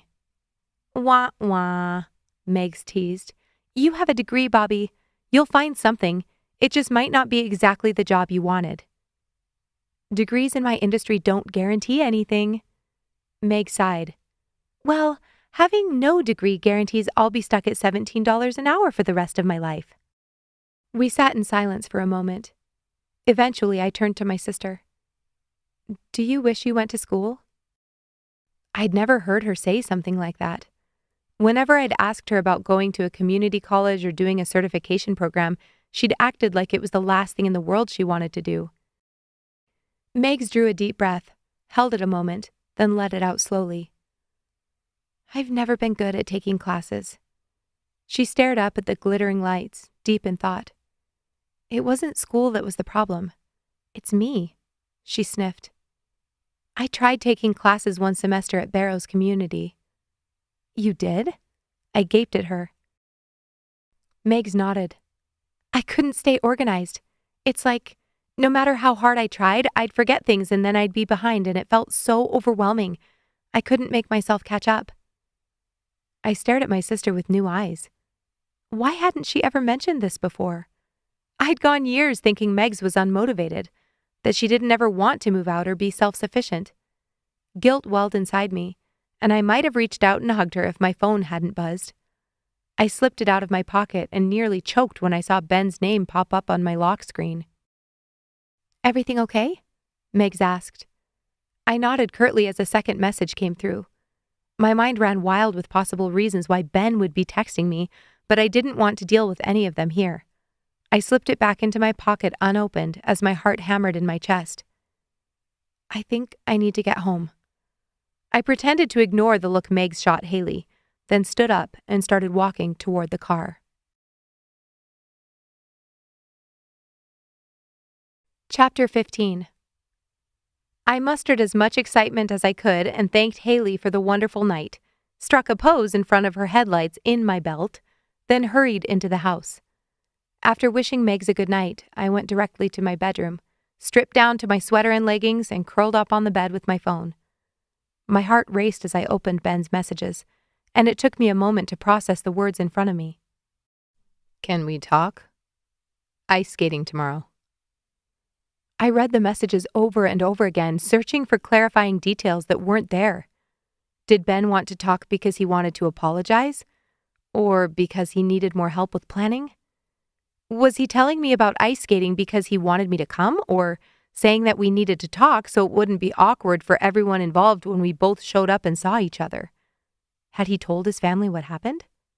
Had he told Claire? I groaned and rolled over. What was I supposed to do with this? How should I respond? I pulled up my text chain with Megs and typed a message. "Can you come here for a second?" In less than a minute, Megs was sitting on the end of my bed. I blinked at her. That was fast. "I knew something was wrong. I was waiting for you to want to talk about it." I pouted and handed her my phone. A grin spread across her face. "So, was I right?" "No. I was totally right. You have feelings for each other." Megs watched my face expectantly. "No. It was just a stupid night. We stayed up too late and we were discussing personal things and..." I fiddled with a loose fingernail. "He might have almost kissed me." Megs reacted much the same way Haley did, without the verbal processing. I could see the questions running through her mind. "I didn't let him, but..." "You wanted him to." Megs finished the sentence for me. Ugh, I'm a terrible person. I flopped back on my pillows and pulled one over my face. "You're not," Megs insisted as she reached out and pulled it away. "You're very normal." "But he has a girlfriend, Megs. Every time I'm around him, I get all..." I motioned to my chest but couldn't find the words to describe it. "Yeah, I know. It's pretty obvious." My eyes widened in horror. "It is?" "Probably not to everyone, but to me, yes. I've known you your whole life." "Do you think Ben knows?" "I think Ben feels the same way," Megs muttered, and I smacked her arm. "What? He tried to kiss you? There's something there." I pressed my fingers into my temples. "It doesn't even matter. He's dating someone and I'm leaving in 2 weeks. I only have to find a way to get through the rest of these Christmas plans without ruining everything for Corinne and Ben's family." Meg sobered at the mention of Ben's mom. "Right. There's ice skating tomorrow?" I nodded. "At the Christmas tree farm." "You could just not go."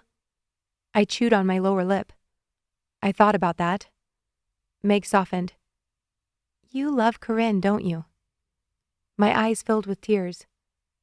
"I can't believe this is happening to her." Megs crawled across the bed and wrapped her arms around me. "I'm so sorry, Bobbi." I held on to her and finally released the emotions I'd held inside so tightly. I wanted to be there for Mom as she lost one of her best friends. I wanted to be there for Ben as he lost his mom.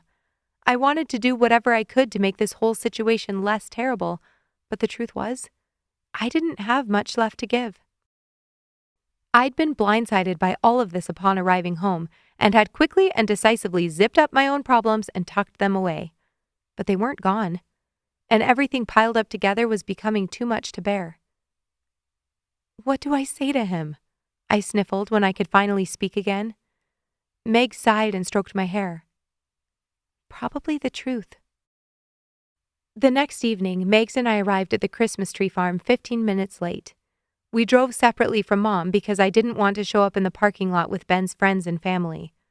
My goal for the evening was to find Corinne, show her that I cared, take commemorative footage, hopefully avoid talking to Ben, and then skate with Megs for a few minutes. That was it. In and out in under an hour. I felt good about taking Megs' advice. I hadn't told Ben the whole truth. I didn't see the point. But I had expressed part of it. I'd told him I was feeling emotionally overwhelmed. True. And let him know how much his mom meant to me. I said I'd be at the ice skating rink, but that I didn't have time to talk beforehand. I'd made that part accurate by helping Haley with inventory at Juicy. Megs and I bundled up and walked down the packed snow path toward the ticket booth and the outdoor rink. I remembered being here as a kid, how whimsical it had seemed skating underneath the strings of twinkling lights.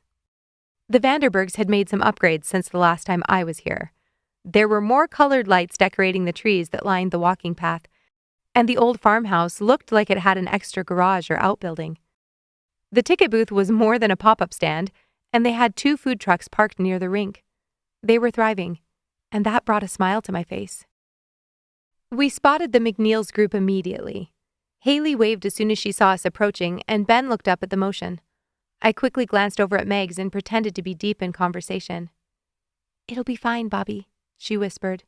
"Let's get our skate rentals, and then we can ease into part 2.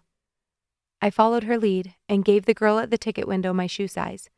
She handed us our skates and stamped our hands, and we walked over to the picnic tables and benches set up along the side of the rink. "A long time no see." Haley ran up and hugged me from behind. As soon as she released me, I sat down and took off my boots, adjusted my socks, and slid my skates on. "Any news on the internship?" she asked. I shook my head. "Still under review." I wiggled my feet in the skate and pulled on the tongue. These weren't the most comfortable things in the world, but also not the worst for rentals. At least they had a toe pick. I was going to be taking it easy anyway. Now that my knee felt mostly normal, I wasn't going to risk injuring myself again. I cautiously glanced up and found Ben and his parents. Corinne looked more fragile than I expected. She was piled high with blankets in her wheelchair. Her head barely peeked out the top. Her hair was short now. It was streaked with gray and barely made it to the base of her neck. I hadn't asked Ben if she had use of her arms, but it seemed like a practical haircut if use of her limbs was limited. Ben had already laced up his skates, and he busied himself making sure his mom was comfortable. He adjusted the blankets so they wouldn't get caught in the wheels, then pulled her hood over her head and checked to ensure she was already wearing her gloves. She said something to him, and he smiled as his dad, gently swatted his shoulder. Seeing the 3 of them like this hit me hard. I'd seen interactions like that in their home, the school gymnasium, St. Ambrose, and the beach a million times. But back then, Corinne was standing. I reached up, wiped my eyes, and then bent over to lace up my skates. Haley's boots were on the ground in front of me. "Are you not skating?" I asked. "No way," Haley muttered. "Have you ever seen me on skates?" I thought about it and realized I hadn't. "How is that possible? Did we not grow up in the same town?" Haley chuckled. "I was good at finding excuses. I was always sick on gym days during the skating unit." I laughed and looped the laces around my ankles, then tied them in a double knot. I didn't even think about the fact that my knee might not like this particular activity. Meg shrugged. "You could always grab one of those PVC pipe skating aids the kids use." "I'm pretty sure I'd pull a Haley and get off the ice before embarrassing myself like that." Haley laughed. "Why didn't you bring your tripod? We could have added that to the video." I flashed her a sidelong glance, then untied and retied the bow on my left skate. This was the last activity I had to distract myself before I had to walk over to the McNeils and announce my presence. "Ready?" Haley grinned trepidatiously. "As ready as I'll ever be," I sighed. Haley and Megs flanked me as we walked over, and it felt good to have company. I still didn't know why Ben wanted to talk, but I doubted we would have a conversation here with all of his parents' friends standing around. Ben smiled at his mom as we approached, and I felt that familiar swoop in my stomach. How had I not been honest with myself earlier? I'd known the second I set eyes on Ben in the ski lodge that the feelings I'd had for him in high school hadn't died like I thought. They'd been lying dormant, and I didn't know what it would take for me to put the idea of him to rest. If I could have admitted that right away, I probably could have saved a lot of this inner turmoil in the first place. "Is that Bobbi Taylor?" Corinne's voice lifted with a slight quiver. She struggled, and her hands inched forward on her armrests. I took that as an invitation to hug her and leaned in. "It's been too long," I whispered, completely overwhelmed with gratitude and nostalgia as I wrapped my arms around her shoulders. Even her thick coat couldn't disguise her slight frame and bony shoulders. Feeling her in my arms magnified the grief I'd felt watching her moments before, and sadness washed over me. I held her a little too long as I tried to gather myself. "How have you been, sweetheart?" she asked, then swallowed with some effort as I pulled back and crouched. Her bright eyes shined up into my face. "Ben told me you finished film school." I forced myself to keep my eyes trained on her and not look up at Ben standing to my right. How much had Ben been talking about me? "Yep. I've applied for an internship in Los Angeles and I'm just waiting to hear back." "Wonderful. Was school a good experience?" I nodded and smiled sincerely. It was everything I could have hoped for. Corinne beamed at me. "Are you still skiing?" This time I couldn't help but lift my eyes and catch Ben's gaze. I wasn't sure if he told her what had happened over the weekend, but I certainly wasn't going to bring it up. "I didn't get many opportunities while I was away in New York, but I'm hoping to get out to St. Ambrose a few more times before I leave town." She lifted 2 fingers and patted my hand that rested on her blankets. "I hope you do. You two used to be unstoppable on those slopes." She looked lovingly up at her son. Ben stepped forward on his skates and put his hands on the chair.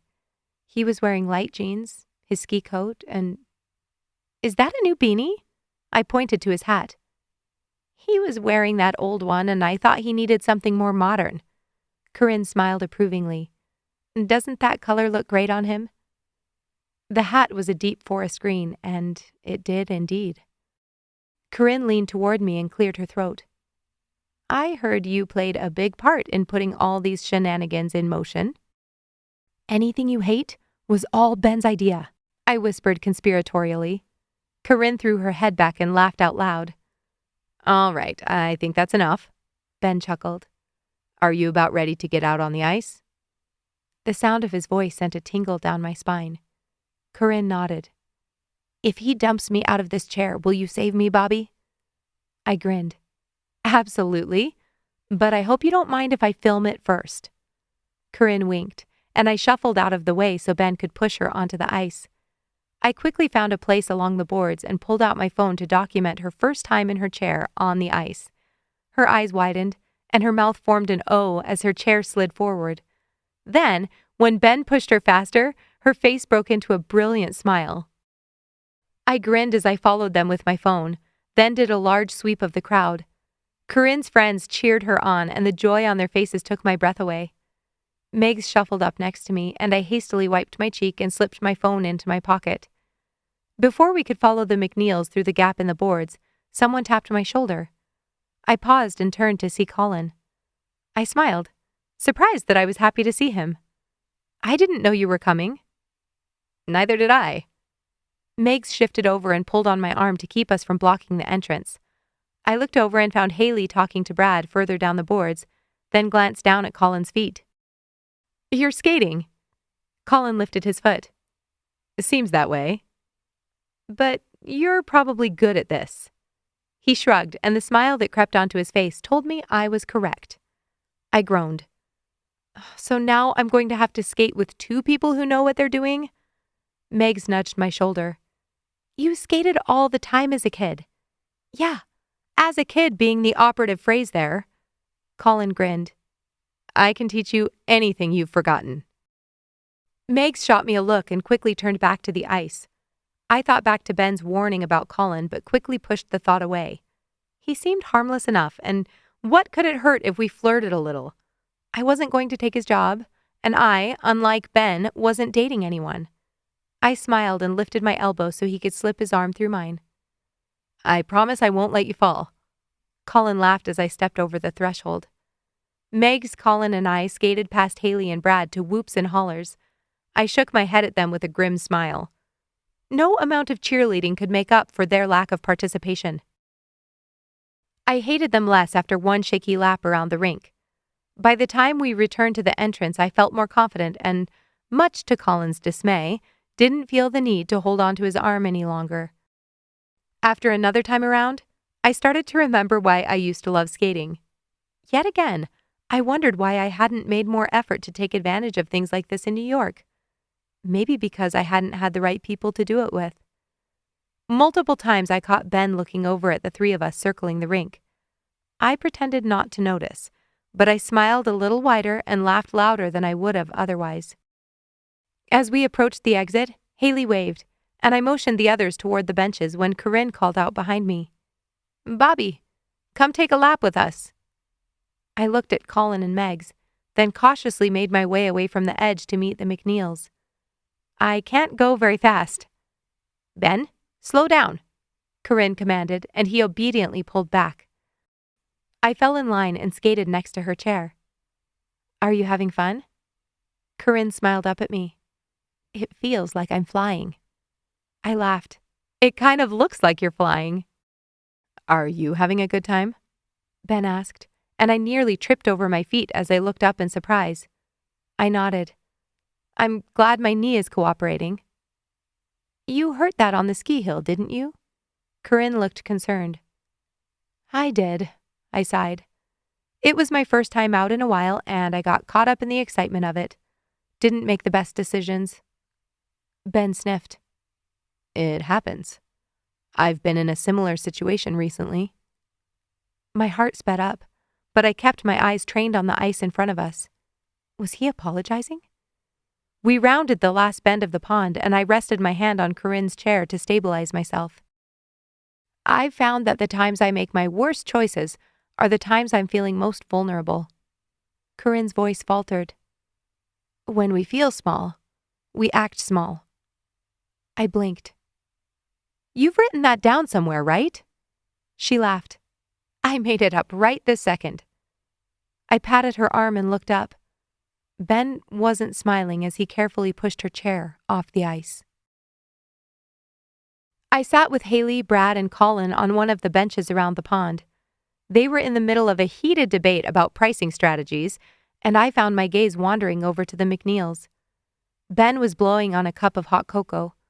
I watched as he slowly lowered it to Corinne's lips and let her take a sip. Warmth spread through me as she looked up and thanked him. Ben had always been kind-hearted. In middle school, I remembered feeling guilty about how I talked with my mom whenever I was at Ben's. He always answered respectfully, even when Corinne gave an answer he wasn't hoping for. Maybe I did know more about who he was now than I'd thought. I followed Megs the rest of the way to meet our friends.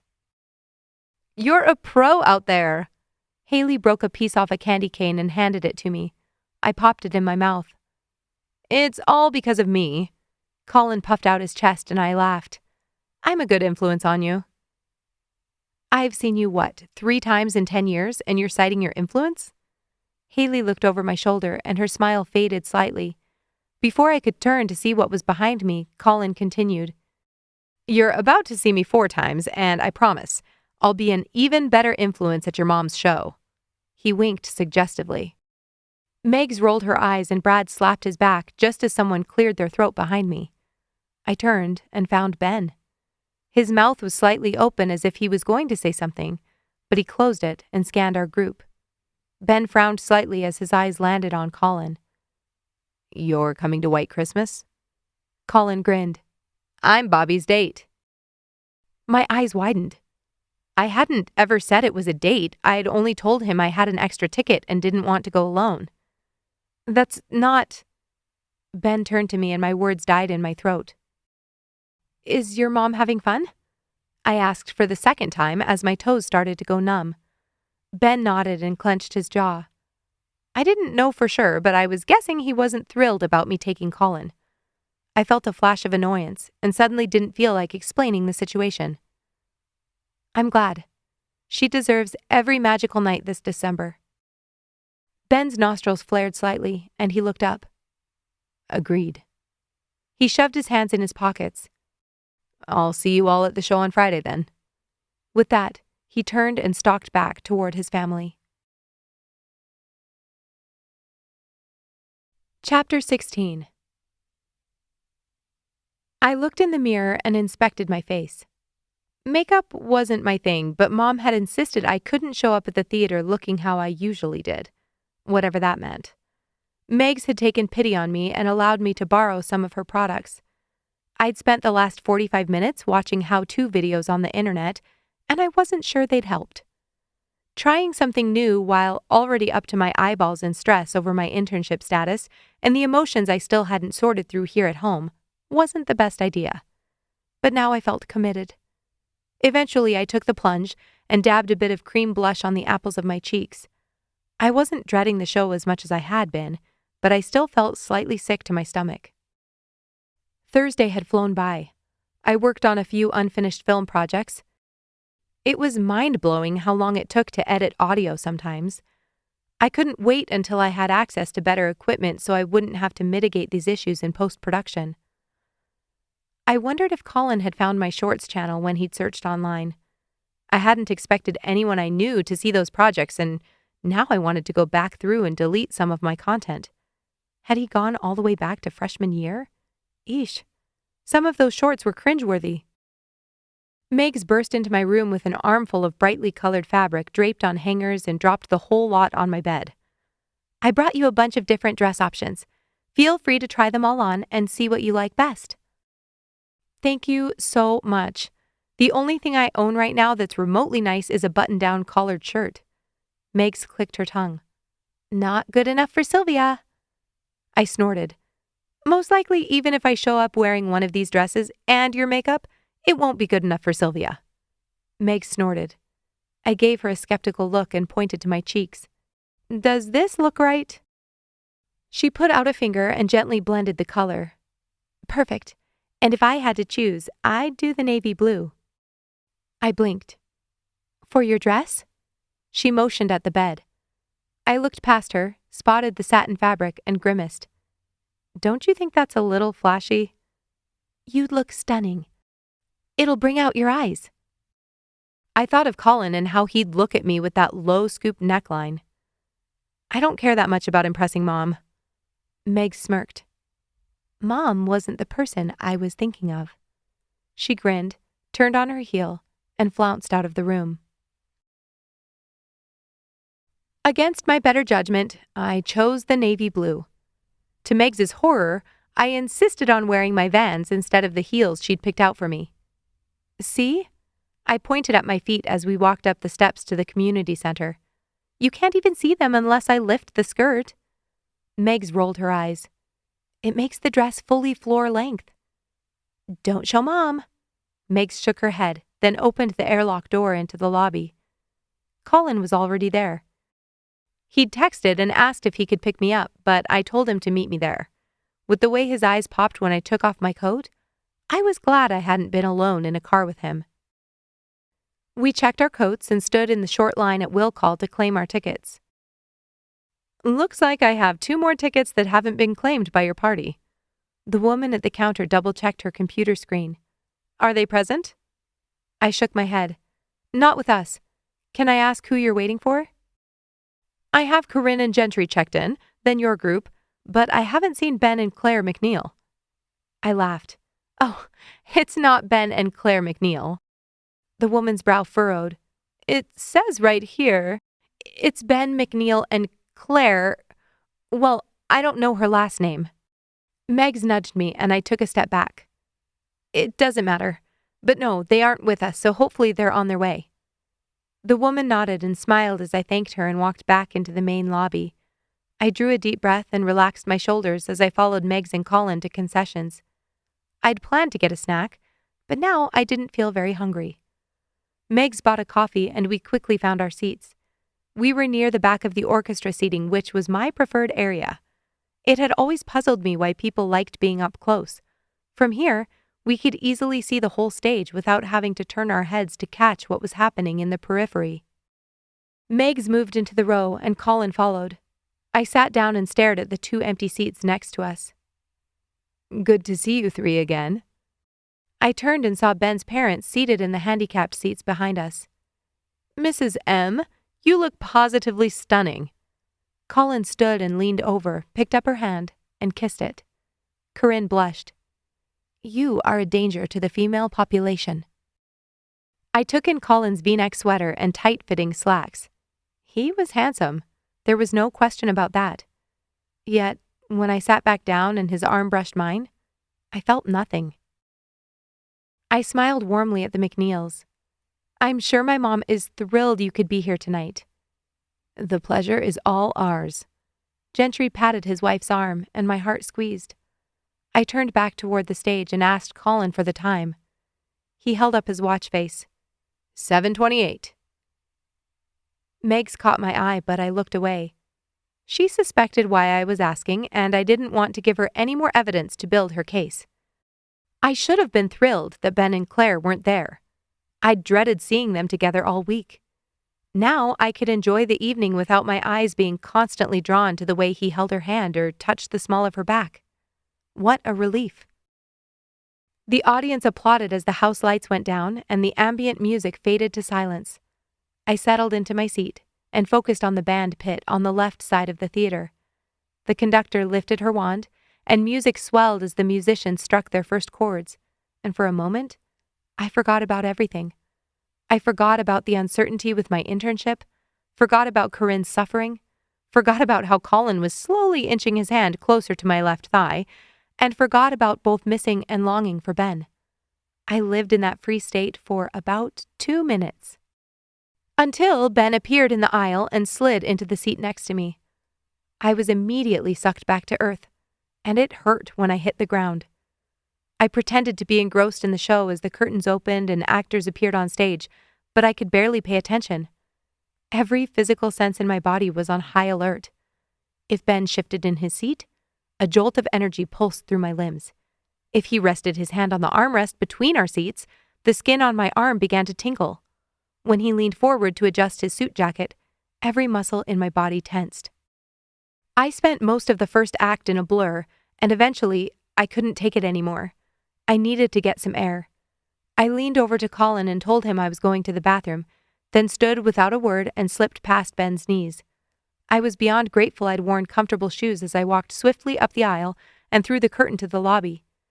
It wasn't until I reached the bathroom door that I realized there hadn't been anyone sitting in the seat next to Ben. I stayed in the stall until people began pouring into the bathroom and then realized the show must have hit intermission. I flushed to maintain appearances and stepped out to wash my hands. I felt better after sitting alone and felt ready to face everyone, until I stepped out into the lobby. There, standing in the concessions line with his parents in front of me, was Ben. He wore a dark suit that hugged his frame perfectly, and somehow looked both casual and completely put together. The collar of his white shirt was partially unbuttoned, and he wore a pair of black leather loafers on his feet. It wasn't until someone bumped my shoulder that I realized I'd stopped in front of the bathroom door. I took a few steps forward and fully planned to avoid the line and scoot back to my seat, but Corinne spotted me.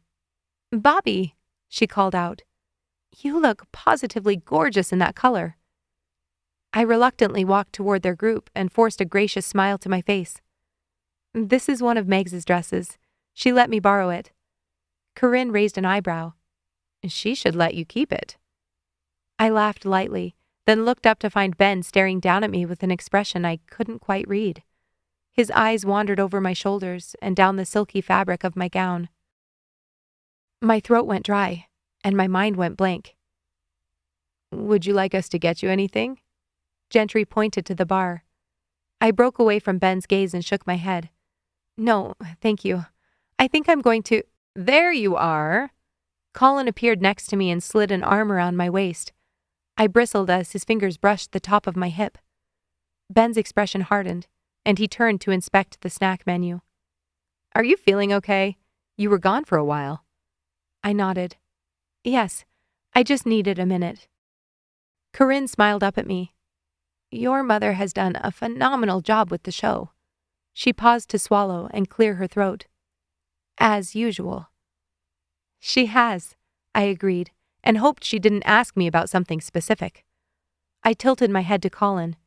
Where's Megs? She went backstage to find your mom. He tightened his grip on my waist and pulled me closer. Oh, that's a great idea. I might try to sneak back and say hi before intermission ends. I tried to extricate myself from Colin's grasp, but before I'd fully made my escape, Colin spoke up. Is Claire not coming tonight? He asked, and Ben drew a breath before turning back toward us. No. Bummer. Colin put a hand in his pocket. It seems like she's not able to get down here very often. Ben nodded slowly. When he didn't offer any more information, Colin filled the silence. Long-distance relationships are the worst. Sorry, man. He gave a sympathetic smile, and Ben frowned as their group moved forward in the line. I smiled again at Corinne. Well, I'm going to... We broke up. Ben looked directly at Colin, and I stopped dead in my tracks. You broke up? I asked. Ben nodded, and as he turned his attention to me, I found it difficult to breathe. My mind whirled with questions, but I didn't get to ask any of them because Colin's hand moved up my back and landed on the sensitive skin between my neck and shoulder. Sorry to hear that, Ben. That's tough. He squeezed and brushed his thumb along the nape of my neck. Ben watched the movement closely, and his mouth twitched when he saw me shiver. See you back in there. Colin walked forward and pushed me gently back toward the theater.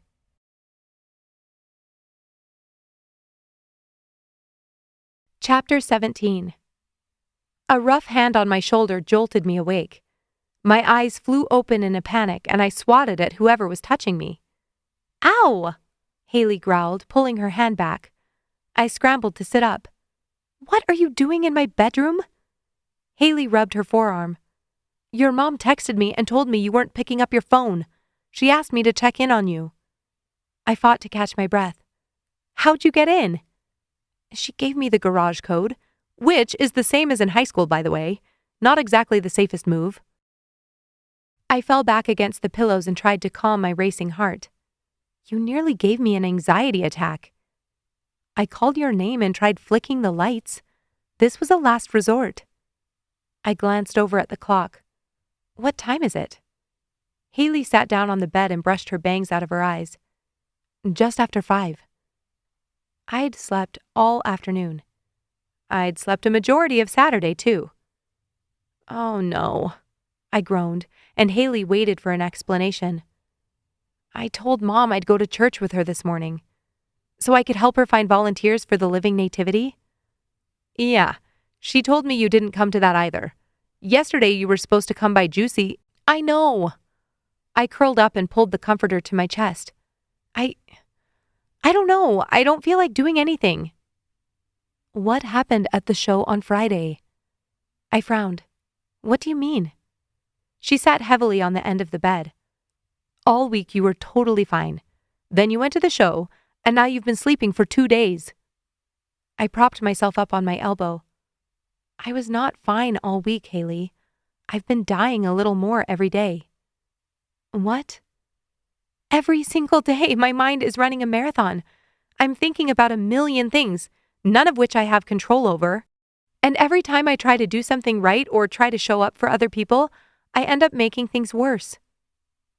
How are you making things worse? Everything with Colin, for one. I invited him to the show and, yeah, I've been meaning to ask you about that. Why did you invite him? Because I didn't want to show up alone and have to hang out with Ben and his beautiful girlfriend, I blurted.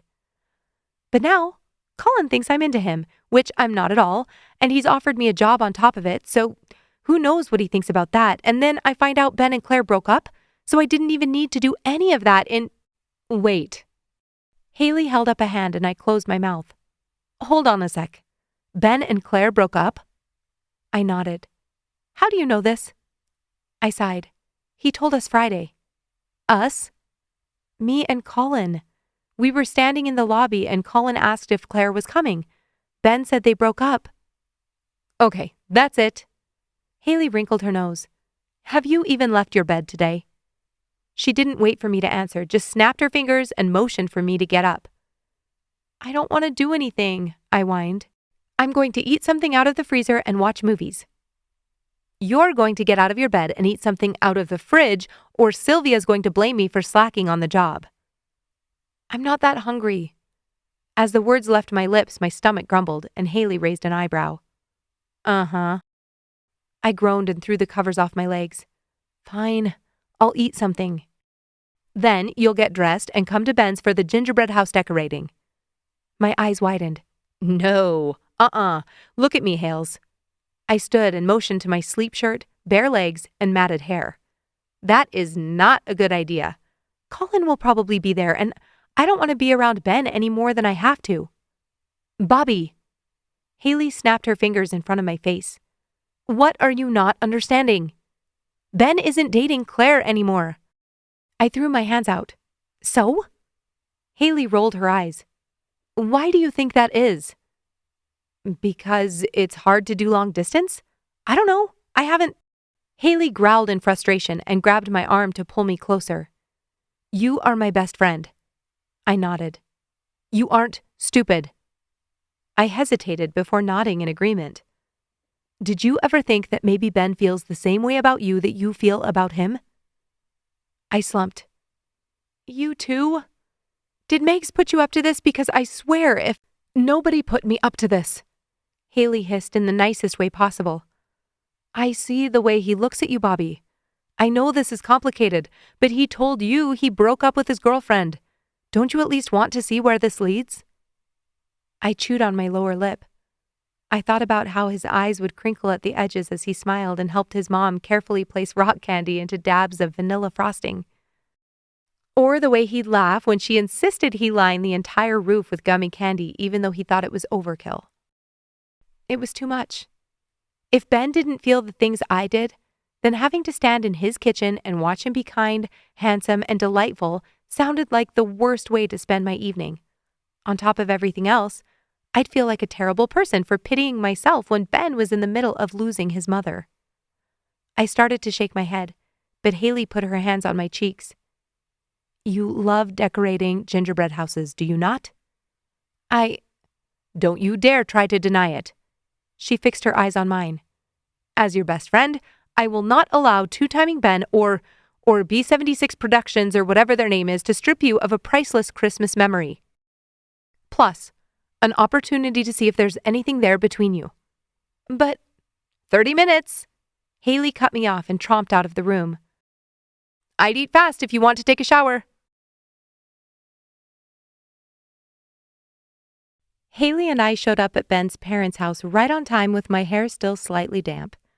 Before we left, I tried multiple times to explain to Haley how this situation was more complicated than me avoiding Ben and Colin or my grief about Corinne. Since I'd been in Sugar Creek, I'd come face to face with a past I thought I'd overcome. It had been so easy to reinvent myself when I'd been in New York, and I'd convinced myself that those feelings of hurt and loneliness were long gone. Haley had listened intently. She'd validated my feelings, even though she couldn't relate since she'd never left home. She'd needed to come to terms with her high school trauma years ago. Then she'd hugged me and told me to get in the car. Mom had gone with Megs to an audition in Burlington this morning, so it was only Haley and me walking up the steps of the McNeil home. It felt wrong visiting them in a different part of town, in a house I knew nothing about. Gentry opened the door before we even had the chance to knock, and the house was already bustling. Christmas music hummed behind happy conversation and bursts of laughter as he took our coats and purses and placed them on the couch in the sunny living room. We followed him into the kitchen where extra tables and chairs had been set up in every available space around the main farm table that held all the decorating supplies. Corinne, look who's here. Gentry's voice lifted above the frivolity. Corinne was sitting in her chair smack dab in the middle of the action. She slowly turned her head and flashed us a winning smile. She nodded toward the island. Grab a kit and come join us.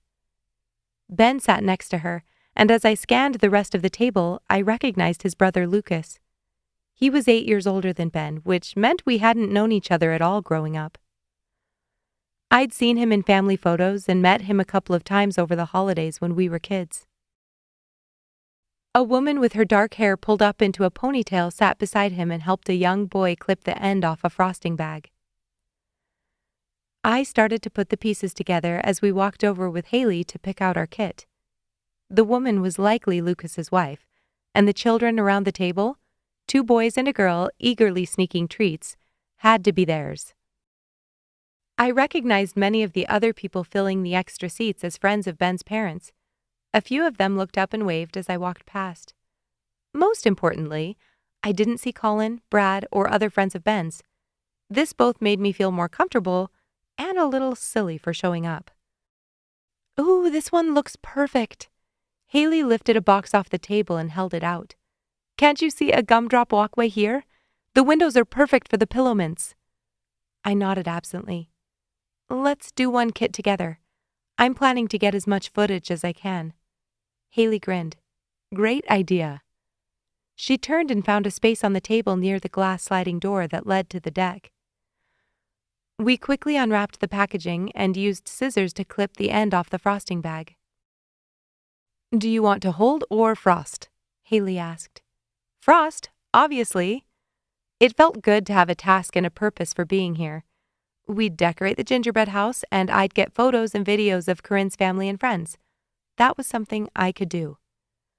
I clipped the end off our frosting bag, and we giggled as Haley attempted to hold the gingerbread walls upright in the thin plastic footprint. "You made it." Ben's voice sounded behind us, and Haley dropped one of the walls. "We did." She pursed her lips and picked it back up, then concentrated as I liberally coated the edge in frosting. I could feel Ben's eyes on me, and my heart sped up. When I was sure our construction attempt would hold, I straightened, turned my head, and plastered a smile on my face. "Looks like Lucas got in safely." Lucas heard his name and nodded in our direction. He held both hands tightly to the roof of his gingerbread house as he waited for the frosting to glue the pieces in place. He was a few steps ahead of us. "They got in last night." Ben shoved his hands in his pockets and smiled as his niece popped another jujube in her mouth. Haley craned her neck to look over his shoulder without losing her grip. "It seems like your mom is in heaven." Ben turned. "She really is. I worried she'd be too tired after everything else we've done this week, but so far, she seems to be doing better today." My stomach dropped. Was she not doing well yesterday? Ben smiled grimly. "She has regular headaches, and yesterday it was bad enough that she slept most of the afternoon." "I'm sorry." Ben exhaled slowly, and his eyes held a sadness I hadn't noticed the other night at the show. Though I probably hadn't been looking. I glanced away before my cheeks could turn fully pink and picked up my tripod. "I'm going to set this up and get some video." I skirted around Ben and found a spot on the island where I could shoot from. The light in the kitchen was perfect. It was cloudy outside, which gave the room an even, muted glow. I clipped my phone in, swiveled the camera, and found my focal points. I dropped into creative mode and immediately felt more centered as I analyzed the spacing and played with color composition. "Uncle Ben, are you going to get married?" The little girl I'd observed earlier licked her sticky fingers and looked up at Ben and Haley. Lucas laughed out loud. "That's a great question, Lulu. When is Uncle Ben going to get married?" Ben laughed and crouched down to Lulu's level. I pretended to focus on the camera as I strained to hear his response. "Do you think I should get married?" Ben grinned and booped her lightly on the nose. Lulu nodded. "Uncle Ben's still growing up," Lucas teased, and Ben shook his head. Lulu looked confused. "How old are you?" Ben smiled. "I'm 21. "He's grown up, Daddy," Lulu announced, and the whole room burst out in laughter. I pressed record. "I'll get married when I find the right girl." Lulu's eyes narrowed and she tipped her head to look at Haley. "Do you have a girlfriend?" Ben chuckled. "Not right now." My heart stopped, and for a moment I forgot to breathe. I glanced up and Haley shot me a look. I ignored the message behind it. How in the world was I supposed to gauge Ben's interest in a room full of his family? I knew she was only trying to solve one of my many problems, but I wasn't in the mood for telepathic suggestions at the moment. But why don't you have a girlfriend? Lulu continued her line of questioning. Lulu. Lucas started to cut in, but Ben smiled and waved him off. I'm busy with work, and I want to spend as much time as possible with you while you're here. He reached out and wrapped his large hands around her sides, then stood up and threw her into the air. Lulu shrieked with delight and giggled as Ben turned her in a circle. I tilted the camera and watched Ben's strong arms twirling his niece around the room through the HDR digital display.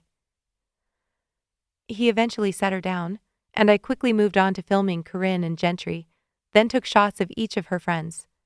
As I unclipped my phone and lowered the tripod, Haley motioned for me to return to our decorating station. I was about to slip my phone back into my pocket when a text message came through from Becca. I frowned. They should be on a plane headed back to New York by now. Curious, I paused at the edge of the island and opened it. My application is accepted. I'm going to LA. You? Accepted. She had to be talking about the internship.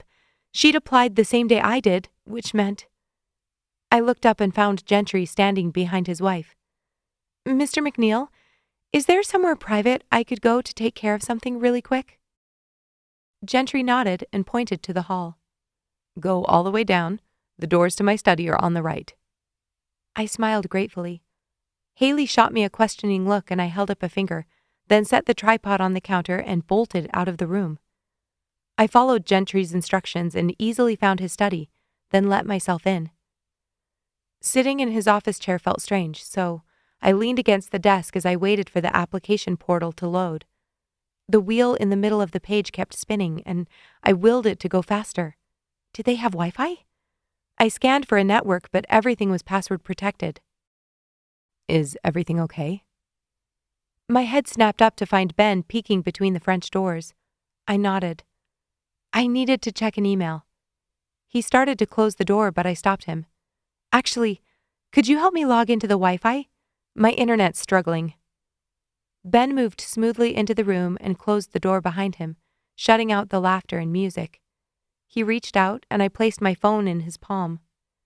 The peace and quiet felt startling as I watched him type in the password. Ben's jaw tightened. I think you got a message from Colin. I didn't mean to open it. I was pressing go and It's fine. My cheeks flushed as I took the phone back. The network connected and I checked Colin's text. Hey, I've been thinking about you. I groaned internally and swiped it away. Great. I'd be reading the rest of that later. Ben still stood next to me, and I didn't want him thinking that was what I'd slipped away to respond to. I swiped back to the application portal and reloaded the page. Are you and Colin together? Ben's voice was low, and with his question, it felt like all the air had been sucked from the room. I paused mid-login, but didn't look up. No. Ben scoffed. Are you sure he knows that? I pressed submit on the webpage and looked up. My eyes flashed. What are you saying? You think I'm leading him on? Ben blinked. I saw the way he was with you at the theater. It seemed like there was something between you. That's all I was saying. My nostrils flared, and I fully intended to let him know what I thought about his assessment of my ability to handle my relationships. But bright red text on the screen of my phone caught my eye. Rejected. I read it again, then searched the page, hoping there had been some kind of mistake. Application status: rejected. My hands started to tingle and blood rushed in my ears. I'm sorry. Ben shifted on his feet. I wasn't trying to... Can you be quiet, please? I squeaked. I couldn't process what he was saying, and his presence made it impossible to think. Bobbi, are you... Please, Ben, just... My throat closed, and I started to shake as a tear leaked onto my cheek. I hastily wiped it away. Really? I'd waited for weeks for this, and all I got was one awful word? Rejected? My application for the internship with B25 had been rejected. I didn't get it. All this time, I'd been so sure, so positive they'd take me. They'd taken Becca, and not me? My mind began peeling back layer after layer of this news, and my stomach started to twist. I needed to get out of here. I kept my head down and tried to walk past Ben to the door, but he put out a hand. Why wouldn't he let me go? My heart pounded as I tried to figure out what to do. I was barely holding back a flood of tears, and I couldn't break down in front of Ben. I sucked in a breath and lifted my head to speak. But as soon as I met his eyes and saw the concern on his face, I was undone. Tears spilled freely onto my cheeks, and he pulled me to his chest. I wrapped my arms around his waist and let him hold me. I sobbed into his shoulder as his hands pressed tightly against my back. My legs lost their strength, but Ben's grip didn't loosen. Inside, I was free falling, but he stood like a solid pillar and kept me upright. Every emotion I'd been holding so tightly poured out of me, and each time I thought I might be able to gather myself, another wave washed over me and I sunk deeper. Ben didn't speak. He didn't ask questions. He simply held me while I broke. He held me as my breath came in short, uneven gasps. He held me as my tears soaked his shirt. He held me until my body finally relaxed. And even when I could stand on my own 2 feet, he didn't let me go. His arms loosened, and he ran a hand over my back in slow circles. I closed my eyes and forced myself to take deep breaths as my face stayed pressed against the soft cotton of his shirt. I didn't get the internship. Saying it out loud flooded my body with another round of disappointment and grief, but I continued to focus on my breath. Ben's chin nodded against the top of my head. "I'm sorry," he whispered. I felt his chest rise and fall against mine, and heard his heart beating behind his ribs. I didn't want to lift my head. I wanted to stay right here and forget I'd ever seen my status update, to forget how much I wanted that internship. But it wasn't Ben's job to deal with this. He had more important things to think about, including his family event in the other room. I slowly pulled back, and Ben reached out to his dad's desk. I looked up, and he held something out to me. "See? I'm good at getting tissues." I thought back to my ski pass, and a laugh burst out of me. I took the tissue from him and blew my nose. "Thank you."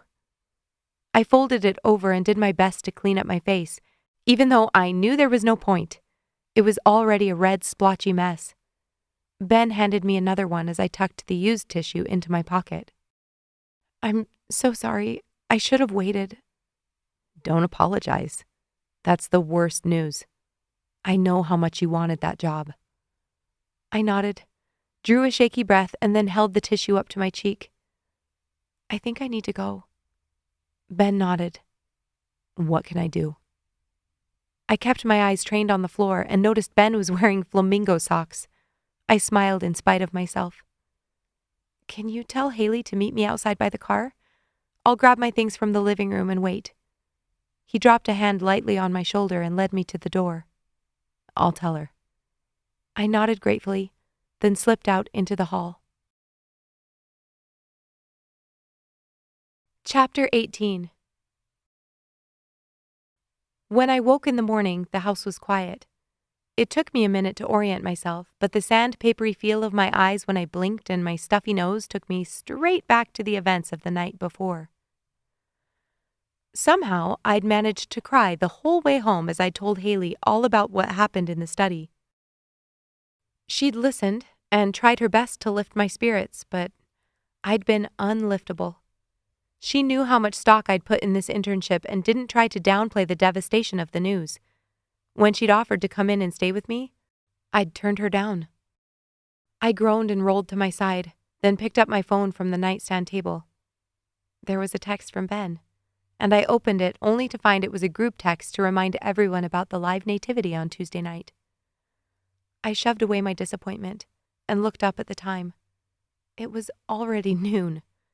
Mom was meeting friends for Sunday brunch, and Megs had a double show today on the train, which meant there was nobody to tell me I'd feel better if I ate something or that I should get up and take a shower. I turned off my phone and set it back on the table, then closed my eyes and snuggled back under the comforter. I wasn't going to eat or shower, and I most definitely wasn't in the mood to talk about Christmas surprises. I curled into myself, wrapped my arms around my legs, then breathed deeply and closed my eyes. Sleep was good. Sleep I could do. My phone buzzed as I lay in bed between sleep and waking. The clouds had rolled in quickly after Haley had dropped me off the night before, and from the looks of the sky outside the window, the sun still hadn't broken through. It was probably going to snow today if it hadn't started already. I yawned and reached for my phone. Haley may have successfully forced me out of the house yesterday, but now I had an utterly justifiable excuse to drop into hermit mode. I swiped open the screen and saw two things at once. It was only 7:30 in the morning, and I had texts from both Ben and Haley. I checked Ben's first. Checking in. You doing okay? I looked at the greeting twice. Had Ben McNeil used punctuation in a text message? My thumbs paused over the keyboard. How was I supposed to respond to this? I could say yes, but he'd know it wasn't true. I could say no, but then he'd probably think he needed to do something, and I didn't want to worry him. I decided on something in the middle. Thank you for your kindness the other night. I'll be okay. She'd added a section on how B92 was the worst, along with a few other colorful adjectives, and forcefully expressed that they didn't deserve me anyway.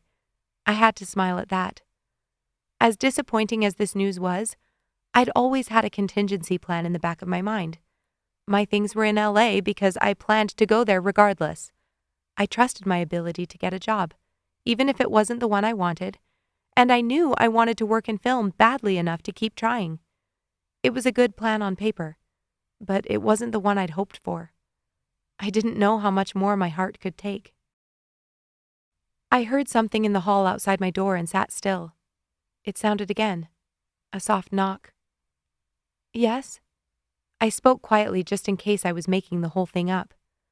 My door handle turned, and Mom walked in wrapped in her gray cotton bathrobe. Good morning, sweetie. Is it? I mumbled, and the corner of her mouth lifted. She sat down and started rubbing my back. I'm glad you're up. I was beginning to think you'd dropped into a coma. I sighed. That sounds nice. Mom's smile grew with that comment. Glad to see you still have your sense of humor. I sat up and brushed the hair out of my face. I'm sorry I didn't talk to you in person. Mom waved me off. You don't need to apologize, I understand. How was Megs's audition? Mom sighed. It went well. But it's still not a sustainable job. It's so sporadic. That's kind of how acting goes. Mom nodded. I know. I wish she'd be willing to try something that wouldn't require a job search every few months. Yeah. Neither of us has been good about taking your advice. Mom chuckled. Well, you do have a degree now. That's something. I folded my arms around my knees. I came here to see if you wanted to help me with something. Mom clasped her hands in her lap. What is it? Well, Mom hesitated. Last night, Corinne had an incident. My chest tightened. What do you mean? She's all right, but she's in the hospital for observation. They think she'll be able to go home tonight. I nodded. That was good news, wasn't it? Do they need dinner or something? Help at the house? Mom shook her head. Gentry and the boys have everything covered, but Ben was supposed to be helping Frank with the set for the live nativity. Frank's still busy with work, same project that kept him from finishing our set, and now Ben doesn't have time to go over and work on it. She turned to look at me. They were going to call it off. They can't do that. Corinne loves live nativities. Ben was so excited about it. I know. That's what I said. Haley has the costumes and I've got the actors. I sat up. How much did Frank get done? Could you and I finish putting it together? Mom's eyes sparkled. Get dressed. Let's get over there and see what we're working with. After Mom left the room, I rolled out of bed and pulled on a pair of sweatpants and a long-sleeved loose t-shirt. I found a scrunchie on my dresser and pulled my hair up into a messy bun, then walked to the bathroom to wash my face. I ate a quick bowl of cereal, brushed my teeth, and got into the car with Mom. The roads were already cleared, and it didn't take us long to drive through town. It was 8:25 when we rolled into Frank's driveway. Tiny dots of snow floated in the air as I got out of the car and walked toward the outbuilding. Frank had left the side door open, and we walked in and flicked on the lights. In the middle of the floor, resting on 3 wooden horses, was a large rectangular cutout. It looked like a 3-sided picture frame, thick on the top and thinner on the sides. That's the front of the stable, I think. Mom ran her hands along the smooth wood. Still needs some detail work. I glanced over and saw a pile of 2x4s stacked neatly with a piece of paper sitting on top. I walked over and saw the words, Live Nativity, scrawled in Frank's messy handwriting. Looks like these are for the supports. Mom spotted the jigsaw plugged into an extension cord sitting on the workbench. I walked over to the frame and tried to conjure images of the simple stable we'd had as kids. I remembered it gave the impression of a pitched roof with a star in the center. Did it need to be more extravagant than that? Are you okay with me sketching this out? I asked, and Mom nodded. She tossed me a carpenter's pencil, and I searched a few Star of Bethlehem images on my phone. When I found one I liked, I used the measuring tape to mark the middle point of the frame and started sketching. I drew the star and then moved on to the angled roof as Mom organized the struts. I sketched the edges, so the roof protruded over the sides to make it easily recognizable from a distance. Twice I had to pause and use Frank's utility knife to sharpen the pencil, but eventually I had a finished sketch. I stepped back and put my hands on my hips. Does this work? Mom walked over to take a look. Perfect. It's been a long time since I've used a jigsaw. I thought back to when I'd helped Mom cut out set pieces in high school. I'm sure you'll be able to figure it out. At 2:30, we finally decided we'd done all we could do. My stomach was grumbling, even though I'd eaten 2 granola bars I'd found in my purse, and my arms ached from first holding the jigsaw and then helping Mom feed the 2x4s through the table saw. Thankfully, Mom knew how to build the supports, and all I had to do was help her hold the pieces while she screwed them in. We hadn't attached them to the decorative front, but Mom thought that would be easier to do on-site so the pieces could be transported. I stepped back to look at our work. I think we earned ourselves a waffle at Joe's. And a large hot cocoa. I brushed the sawdust from my shirt and put the safety glasses back on the table where I'd found them. Mom had just grabbed the broom and was walking to sweep up the mess we'd made near the table saw when the side door to the building opened. I spun around and froze. Ben stood in the doorway, still in his ski pants. Mom looked between the two of us, then put her head down and started sweeping. Hey. Ben stepped in and shut the door. What are you doing here? Mom heard Frank needed help making the set for the nativity. I picked up as many tools as possible and began putting them back in their places. Ben walked forward and took in the wooden cutout. You two did all of this? I nodded as I wound up the cord of the jigsaw. Frank had the frame cut. But you did all this. Ben repeated himself and pointed at the star. Bobbi drew that, Mom interjected. Ben looked straight at me. You cut it out? Why are you acting so surprised? We've built plenty of things out of wood over the course of my life. My lower back complained as I leaned down to stack the leftover pieces of wood. Bobbi, can you stop for a second? When I continued stacking, Ben walked over and started working with me. Eventually, all the pieces were stacked, and I immediately walked over to grab the dustpan to help Mom scoop up her pile of wood shavings. Ben intercepted my path and planted himself in front of me. I need to talk to you. The scrape of the broom stopped, and I looked over to see Mom set the broom against the wall. "I'm going to see if—" She mumbled something unintelligible and beelined for the door. "Mom!" She swung the door wide and slammed it behind her before I could ask her to wait.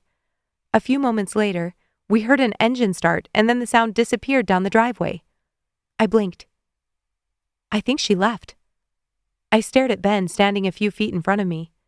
Had my mom left me here? With no ride home besides— "I texted you back." Ben's face was serious. He folded his arms over his chest and there was sawdust stuck to his sleeve. "I've been a little busy." "Thank you for taking the time to do this." His chest rose and fell in a quick rhythm, and my heart began to race.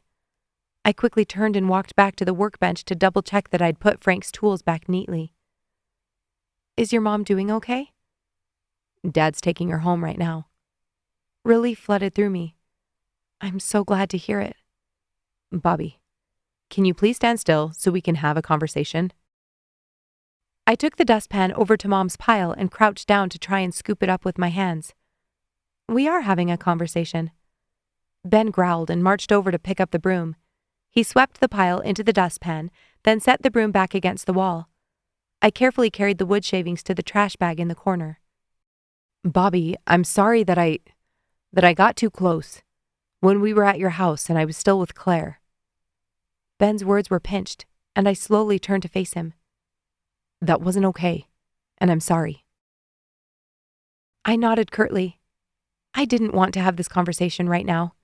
I'd barely started feeling slightly functional this morning, and now he wanted to unpack whatever this was between us. Maybe the engine we'd heard was someone else. I picked up my coat off the workbench and headed toward the door. "You're leaving?" The tone of his voice struck something within me, and I froze as an explosion of everything I'd thought and felt since seeing Ben in the lodge that night flooded through my being. All the frustration and longing I'd felt when he'd left, the hurt and confusion as I tried to deconstruct our relationship, the shock of seeing him again, of seeing him with someone else, the ache in my soul for Corinne and the anger that I'd found out from anyone other than him. My hands started to shake, and I continued forward with more purpose. If I started crying again, I didn't know when I'd stop. My hand hit the door handle when I heard his voice behind me. "You're my best friend." My nostrils flared, and I whirled on him. "Really, Ben? Your best friend? You haven't talked to me in 8 years, and you think you still get to assign me that title?" The flare of anger within me temporarily kept my tears at bay. My breath came in quick bursts as my eyes flashed. "Thank you for your apology. You're right. That was a jerk move." I knew I should turn and walk out the door. The anger that broiled and churned within me wasn't all because of him, not even close. But now that I'd started talking, I couldn't seem to stop. "You broke my heart, Ben." The words tumbled out of me, and the power and freedom that came from setting them free was intoxicating. "I know we were young, but I loved you. When you left—" I choked on my words and swallowed hard. "I spent years thinking about you, wishing you were still here. I struggled to make friends and fill this massive hole in my life." I sucked in a shaky breath. "Then I see you here after all that time, and all those feelings came crashing down on me. It was unfair of you to use that against me." Ben stood completely still and took in every word. We stood in silence as my body trembled. "I thought about you too," he started, but I shook my head. "It doesn't even matter. That was forever ago, and I hate that I'm even worked up about this. I wanted to do something to help your mom. I'm heartbroken over what you and your family are going through, and—" I heaved a breath. "And I'm so caught up in my own problems that I can't even fully be here, you know? All my plans have gone down the tube, and I have no idea what I'll do once I get to LA. I squeezed my hands into fists. I hate that I'm thinking about that. I hate that I'm here with my family and friends before Christmas, and all I'm thinking about is myself." I turned and reached again for the door handle and yanked it open. There was a skiff of snow on the driveway, and the flakes were coming down more intently now. I realized as soon as I stepped outside that I had dropped my coat on the floor of the outbuilding, but there was no way I was going to get it now. I stalked out onto the driveway and found it empty besides Ben's truck. She'd actually left. My mom had left me here, with no ride home. Bobbi! Ben called behind me, but I ignored him and jogged toward the street. I heard his boots stomping on the pavement behind me, and within seconds, he grabbed my arm and pulled me to a stop. You are maddeningly stubborn. You know that? Ben shouted the words so loudly that his voice echoed off the garage door. I stared at him in shock as he continued. After that night at your house, I did some serious thinking. Seeing you at St. Ambrose brought up a lot for me too. Just let me finish. He held up a hand when he saw I was about to interject. I snapped my mouth closed but wriggled my arm out of his grip. He took a step closer, and I held my ground. Claire and I had a long talk, and then I drove up to see her the night of the show. I flashed back to that night. How he'd come in late, without her. We'd only been dating for a few months, and we both knew it was a long shot from the beginning. We lived an hour away from each other, and we didn't have much in common, but Claire had started school in a new place, and my mom was dying. He took another step. We were both dealing with a lot. It felt good not to be alone. Ben stood inches in front of me, and my breathing quickened. That night, when we went to Joe's, Ben shook his head. I know I messed up. I hadn't talked to Claire yet, and I shouldn't have stayed at your house so late. But it was hard to want to leave. My skin flushed, and everything Megs and Haley had said began racing through my mind. Ben, I don't understand. Please, he whispered, and squeezed his eyes closed. You have no idea how hard it is for me to put this into words. I exhaled and wrapped my arms around myself to stop my shivering. Ben opened his eyes and drew a breath. I didn't want to go, because being with you again felt like hope, for the first time since I heard about Mom's diagnosis. Sitting on that lift with you took me back to the happiest moments of my growing up. He clenched his jaw. You're not the only one who had lonely high school years, Bobbi, and I'm sorry I didn't know how to communicate. I'm still not very good at it. At least you have a phone now. I looked up at him sincerely, and his lips twitched. I'm serious. I'm not being sarcastic. He looked down and noticed my teeth were chattering. Cautiously, he reached out and wrapped his arms around my shoulders and pulled me close with his eyes still locked on mine. I broke up with Claire, not because of you, but because the second I was around you again, a piece of myself resurfaced. I can't. Can't what? His arms tensed, and an expression I couldn't read crossed his face. Bobbi, I'm going to ask you something, and I need you to be honest with me. I nodded, concerned. Are you with Colin? I didn't know whether to smack him or laugh out loud. I settled for an indignant look. I already told you I wasn't. Before I could finish the sentence, Ben's lips were on mine. I gasped in surprise, but as heat ignited through my body, I melted against him. He wasn't tentative or hesitant. He kissed me like he'd been drowning and had finally found fresh air. Every nerve in my body ignited, and I couldn't keep my hands from roving up his neck and running over his stubbly jaw. What was happening? I was kissing Ben McNeil. A very single Ben McNeil was kissing me. This felt nothing like the way it had before high school. Ben had been hesitant when he kissed me back then, like he was worried he'd do something wrong. This Ben was strong and confident. Every ragged breath and desperate pull of his lips told me this Ben knew what he wanted, and he wasn't afraid to take it. I'm sorry I yelled at you. I gulped in a breath and twisted my fingers in his hair. I deserved it. Ben's voice was throaty as he hungrily took my mouth in his. Even though Ben was pressed against me, I couldn't get close enough. The cold seemed to disappear as I ran my hands over his shoulders and felt the contours of his chest, then counted each rib until I found his waist. Ben's icy fingers slipped under my shirt and pressed against the skin of my lower back. I gasped, and a smile broke out across Ben's face. I pressed up onto my tiptoes and stole another kiss, then shoved my hands under the front of his shirt and pressed them against the lean muscles of his stomach. His sharp intake of breath sent a jolt through my body as warmth spread through my fingertips.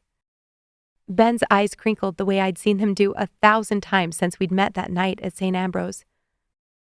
My stomach swooped out from under me as he lowered his head with tantalizing restraint and gently kissed the corner of my mouth. "I've missed you." He breathed the words against my lips. "I've missed you forever." I exhaled slowly and let his words sink in.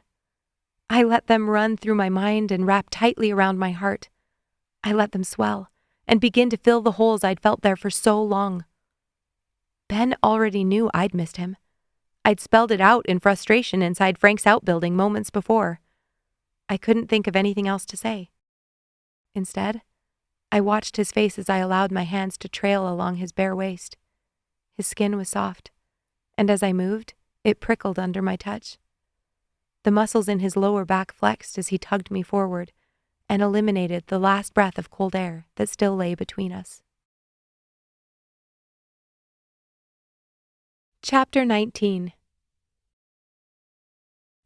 I woke the following day to the smell of eggs and bacon. Mom didn't have another show until Friday night, which meant she was back on a domestic kick.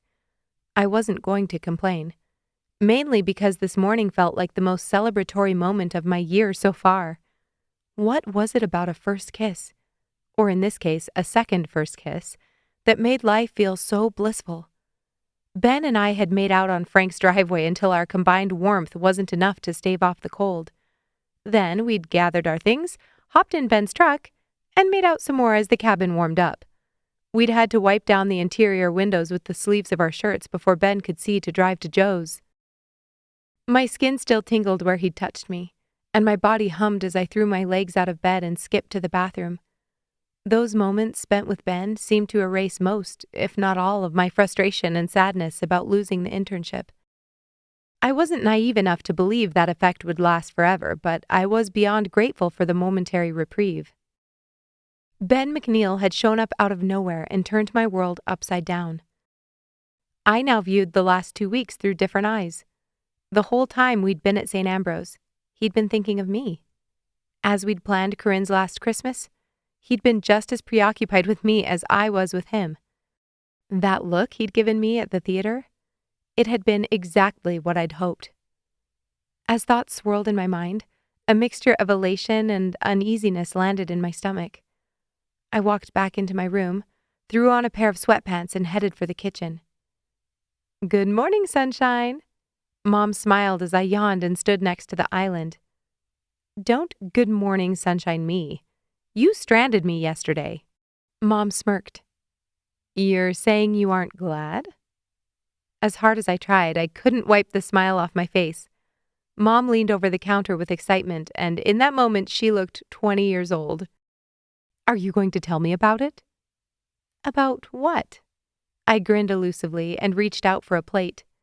Mom rolled her eyes and dished me up some scrambled eggs and a slice of bacon. "How does it feel, by the way?" I asked as I walked to the table. "Having your first weekend of shows be a massive success?" Mom smiled, turned off the burner on the stove, and brought the rest of the food to the table. "We already knew it was going to be a success. I want to talk about what happened last night." "I'm not sure what you're referring to." Mom smacked my hand as I reached for another piece of bacon. "Remember that this delicious breakfast comes at a price." Her eyes were hawk-like as she watched me. "Ben and I had an early dinner at Joe's. You didn't come home until 11 o'clock. My brow furrowed. "I thought you were sleeping." She ignored my comment and waited for more details. "After Joe's, we went back to Ben's house to check on Corinne." Mom's face softened. "Is she doing okay?" "As well as can be expected. She was exhausted." Mom nodded. "And then there was kissing?" "Oh, there was kissing way before we even went to Joe's." I grinned and blatantly reached for more bacon. Mom clapped her hands excitedly. "Oh, I knew it. I just knew something would happen when I saw you two together. So what now?" "What do you mean, what now?" I took a bite of egg. "I mean, what will you and Ben do now?" I shook my head. "Do you think he and I have been texting all night about our plans for the future? Do you even know Ben?" Mom gave me her don't be a smart aleck look. I only meant what were you thinking about the future? I sighed. Mom, I have no idea. This is brand new, but you had to be thinking about something. First, things changed with your plans in LA, and we've had such a wonderful time together already, and now, Mom, are you hinting at the fact that you think I should stay in Sugar Creek? Because you've made that abundantly clear. Mom held up her hands in defense. I'm not trying to tell you what to do. I only wondered if you'd thought about it, especially with that job offer. Doubt that's on the table, I muttered. What do you mean? Nothing, Mom. Can we please not do this right now? She hadn't been kidding. This bacon really did come at a price. I'm sorry, she deflated. I'm excited for you, that's all. You and Ben make an excellent team. You always have. Well, thank you. I took a bite of bacon. I'll keep you apprised of any changes in my living situation. Mom nodded approvingly, and as soon as I finished my breakfast, I cleared my dishes and escaped to my room. I pulled out my phone hoping to find a message from Ben and was happily rewarded. I gleefully swiped to open his text. Good morning.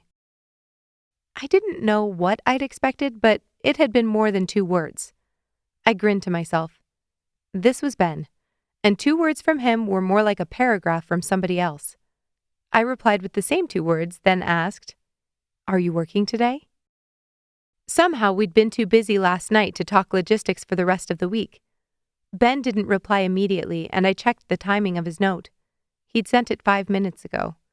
That meant he was either working and had a break, or he wasn't on the mountain today.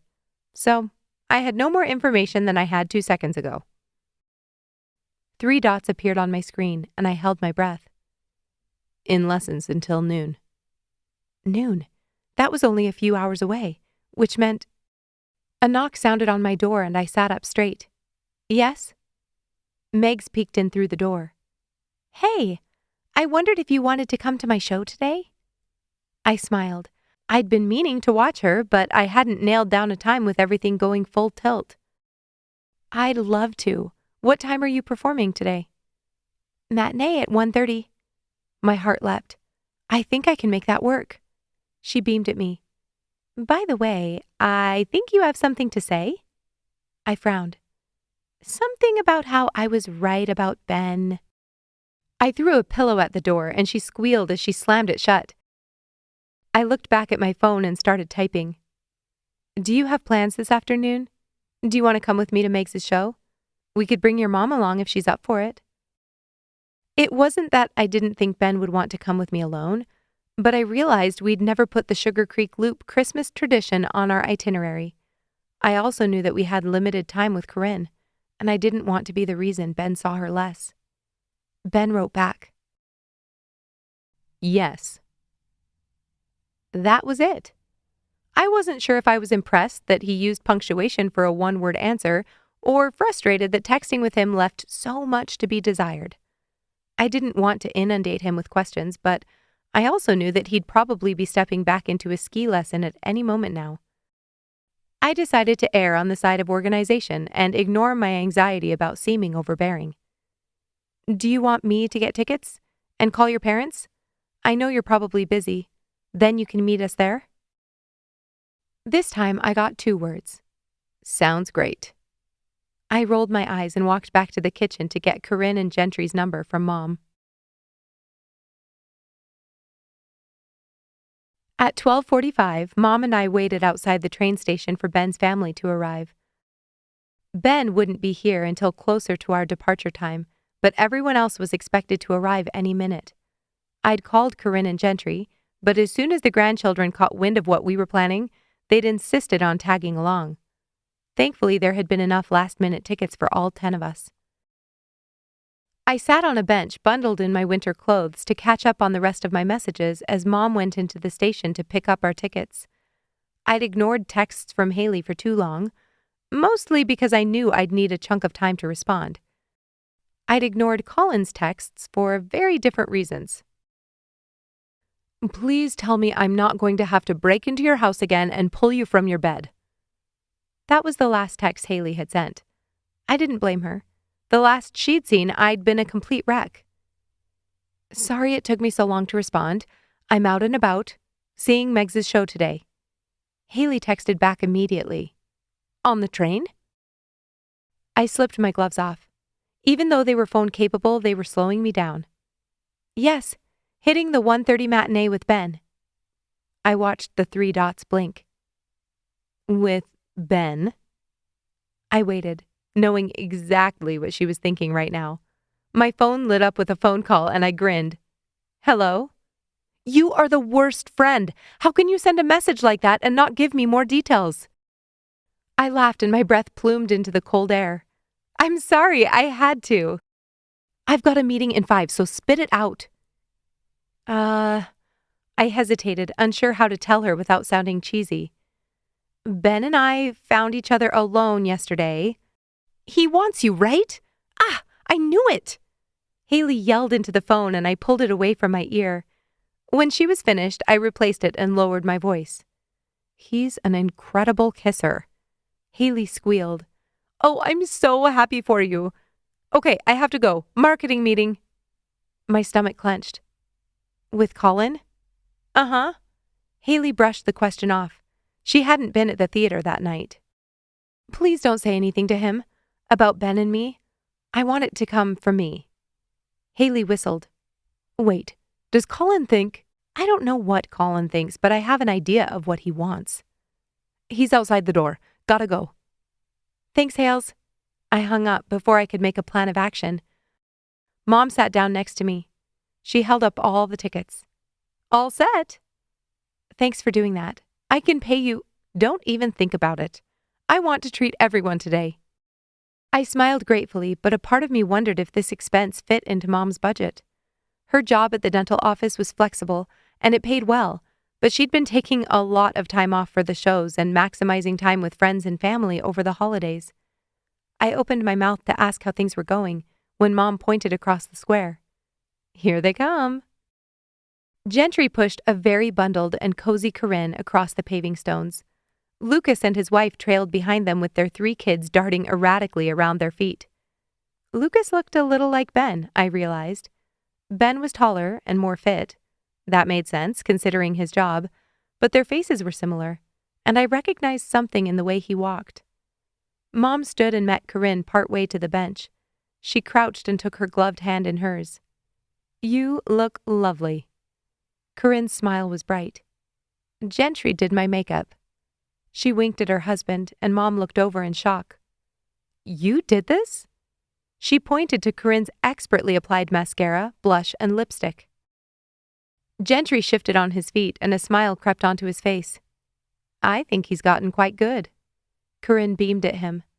Mom stood and put a hand on her hip. I might have to hire you to work on the shows.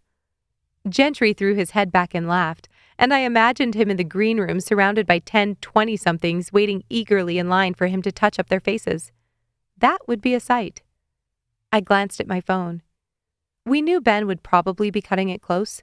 He got off at 12:30, and we weren't sure exactly how long it would take him to change and get to the square. As our parents continued chatting, I spotted his truck pulling to a stop on the other side of the street. 120. Not bad. I could barely contain myself as I watched him from afar. He stepped out of the vehicle, closed the door, and walked our direction. He was wearing athletic slacks, the kind that hugged his frame just right. He wore his new forest green beanie on his head, and his hands were shoved into the pockets of a dark gray down puffer coat. Seeing him approach made my skin tingle. Why had we invited family again? There he is. Corinne followed my gaze and spotted Ben crossing the street. Just in time. Ben's niece and nephews ran in circles around the Christmas tree, and Corinne watched with joyful anticipation as they noticed their uncle's presence. What must this feel like for her, not knowing how much longer she was going to have the opportunity to watch these children grow up? To watch her own children grow up? Ben's oldest nephew, Oliver, was the first to reach him, and he ran full tilt at his legs with his arms spread wide. Ben scooped him up and threw him into the air, then dropped him gently to the ground as he dodged the younger two and unintentionally started a game of tag. He allowed the kids to get tantalizingly close, then bolted forward when they thought they almost had him. All three of them giggled and screamed as they chased after him and eventually made it to our group outside the train station. When he stopped, they wrapped their arms around him and panted to catch their breath. Okay. Ben's brother reached out and removed their hands from around his hips. I think it's time to get on the train. I've got tickets. Mom held them up, handed most of the paper slips to Gentry, and then passed one to me. All aboard! Our group made our way through the station and out to the platform where the train was already waiting. We stood in line and eventually made our way into our car.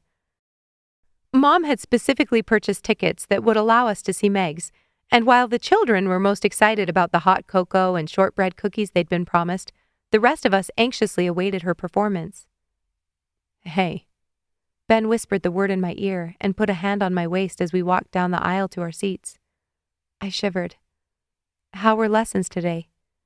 We slid onto the bench across the aisle from Gentry's seat next to an open parking spot for Corinne's chair. Mom sat in front of us, and Lucas's family split 2 benches across the aisle. He rested a hand on my leg, and I wrapped my hand around his. I had a private lesson with 3 kids I've been teaching most of the season. Good skiers? Excellent. It's a lot of fun. The oldest wants to learn how to do 360s. I laughed. Let me guess. 13? Ben's face broke into the smile I loved. He'll get over it when he wipes out a few times. Ben raised an eyebrow. I never did. Yeah, but that's because you're crazy. I looked up into his eyes and my breath caught.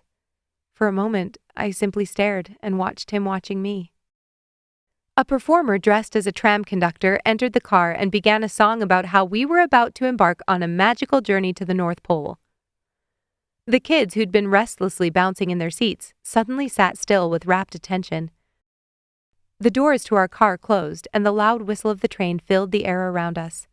The children's eyes grew wide, and Oliver hopped up to peek over the seat at his grandparents. Corinne laughed joyfully as Gentry motioned for him to turn back around and sit down. I leaned into Ben as the train slowly chugged forward and left the Sugar Creek station. Within minutes, we were twisting around Rosie Peak, and I marveled at the snow-covered pine trees and towering cliffs. Music erupted around us as 3 more performers, including Megs, appeared through a door near the front of the train car. They sang and danced dressed as Christmas elves, and I couldn't take my eyes off my sister. She was magnetic. My heart swelled as I watched her entertain. She was so obviously in her happy place. Mom's curls bobbed in front of us as she clapped and cheered her on. Ben turned to watch his mother's face. Corinne beamed as her eyes flitted between the singers, her children, and grandchildren. She winced slightly as she turned her face to smile at Ben. A pang of sympathy hit my chest. She had to be in pain, or at least feeling massive discomfort. But I hadn't heard her complain once. I took a million photos and videos as we reached the top of the ride and the train pulled to a stop. When Santa and Mrs. Claus boarded our car, the children could barely contain their excitement. I watched their shining faces when the Claus family finally made it to our seats. After visiting with each child, Santa bent down on one knee in front of Corinne. My eyes filled with tears as he reached out and held her hand. "And what, may I ask, is on your Christmas list, young lady?" Corinne beamed at him and slowly shook her head. "I can't think of a single thing." Santa tilted his head. "Are you sure? I'm magical, you know." His eyes twinkled. A tear leaked down her cheek. "I already have all the magic I could ever ask for." Santa dropped her hand and patted her shoulder, then leaned closer and whispered, "Then you, my dear, have figured out the true meaning of Christmas. That's a gift even I can't give." Gentry reached down with a tissue to wipe her cheeks as Santa stood and gave a last ho ho ho and Merry Christmas before moving on to the next car. I sat down as the elves began distributing treats row by row. I slipped my arm around Ben's waist, and he wrapped his arm around my shoulder. "Thank you," I whispered. "For what?" His voice was low and rough. Tears brimmed in my eyes. "For allowing me to be a part of this." He leaned down and kissed me softly on the forehead. We held each other until it was our turn for hot cocoa and cookies. Before our drink was even cool enough to enjoy, The train had started its descent back to Sugar Creek. When it finally pulled into the station, I was cozy in Ben's arms and full of my favorite kind of chocolate. We followed Mom and Ben's family off the train, then waited for Gentry and Corinne to make their way to the sidewalk from the wheelchair lift. I don't think I told you the good news. Ben spun me around. We found a venue. I stared at him blankly. For the anniversary dinner? My stomach dropped like a stone, and my mouth went dry. The anniversary dinner. The pinnacle of our Christmas planning. How had I forgotten about that? Where had I even left off? I frantically rewound time in my mind. Bobbi? I looked up at Ben in a panic. That dinner was only 9 days away. 9 days in the busiest season of the year. There was no way we were going to find a caterer. Ben, I'm the worst person in the world. He looked down at me quizzically. I searched and called and left messages with restaurants, but the anniversary dinner is the same night as the Christmas ball at the community center. There are so many events happening in Sugar Creek, and nobody called me back. Ben reached out and put a hand on my shoulder. Whoa, slow down. What are you talking about? My breath came in short bursts. I didn't book a caterer, Ben. His face remained calm, but I could see his mind racing. Pressure started to build behind my eyes, and a lump formed in my throat. I'm so sorry. So much was going on, and I forgot to follow up. Ben, Bobbi, you coming? Lucas called out, and I looked up to discover we'd been left behind. Ben took hold of my hand, and we walked quickly to catch up with the group. Chapter 20. After saying our goodbyes, the two of us walked to Ben's car in silence. Maybe we can buy the food ourselves, Ben suggested. The church has a kitchen, so maybe we could... No, that's ridiculous. How many people did you say were coming? That's just it. Because the venue is smaller, it's not as many people as we initially thought. I think we're looking at 50 in total. It might be doable. My mind immediately began throwing out logistics. We'd need to buy the food ahead of time, find somewhere to store it, all before somehow finding time to put everything together. We'd need paper products, serving utensils, something to serve out of and keep things warm, and then there was cleanup. My shoulders tensed, and it felt painful to take a full breath. We stopped next to Ben's truck. What would we even make? Mom and Megs are the bakers of the family, and they're both slammed. I know as soon as Mom's show is over, she's going to have a crazy amount of work to catch up on before Christmas. The train runs right up until Christmas Eve. I don't even know if Megs will be able to be at the dinner. And your family is maxed out. Bobbi, take a breath. Ben chuckled and reached out to press my shoulders away from my ears. I can't take a breath. This was my one job, and I royally messed it up. You can't mess it up. I blinked. The corners of his mouth turned up. There's nothing to mess up. We invented this whole thing, and nobody has any expectations. My family doesn't even know what we're doing that night. But we planned to make it like their wedding anniversary. I wanted to make it exactly right. Ben chuckled. You're going to give yourself a heart attack, you know that? He pulled me against his chest and squeezed. Even through his coat, I breathed in the scent of sandalwood, and it calmed me. Hey, fancy seeing you two here. Ben's grip loosened, and I stood to find Colin walking toward us. He wore a 3/4 length overcoat with a plaid scarf tied around his neck and tucked behind the lapels. His amiable smile never left his lips as he looked between the two of us. Seems like it was a good move dropping Claire. Ben bristled, and I kept my hand pressed against his midsection. You met with Haley this morning, didn't you? I asked, ignoring the dig. Just finished. I've got 3 more accounts starting with us this week. I can see you've been, a bit distracted, but have you had a chance to look over my official offer?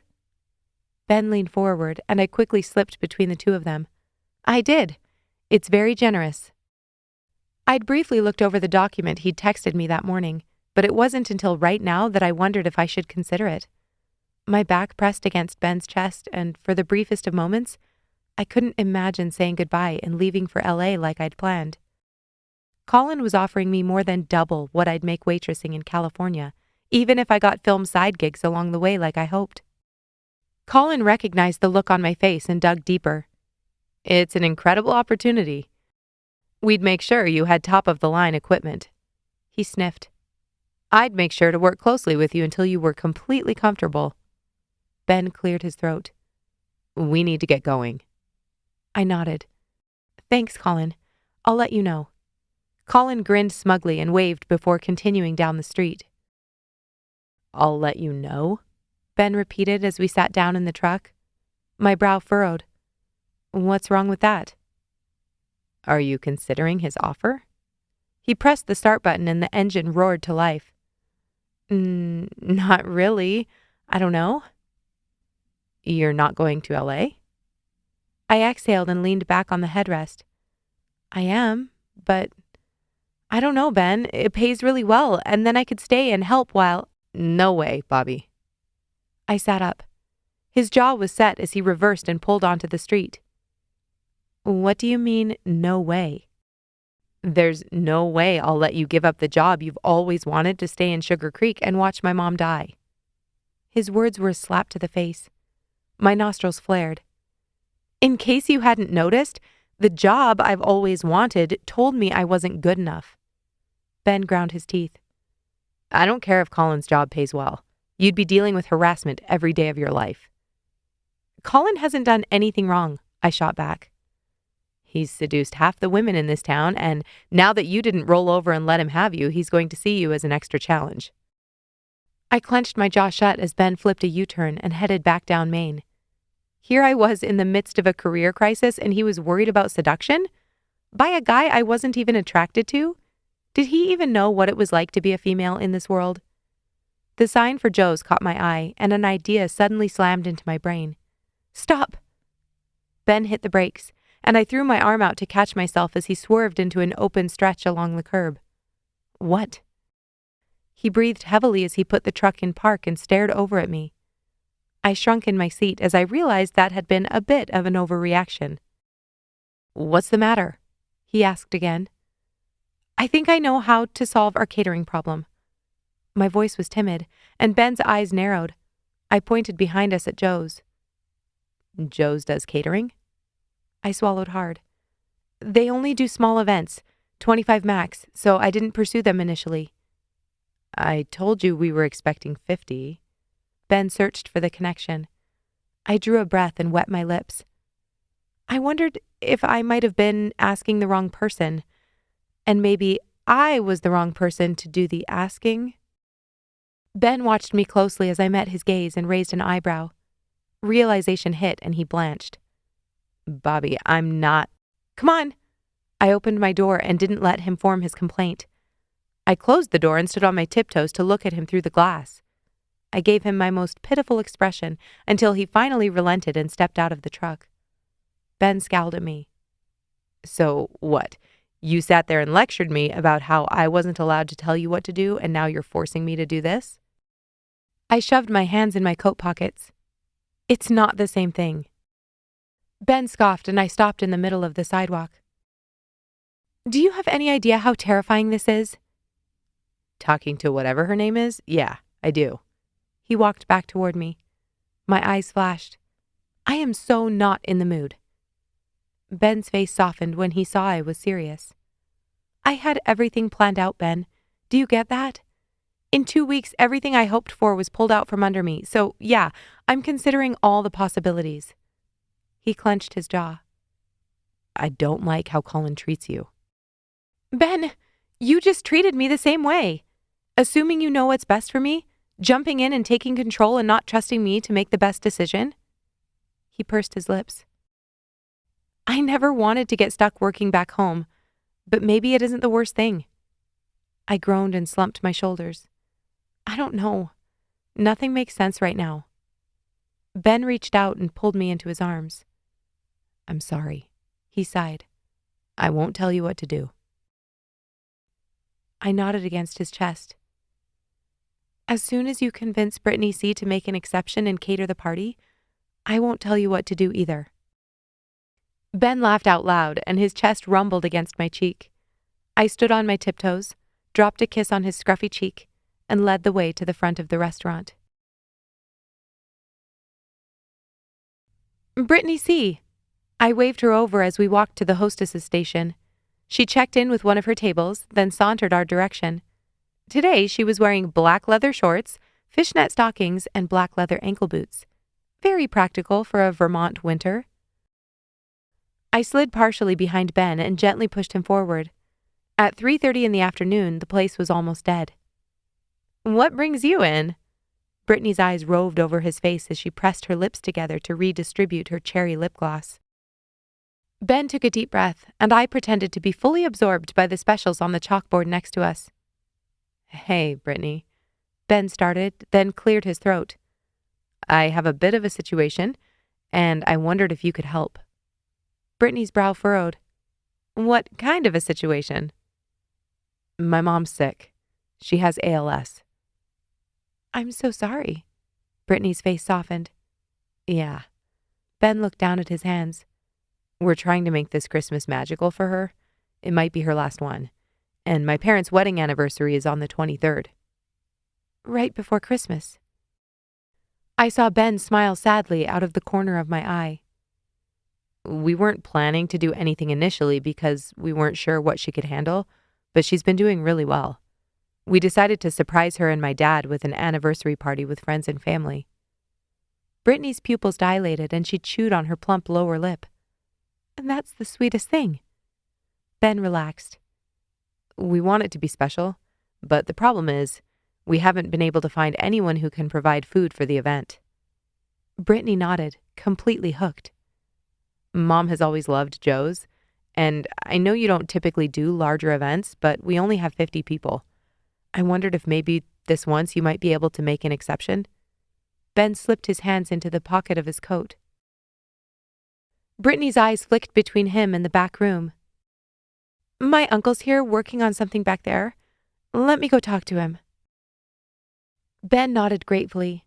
I sidled up to him as soon as she disappeared behind the bar. "Oh, you're way too good at this." He scoffed. "I gave her the information. That's it." I shook my head. "Nope. That was not all you did." His eyes narrowed.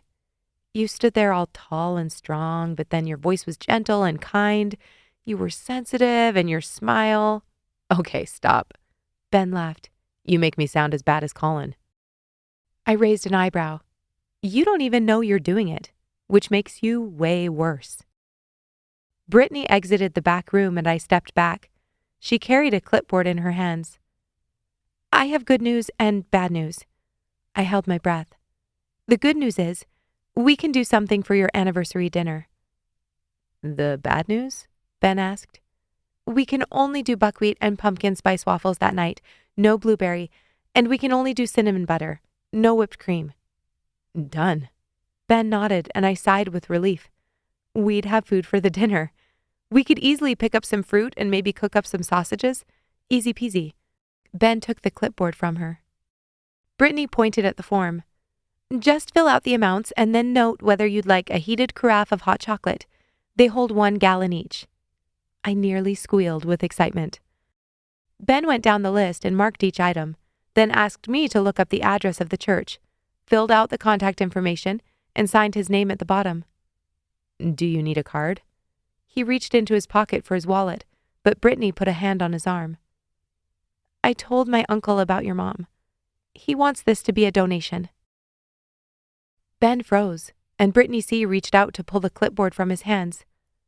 "I'll be working that night, but we'll have someone there to set everything up at the time you specified." She glanced down at the form. 5:30.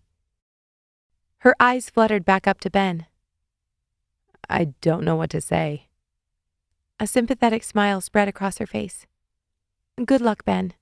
I'm so sorry." She turned and her long ponytail swung behind her as she transported the form back behind the bar. Chapter 21.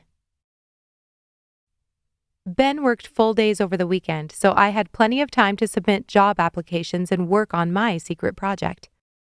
I hadn't necessarily intended for it to be a secret, but it had turned out that way. All this time I'd been documenting our Christmas surprises, but Couldn't bring myself to talk with anyone about it or even open up the footage. If I thought it had been hard to watch Ben's family in person while my feelings had been jumbled and confused, it was nearly impossible to watch it a second time. Each day when I returned home, I downloaded the photos and videos to my laptop, and they'd been sitting there untouched in a folder labeled Last Christmas. I'd messed up everything in my life over the last 2 weeks. I'd lost my internship and gotten so wrapped up in my own problems that I forgot to book a caterer. But I was not going to drop the ball on this. On Friday and Saturday, I spent hours putting together videos, adding transitions, adjusting color profiles, and searching for the perfect music to run in the background. When Mom texted me Saturday afternoon and told me her spotlight operator had come down with the flu, I was almost finished and available to help. As much as I was dying to be snuggled up next to Ben, it was wonderful to see the show without the stress I'd felt the first time. Because it was closing night, the cast invited Mom up on stage and showered her with praise and flowers. So many flowers. Ben, Gentry, Lucas, and plenty of other friends of cast members showed up to help strike the set. With a plethora of power tools, the men broke down the set pieces, and we all carried them down the loading dock and loaded them either into a truck slated for donation or the double dumpster that sat out back. We cleaned out the dressing rooms, wiped down the makeup counters, and swept the floor of the stage. The whole process took under an hour, and we all returned home grateful for the opportunity of extra sleep. Except for Ben and me. We stayed up stupidly late, cuddled on my bed, watching movies. Ben was exhausted after a full day on the slopes, and I was tired for no reason besides being out of shape. When we both couldn't keep ourselves from drifting off, Ben kissed me goodnight and headed home. He'd promised his family he'd join them for Sunday brunch, and even though I would have given anything to have him stay, I was too tired to put up a fight. After sleeping in Sunday morning, Mom, Megs, and I drove to the local chapel to meet Haley for the dress rehearsal of our live nativity. Thankfully, I hadn't been in charge because I hadn't thought twice about it since that day in Frank's garage. Cutting out the stable hadn't been the standout detail of that day for me. When services ended, Mom gathered the handful of children she'd recruited, and Haley and I carried the costume boxes inside the auditorium. The children excitedly tore through the costumes and tried to guess which one was theirs. Eventually, we got them all sorted, and as they pulled their cloaks over their Sunday best, Haley handed them their necessary props. As her pièce de résistance, she pulled out a small wooden manger and set it on the floor in front of the children. "Do I get to hold the baby?" one of the boys asked. "No, that's my job." The little girl dressed as Mary put her hands on her hips and stomped her foot. Haley started to laugh and had to turn away before the children got the impression that she was making fun of them. Mom clapped her hands together and began putting the children into groups. Haley and I stepped back and let her work her magic. I watched their little faces, so eager and full of an honest desire to do their best, and I felt a pang of sadness. I believed that if I always gave my best effort, it would be good enough.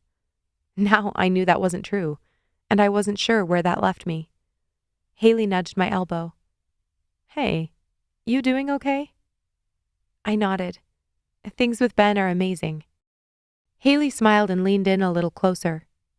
"That's all we ladies need, right? A good man to sweep us off our feet." I laughed and rolled my eyes. "It doesn't hurt." "I know, I'm teasing you. But besides Ben?" I drew a deep breath and watched as Mom replaced the same shepherd in his group 3 separate times.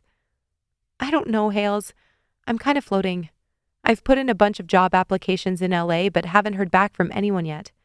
I'm sure I will after the weekend." She nodded. "Waitressing?" "And admin. I'm hoping for that, honestly. There's one personal assisting job that pays well." "Probably because they're going to require you to be on call 24/7. I laughed. "Fair point. I don't know. I was so sure the internship was going to work out. It sounded so idyllic. Exactly what I wanted to be doing. Everything else seems blah." "Why do you think you were so dead set on it?" Haley asked, and I pondered her question. Why had I put so much stock in that one position? Because it's the best. People there go on to do incredible things in film, and that's what I want. Why? My muscles tensed, and I tilted my head to loosen my neck. I love it. I want to be able to make a living. Haley raised an eyebrow. I hear there are plenty of ways to make a living using your film degree without working at B-52. Colin told you? Of course he told me, but that's not the point.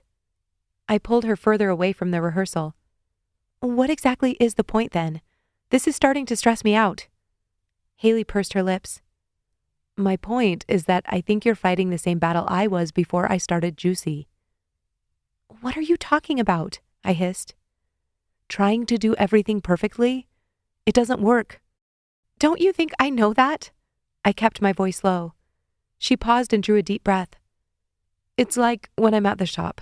When a supplier messes up my order and we suddenly can't make morning sunshine for 3 days, which is everyone's favorite, and then I have staff in terrible moods and bad reviews showing up online and… What does this have to do with me? I tapped my foot impatiently. Haley held up a hand. Right. I was getting there. When I first opened Juicy and that happened, I would spiral hard. Like I didn't want to get out of bed, wanted to crawl in a hole and die type of thing. That's sounding more relevant. Haley grinned. But I realized the more I was forced to sit in that gross feeling, the more I understood where it was coming from. My eyes narrowed. What do you mean? Didn't you already know where it was coming from? Haley shook her head emphatically. No. I thought it was the situation, but it wasn't. I frowned and she continued. It was me. I hated those scenarios because I wanted to do everything for everyone. I didn't ever want to tell someone I couldn't give them what they came in for. I nodded and tried to follow her line of thinking. When I asked myself why, it came down to one thing. She paused for dramatic effect. I didn't think I was good enough. I had to prove my worth by getting good reviews or making someone the juice they wanted. As Haley spoke, a pit seemed to open up inside me and my thoughts began to spin. I didn't think I was good enough. The admissions team at B25 knew I wasn't. They didn't think my work was worthy of that internship. They'd looked over my portfolio and decided they didn't want me. Wasn't that proof? I wasn't good enough. If I were, my dad never would have left. I would have had friends in high school. Ben would have kept in touch after he left Sugar Creek. Mom would have trusted my decision to go to film school. I would have found someone in New York that wanted me. The list of failures went on, and even as I thought them, I knew they were irrational. I heard all of the counter-arguments pushing back. It's a very competitive program. Your dad leaving had nothing to do with you and everything to do with him. Relationships are more about timing than anything.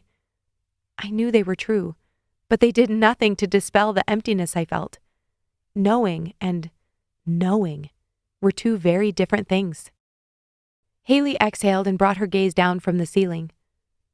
I don't know if any of that makes sense, but I figured out that the situations in my life were just that. Situations. They didn't define me, and they definitely didn't determine my worth. I was good enough. I was always good enough, even if I didn't have the right supplies. Even if my business failed, you know? I nodded and tried desperately to rein in the emotions threatening to overwhelm me. Sorry. Haley shrugged. I didn't mean to get all deep on you, but I guess that's what churches are for, right? She winked and stepped forward to retie the head wrap on one of the wise men. The next evening at 5:30, our group stood bundled up in front of the Sugar Creek Presbyterian Church. They'd graciously blocked off a portion of their parking lot for us to set up the live nativity where it would be perfectly visible from the street. We'd parked our cars in back to keep the curbs open for passers-by and started setting up. A few of Gentry's friends took over the responsibility of lighting and music so he could keep the surprise from Corinne a little longer. He'd taken her out for a nice dinner downtown, and we expected them to arrive in about 45 minutes, right after sundown. We advertised the event around town, anywhere we thought Corinne wouldn't get word, and made sure to let people know what the event was about. By the time we'd arrived, each of us had received excited text messages and phone calls from people in town excited to participate. Mom and I helped Frank set up the supports on the frame we'd cut last week, and Haley made last-minute adjustments to the costumes. One of the boys had snapped his belt in half trying to whip one of the shepherds. She quickly tied it together, and I hid my face as she explained the new rule that there would be no whipping in the nativity, not even for the donkey. I helped move the lights into place. The pastor had allowed us to use an extension cord connected to the church so we didn't have to deal with a loud generator, and everything seemed to be going off without a hitch. When everyone was in place, I glanced around in search of speakers for the music and didn't see anything. I quickly found Mom. "Are the speakers in someone's car?" She flashed a cryptic smile.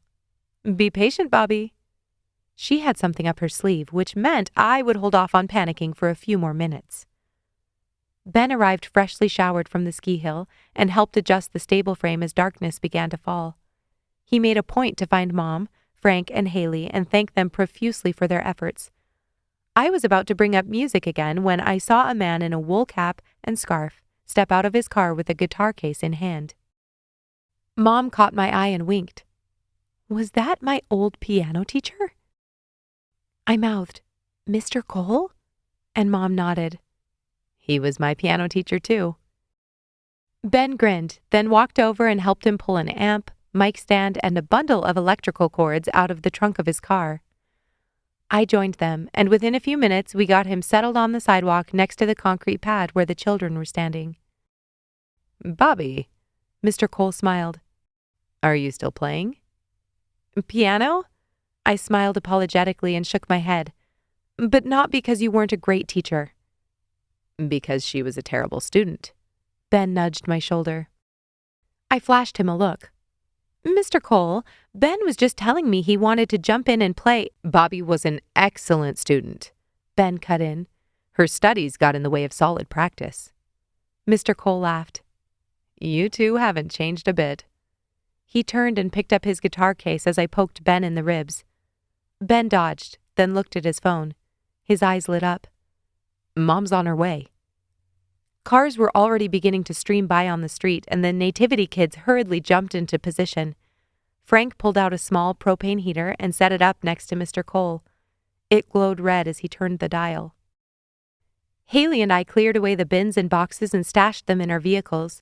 When there weren't any more tasks to be carried out, I found Ben, and we watched our old teacher tune his guitar. "This is incredible." Ben scanned the scene in front of us. "She's going to love it." "Do you think she has any idea?" Ben shook his head. "Dad and I haven't talked about it at all. If she happened to hear about it from somebody else, she hasn't said a word." "It is convenient that she can't get up on her own and walk around town." Ben chuckled. "We should put that on the brochure they hand out at the doctor's office. Benefits of ALS. Your family can do whatever they want with you, and you'll never have a clue." I looped my arm around his and sighed. I do love a good surprise. Ben pulled his phone out of his pocket and checked his messages. "Are they close?" "He hasn't texted again, so I'm guessing so. My dad always puts his phone in the glove compartment when he drives." "Probably a lot safer than what I do," I quipped. Mr. Cole began plucking out chords, then adjusted his microphone and added his voice to the soft melody of his guitar. Haley and Mom walked up to stand next to us as Silent Night floated out into the street. Cars began to park, and people bundled in blankets, beanies, and ski jackets walked up to witness the beautiful scene. The kids, who moments before had been jumping around and walloping each other, stood in angelic reverence. Each one perfectly played their part.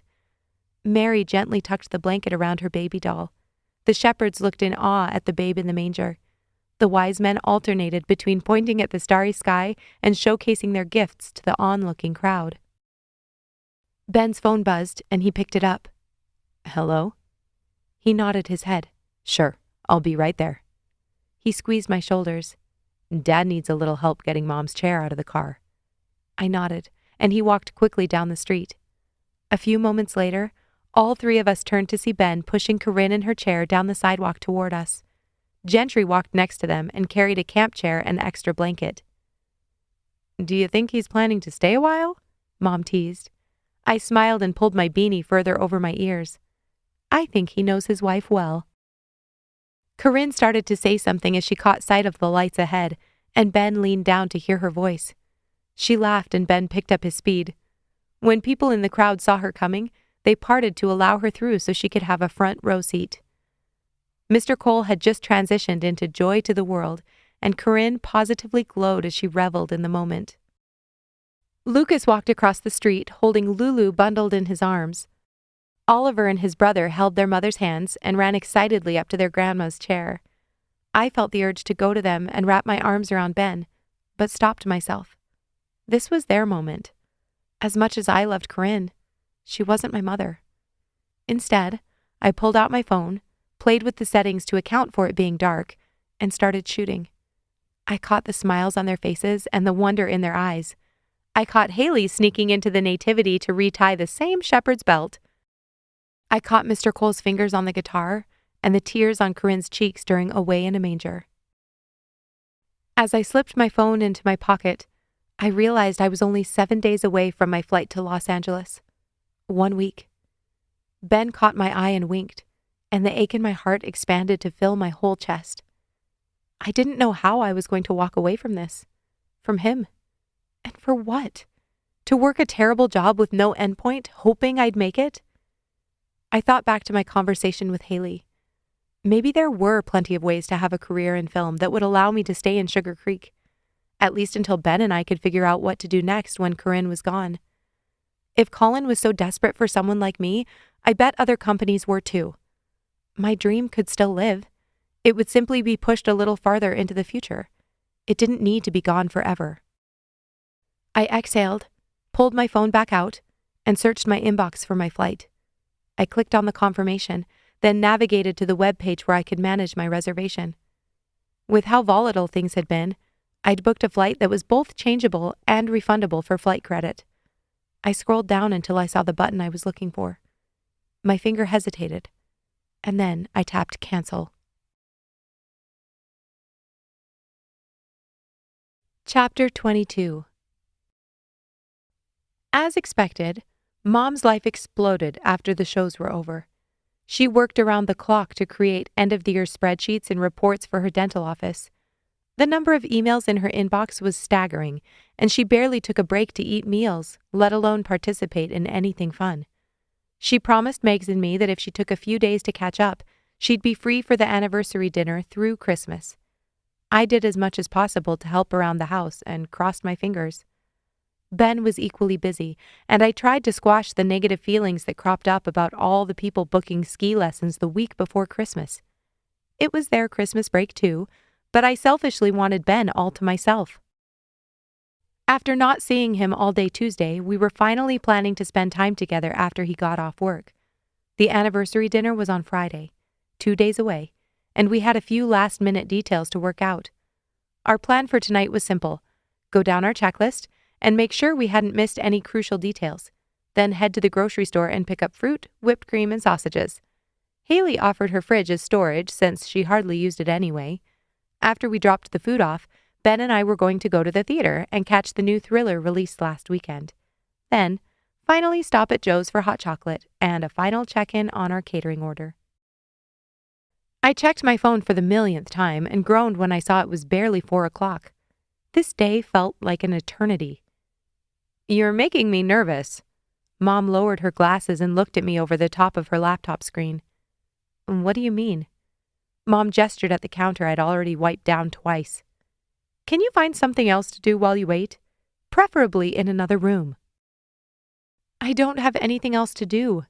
Ben's going to be here in half an hour, so I was trying to be helpful." Mom scooted her chair out and stood. "You want to be helpful and kill time? Here." She led me into the living room. "I have a box full of documents I need to file. You can organize them for me." Organize them how? I held out my arms as Mom pulled a cardboard box from the bookshelf. "By category. Medical bills, utility bills, insurance paperwork. Separate that by company. Warranties, receipts of purchase. You get the idea. Just make piles, and I'll file them later." She walked back into the kitchen, and I settled on the floor and opened the lid. When the doorbell rang 30 minutes later, I was surrounded by piles of paper. I carefully stood, tiptoed between the stacks, and swung the door open.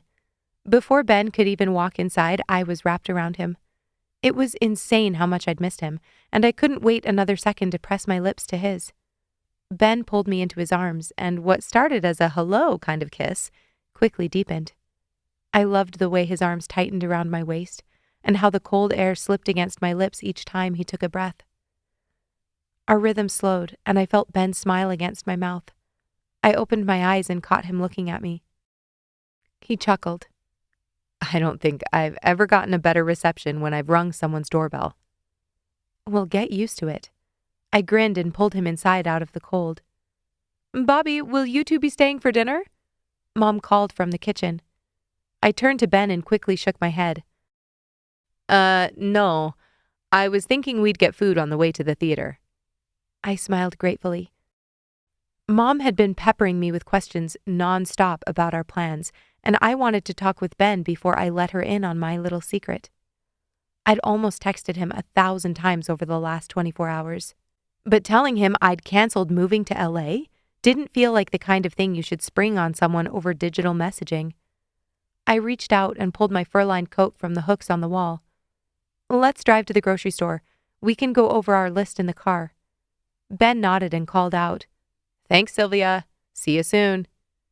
We hopped in Ben's truck and I pulled up the spreadsheet on my phone. Okay, we're going to check in with catering tonight and we're picking up the food now. Haley said if we buy some disposable food containers, like those tinfoil ones. Exactly. If we buy some of those, she'll prep the fruit and bring everything ready to go on Friday. Perfect. Ben looked over his shoulder as he pulled out of the driveway onto the street. Then we can cook the sausages in the kitchen. Mom's bringing her turkey roaster. They won't be crispy, but I think they'll still be good. Sounds great. I scrolled further down the list. Your mom's friends, including my mom, are doing the decorations. It sounds like things are all good on that front. Is your dad good with the program? Ben smiled to himself. He's got a few things planned. His sister sang at their wedding reception. She's driving out from Kansas City to be here. I laughed. No way, same song? Ben nodded. My Uncle Sam, Mom's younger brother, is flying out tomorrow. Her sister Casey can't be here, but she sent a letter for Dad to read. He asked a few of her friends to share their favorite stories.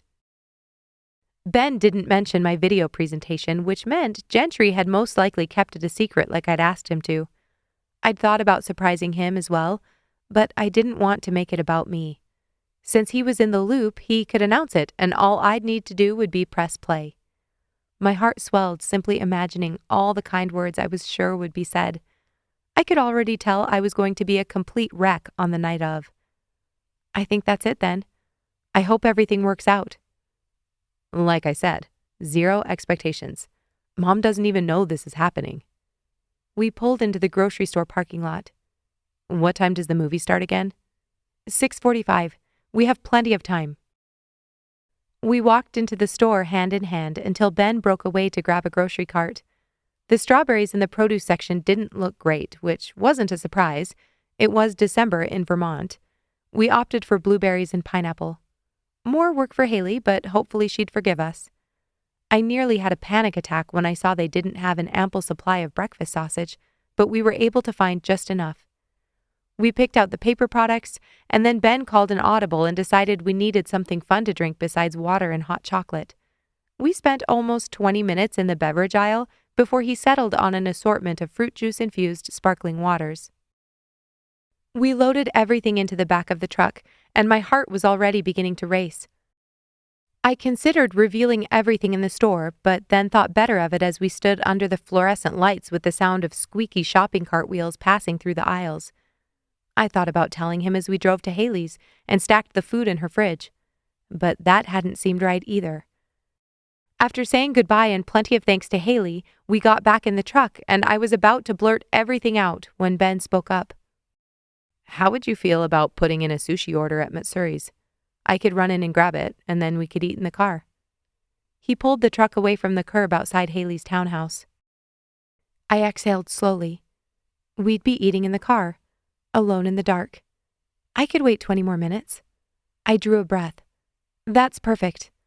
I pulled out my phone to find their menu. Any requests? Ben shrugged. Happy to eat whatever you're in the mood for. My fingers trembled as I scrolled through their list of maki. How many rolls? He shrugged. Normally 3, but after being on the mountain all day, closer to 5. I gaped at him and he laughed. He'd always eaten a lot when we were kids, but I'd assumed it was because he was growing. Wow, okay. I'm thinking 2 shrimp tempura, 2 Philadelphia, a spider, a rosy, and a rainbow? He gave me a look. That's only 7 rolls. Right. I don't actually believe you'll eat 5. Ben grinned. Is that a challenge? I rolled my eyes and dialed the number.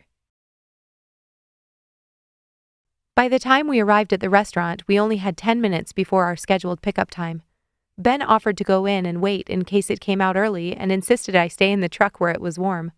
I gratefully accepted and scooted over to the driver's seat so we could leave the engine idling, then shamelessly watched Ben walk down the sidewalk until he disappeared through the door. Every moment, every second I was with him, I felt better and better about not stepping away. I settled back into the seat and opened my social media apps one at a time to check my notifications.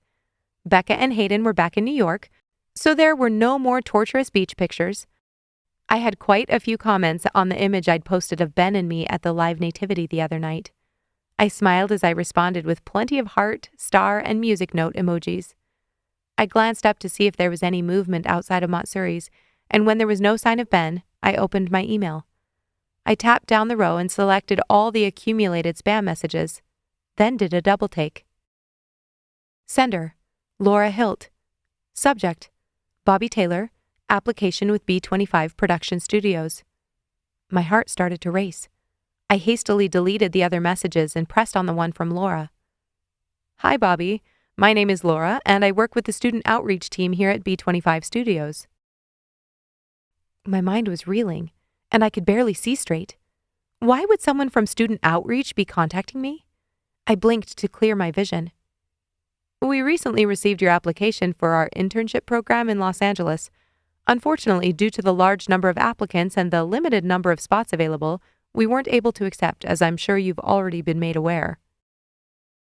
My cheeks flushed, and my toes went numb, despite being directly next to the heater. Was someone seriously emailing me to make sure I knew I'd been rejected? However, my heart stopped, and hope surged within me as I read that single word. However. However what? Had they reconsidered my application? I forced myself to breathe and continue reading.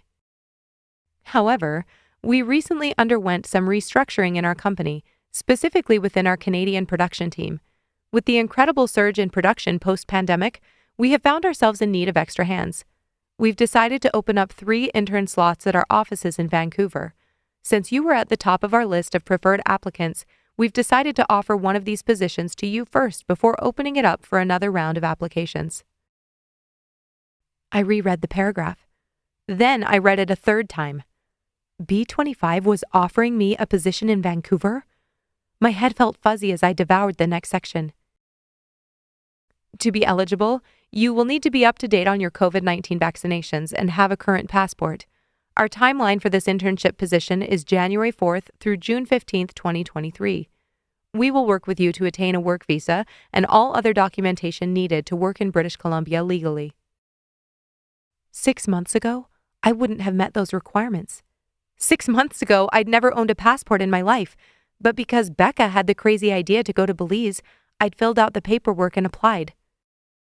I zoomed on to the last section. Please carefully review the attached document with specific details regarding the position and respond within 24 hours as our timeline for hiring is short. Thank you again for your application with B25 Productions. We look forward to hearing from you soon. I clicked on the attachment and scanned the information. Pay was higher than expected, but in Canadian dollars. I'd have to look up the exchange rate later. They provided group housing for the 6-month duration, along with a cell phone and laptop. Hours were long, but that was expected. I barely reached the end of the page when the door opened and I jumped. Ben laughed as he pulled the door wide and held up the paper bag with our food. I stood outside the window and you didn't even notice. He took a step closer, but when I didn't move, his smile quickly faded. What's wrong? I tried to speak, but my mouth wouldn't form intelligible words. I exited out of the document and pushed my phone screen in front of his face. Still holding on to our bag of sushi, he started to read. Chapter 23. I can't go. I dipped another shrimp tempura roll in the plastic lid I balanced on my lap, then shoved it into my mouth. Ben wiped a drip of soy sauce from his lips. Why not? You were planning to go to LA. How is this any different? It's completely different, I mumbled as I chewed and swallowed. It's a different country, for one. It's not that different. They spell things weird, but they still speak English. I motioned for Ben to pass me the specialty rolls, but Ben held them captive. I don't understand why you're so upset about this. They're offering you the internship, Bobbi. You get that, right? Yeah, I exhaled. You were planning to leave. No, I blurted. I wasn't. Ben blinked at me, then set the sushi between us on the seat. I wasn't planning to go. I pulled my phone off the dash and opened my flight cancellation email. See? I turned the phone toward him as a lump formed in my throat. After you and I didn't feel good about it. There were opportunities here and I didn't want to leave. You were planning to stay here in Sugar Creek? Ben's brow furrowed. I was going to tell you tonight. I started looking for jobs. I wasn't going to take Colin's offer for obvious reasons, but there are a ton of options that pay well. I figured I could work here and I thought we talked about this. Ben clenched his jaw. I pulled back. We did, and you told me you weren't going to tell me what to do. I'm not, but I don't like that you were going to give up your dream to stay here and take a job you hated just to be with me. I set down my chopsticks. Ben, have you forgotten your track record with long-distance relationships? You and I talked maybe twice on your mom's cell phone after you moved to Colorado, and don't tell me that's changed. You just broke up with Claire because of the same issues. Breaking up with Claire has nothing to do with this. It was a completely different situation. Ben stared at me intently and paused to rein in his frustration. The distance wouldn't have been easy, but I'm not a kid anymore. I could have made it work if I wanted. You hardly ever text, and you have a flip phone. It makes calls just fine. I barked a laugh. Right, and you love talking on the phone. Ben's jaw flexed. I would talk on the phone with you. His tone lowered my defenses, but he still wasn't getting it. I reached out and moved our sushi onto the dashboard, then slid across the bench to sit next to him. But what if I don't want to only talk on the phone with you? I reached up and put a hand on his cheek. What if I almost went crazy when I didn't see you for one day? Ben's expression softened. I don't want you to go either. That's not what I'm saying. Then what are you saying? He drew in a breath and pulled my hand to his chest. I'm saying you've wanted to go to LA for most of your life, and if you gave it up for me, I'd always worry it hadn't been worth it. I wasn't giving it up just for you, I countered. Cost of living in LA is high, and it started to make sense to live here and make some money, pay back my student loans. So if I told you I was leaving next week to go back and work for Piper, you'd still stay in Sugar Creek? My eyes widened. Are you? Ben scoffed. No, but do you see my point? I pursed my lips. There's no point in rehashing that because that's not even what's on the table. Maybe it made a little sense to stay here instead of going to LA when you lost your internship. I didn't like it, but I see your point. He closed his eyes and drew a deep breath. Now we're talking about a real shot at the internship, the one you've talked about nonstop. That is your dream, Bobbi, and I think you should take it. I watched him closely, then shook my head. I don't understand. You did this same thing, and now you're encouraging me not to? Ben frowned. What are you talking about? You were working as a ski instructor with Piper, one of the premier ski resorts in the world. Ben nodded slowly. You gave it all up, including other incredible job opportunities, by quitting and coming to work here at St. Ambrose. I didn't quit. I put it on hold. Same thing. You put your dream on hold because someone you cared about was more important at the moment. His brow furrowed. Well, if I find out tomorrow that I'm dying, I'll reconsider my position. I scoffed. It's not you that's dying, but it could be this. I motioned between us. What we have here, do you think this will last with me moving to Vancouver? It's only 6 months. No, Ben, it's not only 6 months. Sure, the internship is short term, but the whole point of working there is to hopefully move up to another position. That's why I wanted it in the first place. Ben considered this. We'll figure something out. Or I'll leave. You'll stay here in Sugar Creek until your family doesn't need you anymore, and then you'll go back to your high-end positions. Over time, you'll meet more Claires and move on. That's not... It already happened once. How do you not see that, Ben? My chest tightened so intensely that my shoulders curved to lessen the tension. I pulled my hand away from Ben's and reached up to retrieve our dinner from the dash. You always talk about how things will work out, how there aren't any expectations. You're always so calm and relaxed about everything. I can't be that way because I care.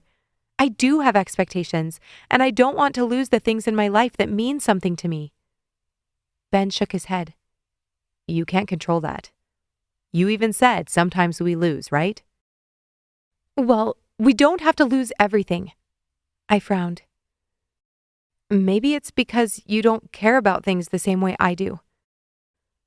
I thought about how his time away hadn't impacted him nearly as much as it did me, how he seemed to let things go, no problem. My dad had been the same way, and he'd left a wake of broken hearts in his path.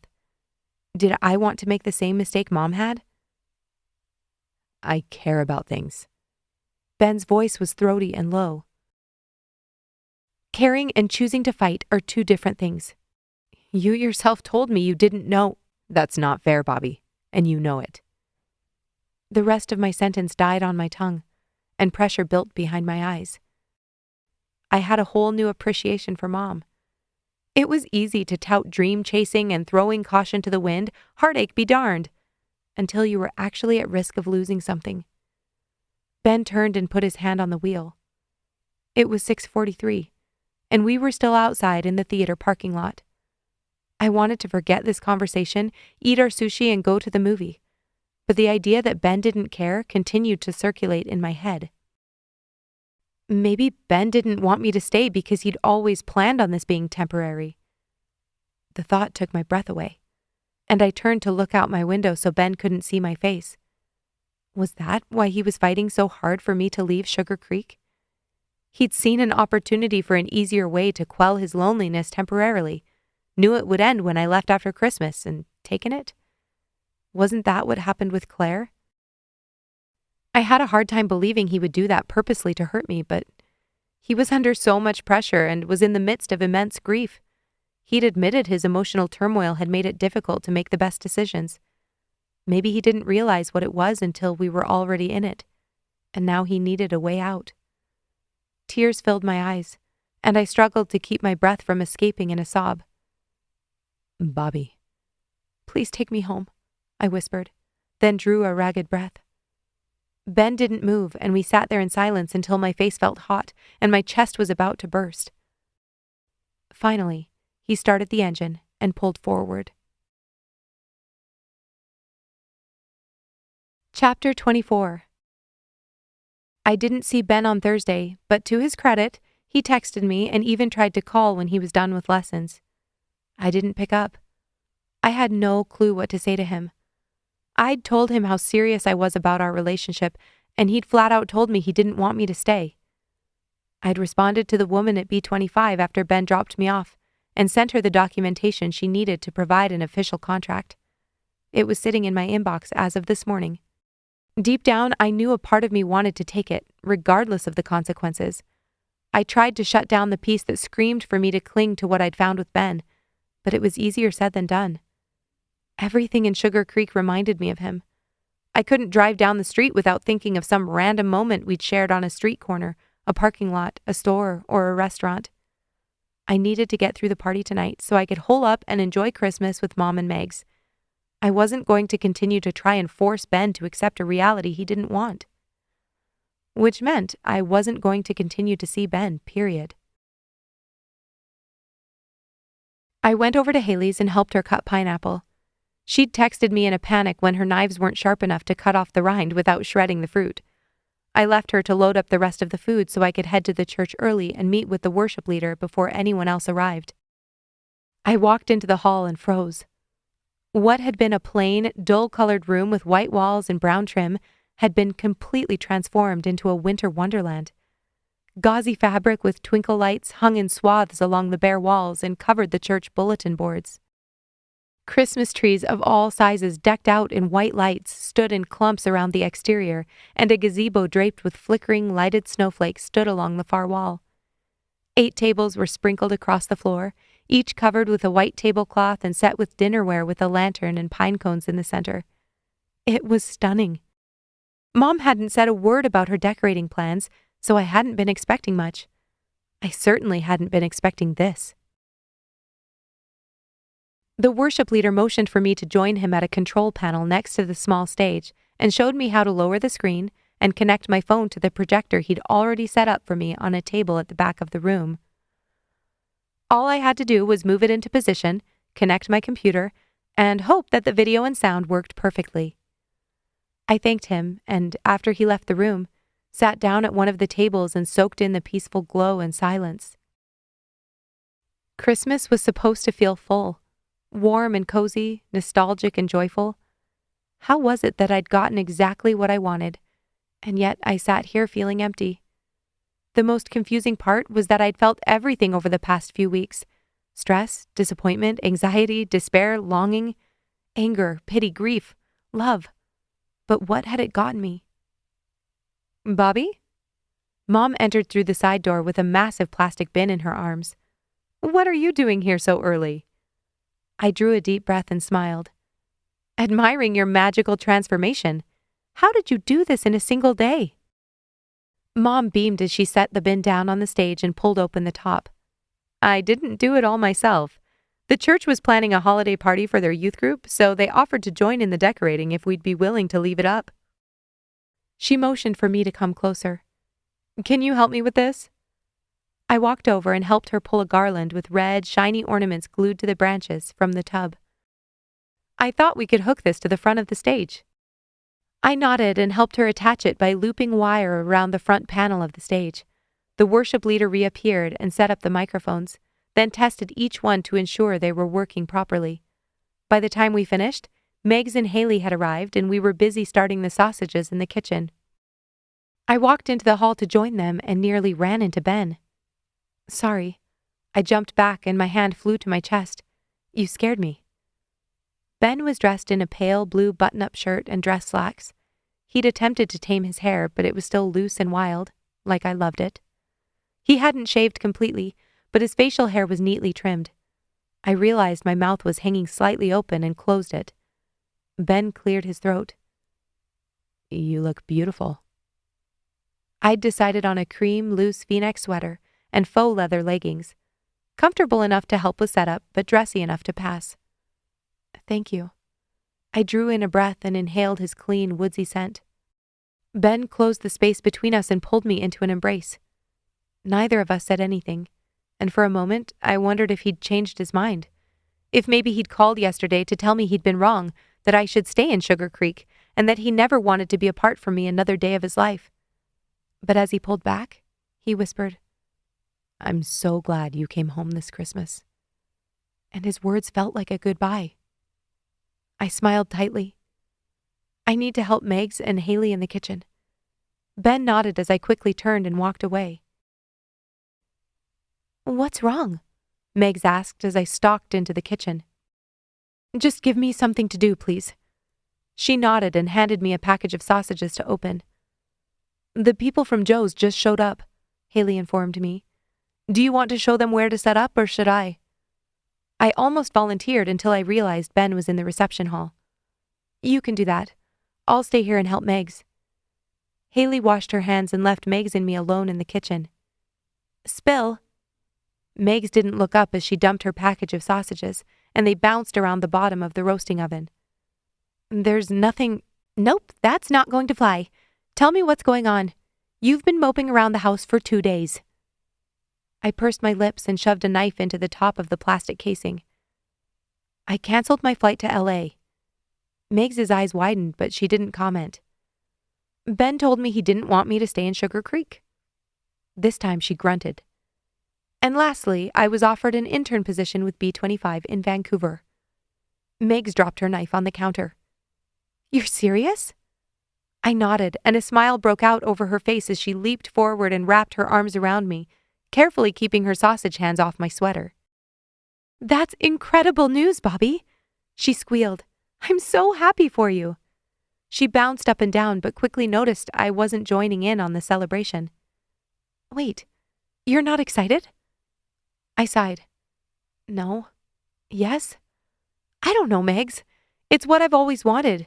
In a different location, but exactly what I'd hoped for. But..." I scrunched my face up and closed my eyes.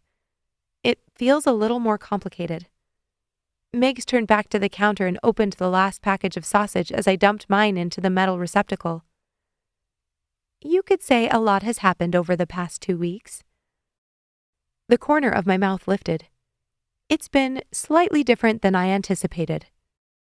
Megs laughed out loud, then washed her hands and turned to face me. "Bobbi, I'm sorry. I assume Ben didn't want you to stay because of him?" That was the gist of his argument. I threw my packaging in the trash and walked to the sink. "Have you told Mom?" I shook my head and reached for the soap. "You know she's going to give me her lecture on how I shouldn't get my hopes up, how even landing a position like this doesn't mean I'll be able to make a living. And are you sure you don't want to reconsider taking a job where the cost of living is lower? You could make money and pay off some of your student debt before taking a risk like this." I snorted at Meg's impression of our mother, and Meg smiled proudly. "I was planning to tell her tomorrow, when all this is over and we have time for a real conversation." Megs crossed her arms over her chest and sighed. "I don't want to take anyone's side in this besides yours." "But?" She smiled apologetically. "I have to agree with Ben." I slumped, and Megs jumped forward to put her hands on my shoulders. "Bobbi, I can see how much you care about him. I've known you loved Ben since you were this tall." She held out her hand next to her waist. Pressure built behind my eyes, and I clenched my jaw to keep my emotions in check. "But you can't give this up to stay here in the hope that everything will work out," she continued. "Ben isn't going to stay here forever. He'll be gone as soon as his family doesn't need him anymore. Do you want to make him teach at St. Ambrose the rest of his life?" I blinked. I hadn't thought about it that way. "You have to trust that if it's right, you two will figure something." "What if he doesn't want to, Megs?" Tears shimmered in my eyes. "What if he doesn't want me to stay because—" "Stop right there." Megs' tone was firm. "That is the stupidest thing I've ever heard you say, and I've heard you say a lot of stupid things." I sniffled.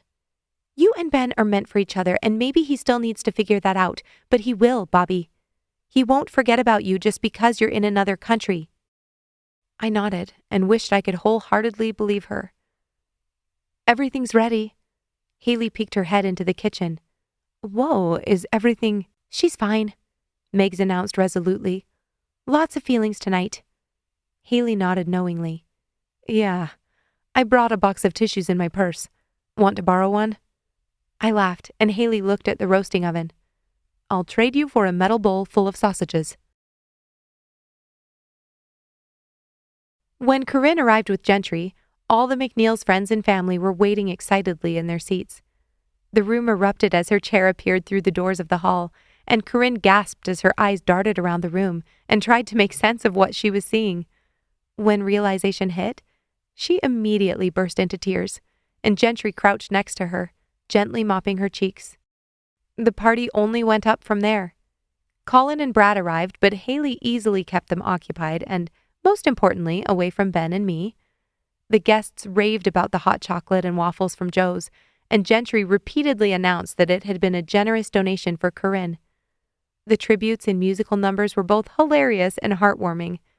The room was bursting at the seams with love and memories, and you couldn't help but feel like the world was a better place because Corinne McNeil existed. I was so wrapped up in the evening that I started when Gentry announced a special video presentation. A burst of adrenaline pumped through my body as I jumped up to lower the screen, then rushed to move the projector into place. I plugged in my laptop, pulled up the video, and pressed play. Music filled the room, and I breathed a silent sigh of relief. I stepped away from the projector and moved to the back wall, so I didn't block anyone's view as images began flashing across the screen. I'd watched this more times than I could count, but seeing it here, in front of all the people it meant something to, felt brand new. I watched Gentry push Corinne on the ice as she beamed at her friends lined up along the ice to cheer her on. I watched Ben adjust her blankets, then laughed with everyone else as her niece tried to force-feed her a gummy Christmas tree. Images of friends making gingerbread houses, Corinne talking to Santa, and Ben and Lucas planting a kiss on both her cheeks flashed across the screen. I didn't realize I was crying until a hand reached out and wiped a tear from my cheek. "You did this?" Ben's voice was husky, and his breath tickled my ear. I nodded slowly and kept my eyes fixed ahead of me. I couldn't look at him, or I was going to completely break. Ben leaned against the wall next to me with his side pressed up against mine. Tears slipped down my cheeks as I watched the rest of the footage, and as it ended, I walked forward, retrieved my laptop, and quickly and quietly exited the hall. Chapter 25. I sat in my car and leaned back against the seat. I'd done it. I'd helped commemorate Corinne and survived a night I knew would stretch me to my emotional max. Sure, it wasn't over, but I didn't have anything left to do. The decorations were staying up, and everyone else was fully capable of cleaning up the food. I closed my eyes and felt the rhythm of my pulse pounding against my temples. I wanted to go home. My breath came out in a foggy cloud as I pressed my foot on the brake, then pushed the button to start the car. Nothing happened. I repeated the process and this time heard an audible click. I fell back against my seat in a huff and closed my eyes. Seriously? Of all nights, this was the one my car chose to have a dead battery? I zipped my coat higher and buried my chin. This moment felt oddly appropriate. Stuck in a car that wouldn't turn on, yet stubbornly staying put even though my fingers and nose were freezing. It was a decent metaphor for my life.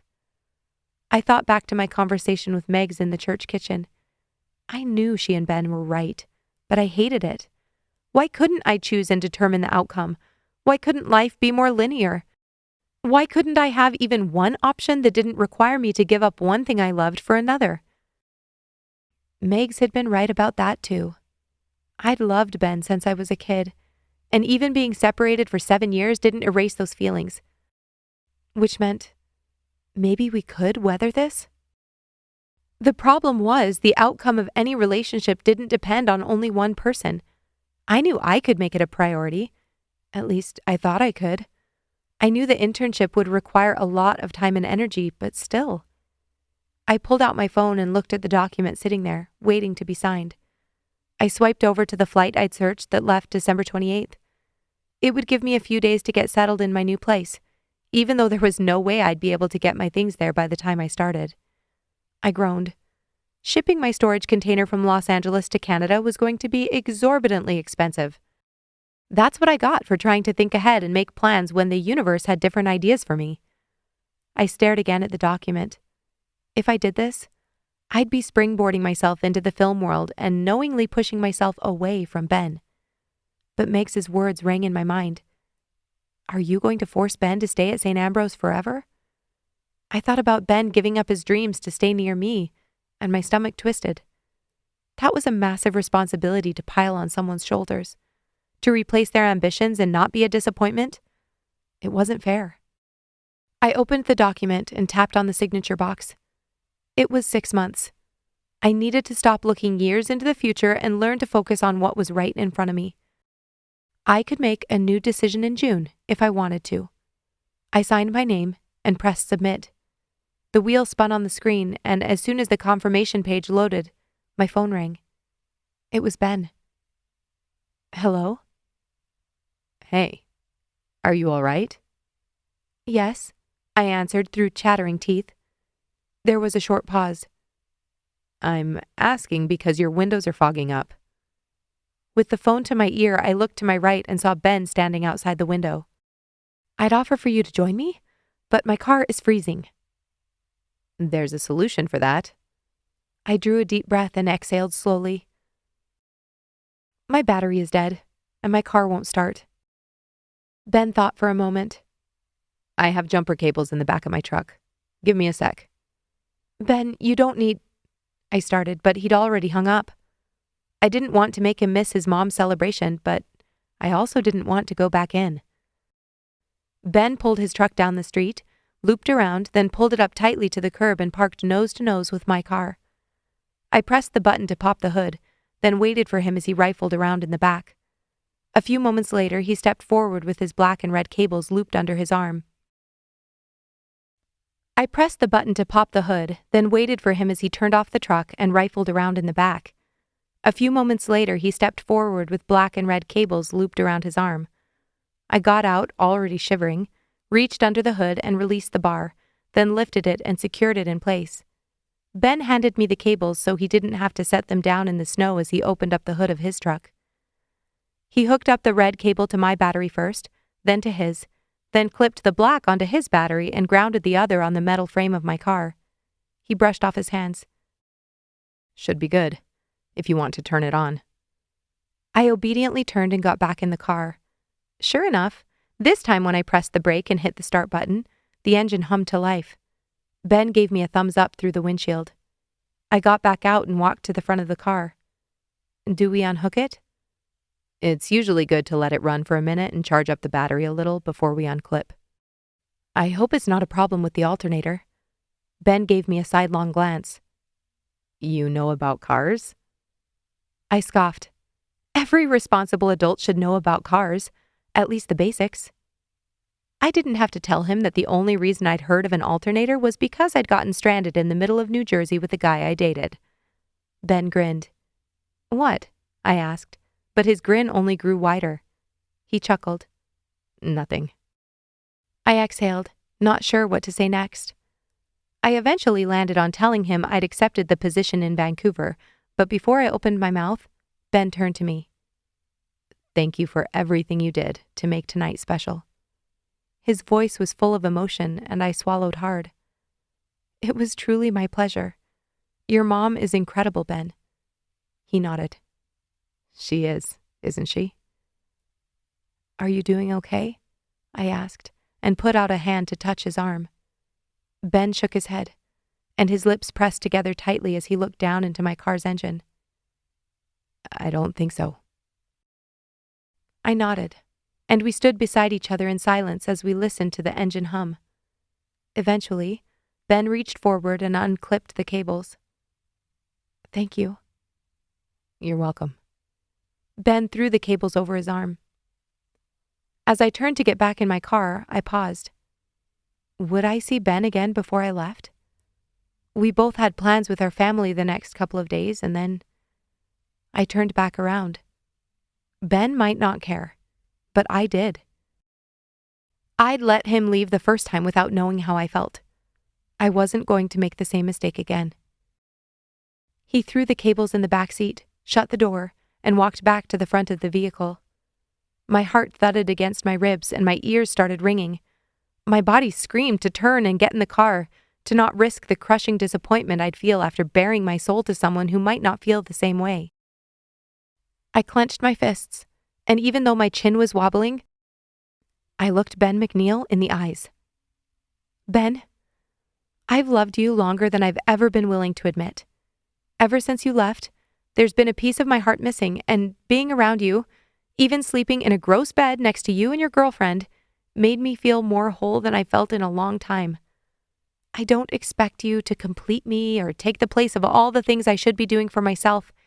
And when I said I wanted to stay in Sugar Creek, it wasn't because I expected you to somehow make up for my abandoned dreams. The truth is, you're one of my dreams too. I sniffed and drew a deep breath to gather myself. It isn't this place that feels like home to me, even though I love Joe's and St. Ambrose. It's my family and the people I love. It's never felt complete with you gone, and I guess I worry that if you're gone again, I'll never get my home back. I sucked in a breath and pinched my lips together, doing my best to keep from breaking down. As I spoke, I realized Ben was probably feeling the exact same thing. Not because of me, because of Corinne. Ben was losing his home too. I blinked and cleared my throat. I wanted you to know how I felt. And I wanted to thank you for caring enough about me to push me to say yes to the internship." "Did you?" Ben's voice took me by surprise, and I looked up.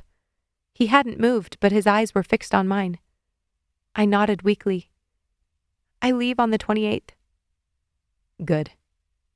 That word cut through me like a knife, and hot grief flooded up from my midsection. He was glad I was going. I had no doubts that he cared about me, but "Because this would be pointless if you were staying in Sugar Creek." He reached into his coat pocket and pulled out a thin, black object. My brow furrowed, and I squinted. What? My eyes widened as he held it out. A smartphone. Ben McNeil was holding a smartphone in his hand. "Whose phone is that?" Ben smirked. "Seriously?" I looked at him, confused. "It's mine, Bobbi." "But you said you'd never—" He closed the space between us and pulled me to him with one arm while still holding out the phone in the other. "I already hate this thing. There are too many icons and it's so bright," he muttered. "I'm only keeping it until we're back together. Understood?" I nodded, and my breathing quickened. "You got a phone so we could—" I couldn't finish my sentences. I was so discombobulated. Ben had purchased a smartphone? "Video chat. Isn't that what you wanted?" My head bobbed up and down as he slipped the phone back into his pocket. "I know you'll be busy, but we can talk every night if you want. I thought I could come up and visit once ski season ends." "In Vancouver?" Ben laughed and brushed his nose against mine. "Yes, Bobbi. Visit you, if it works with your busy and important schedule." He leaned forward and his lips grazed mine. "I was never planning on giving you up." He leaned in again, this time with more intensity. "I'm still learning how to fight for what matters. You weren't wrong about that." Ben trailed kisses from the corner of my mouth, across my cheek and jaw, then brushed the collar of my coat out of the way so he could press into the hollow of my neck.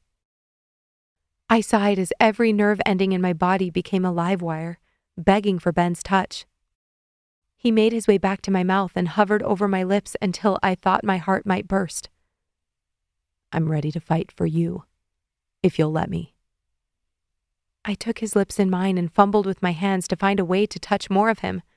Even in the frigid air, there were too many coats and far too much fabric between us. I finally found my way under his carefully tucked shirt and traced the contours of his sides and lower back with my fingertips. I'd let him fight. I'd let him fight like this forever.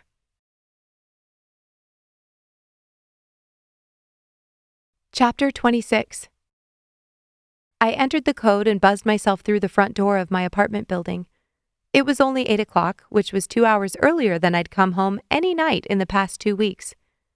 B25 had wrapped on the pilot of a new sitcom, so far our 12th shiny new show being pitched to networks during pilot season, and in a completely uncharacteristic move, they'd given the interns Saturday off.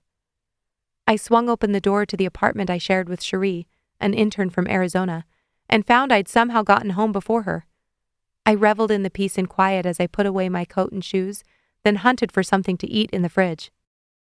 There were leftover noodles from our late-night Chinese food buffet the other night. I pulled the container out and popped it in the microwave, then slid my purse across the counter and found my phone. I'd missed my call with Ben twice this week. With the time change and my late schedule, it was almost impossible to talk at night, and mornings weren't much better since he had to be on the mountain first thing. Lunch was our best bet. When I actually got one. It would only be this way for a few more weeks, though. It was March 11th, and that meant ski season was almost coming to a close.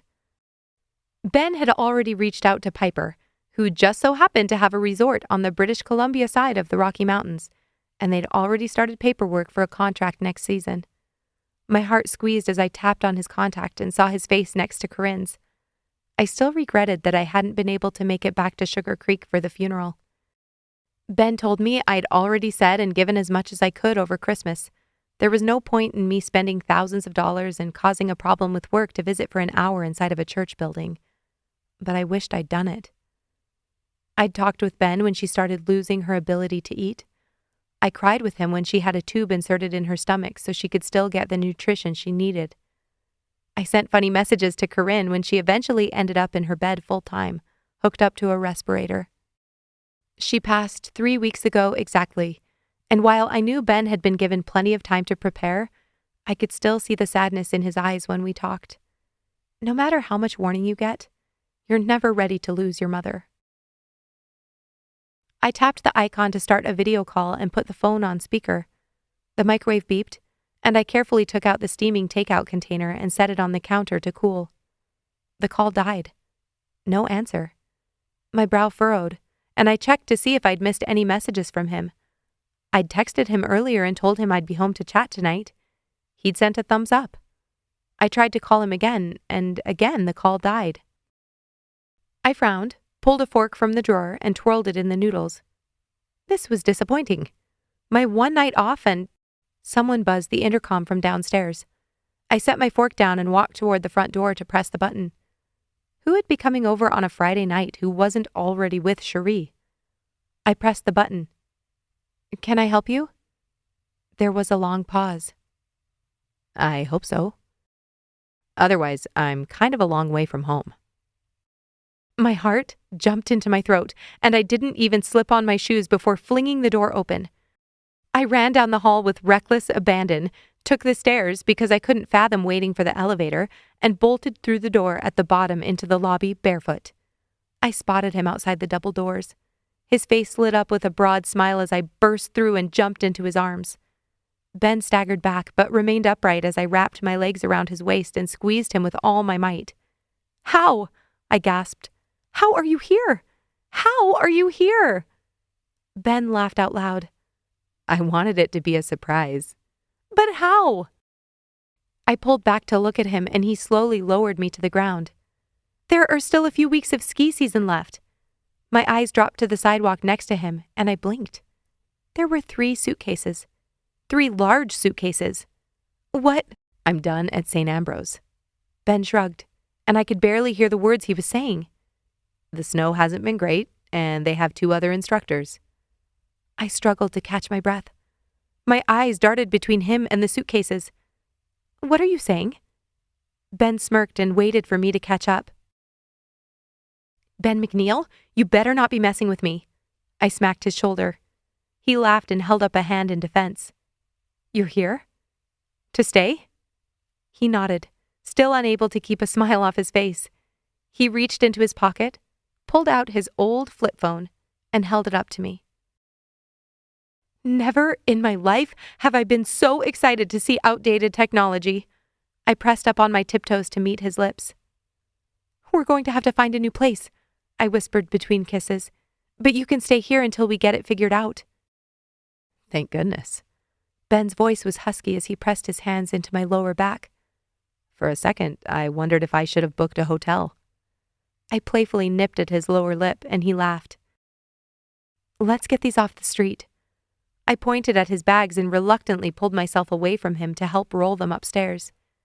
My whole body hummed as I buzzed us in, and we waited at the elevator. After what seemed like an eternity, we finally made it to my floor.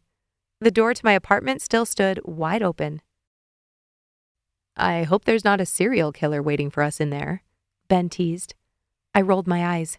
I mean, it's not Sugar Creek. As soon as Ben rolled the last suitcase into my room, I closed the door behind him, then kneeled on the bed and began peeling off his coat. Are you sure you're going to have room for me? Ben looked skeptically around the room. I have plenty of space. You haven't seen inside the closet. I leaned over his shoulder and kissed the place where his jaw ended, just below the lobe of his ear. And the suitcases? Under the bed, I answered hastily, throwing his coat onto the chair and tugging on his arm to spin him toward me. He smirked. I don't know. I think we should probably unpack and make sure. If you don't shut up right now, I'm going to murder you. Ben laughed and dropped onto the bed, tucking my body under his. I guess it can wait. I closed my eyes and breathed him in. It hadn't been easy being apart, but true to his word, he'd worked hard to communicate and stay connected. Even when his texts were embarrassingly short Or he forgot his phone needed to be charged every night and not once a week like his old one. Now, in this moment, I didn't think about the suitcases or the noodles still sitting on the counter. I didn't worry about work on Monday or what I would do after my internship ended or whether Ben would get a visa and a job.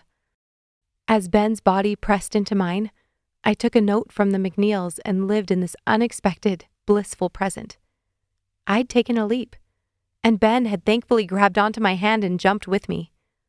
I knew there would be seasons ahead where we'd have to choose each other over and over again, even at the expense of things we loved. But Ben was my home. And we'd already proven to each other that home was worth fighting for. The end. We hope you enjoyed this production of One Last Christmas, written and narrated by Cynthia Gunderson. Copyright 2022, Button Press.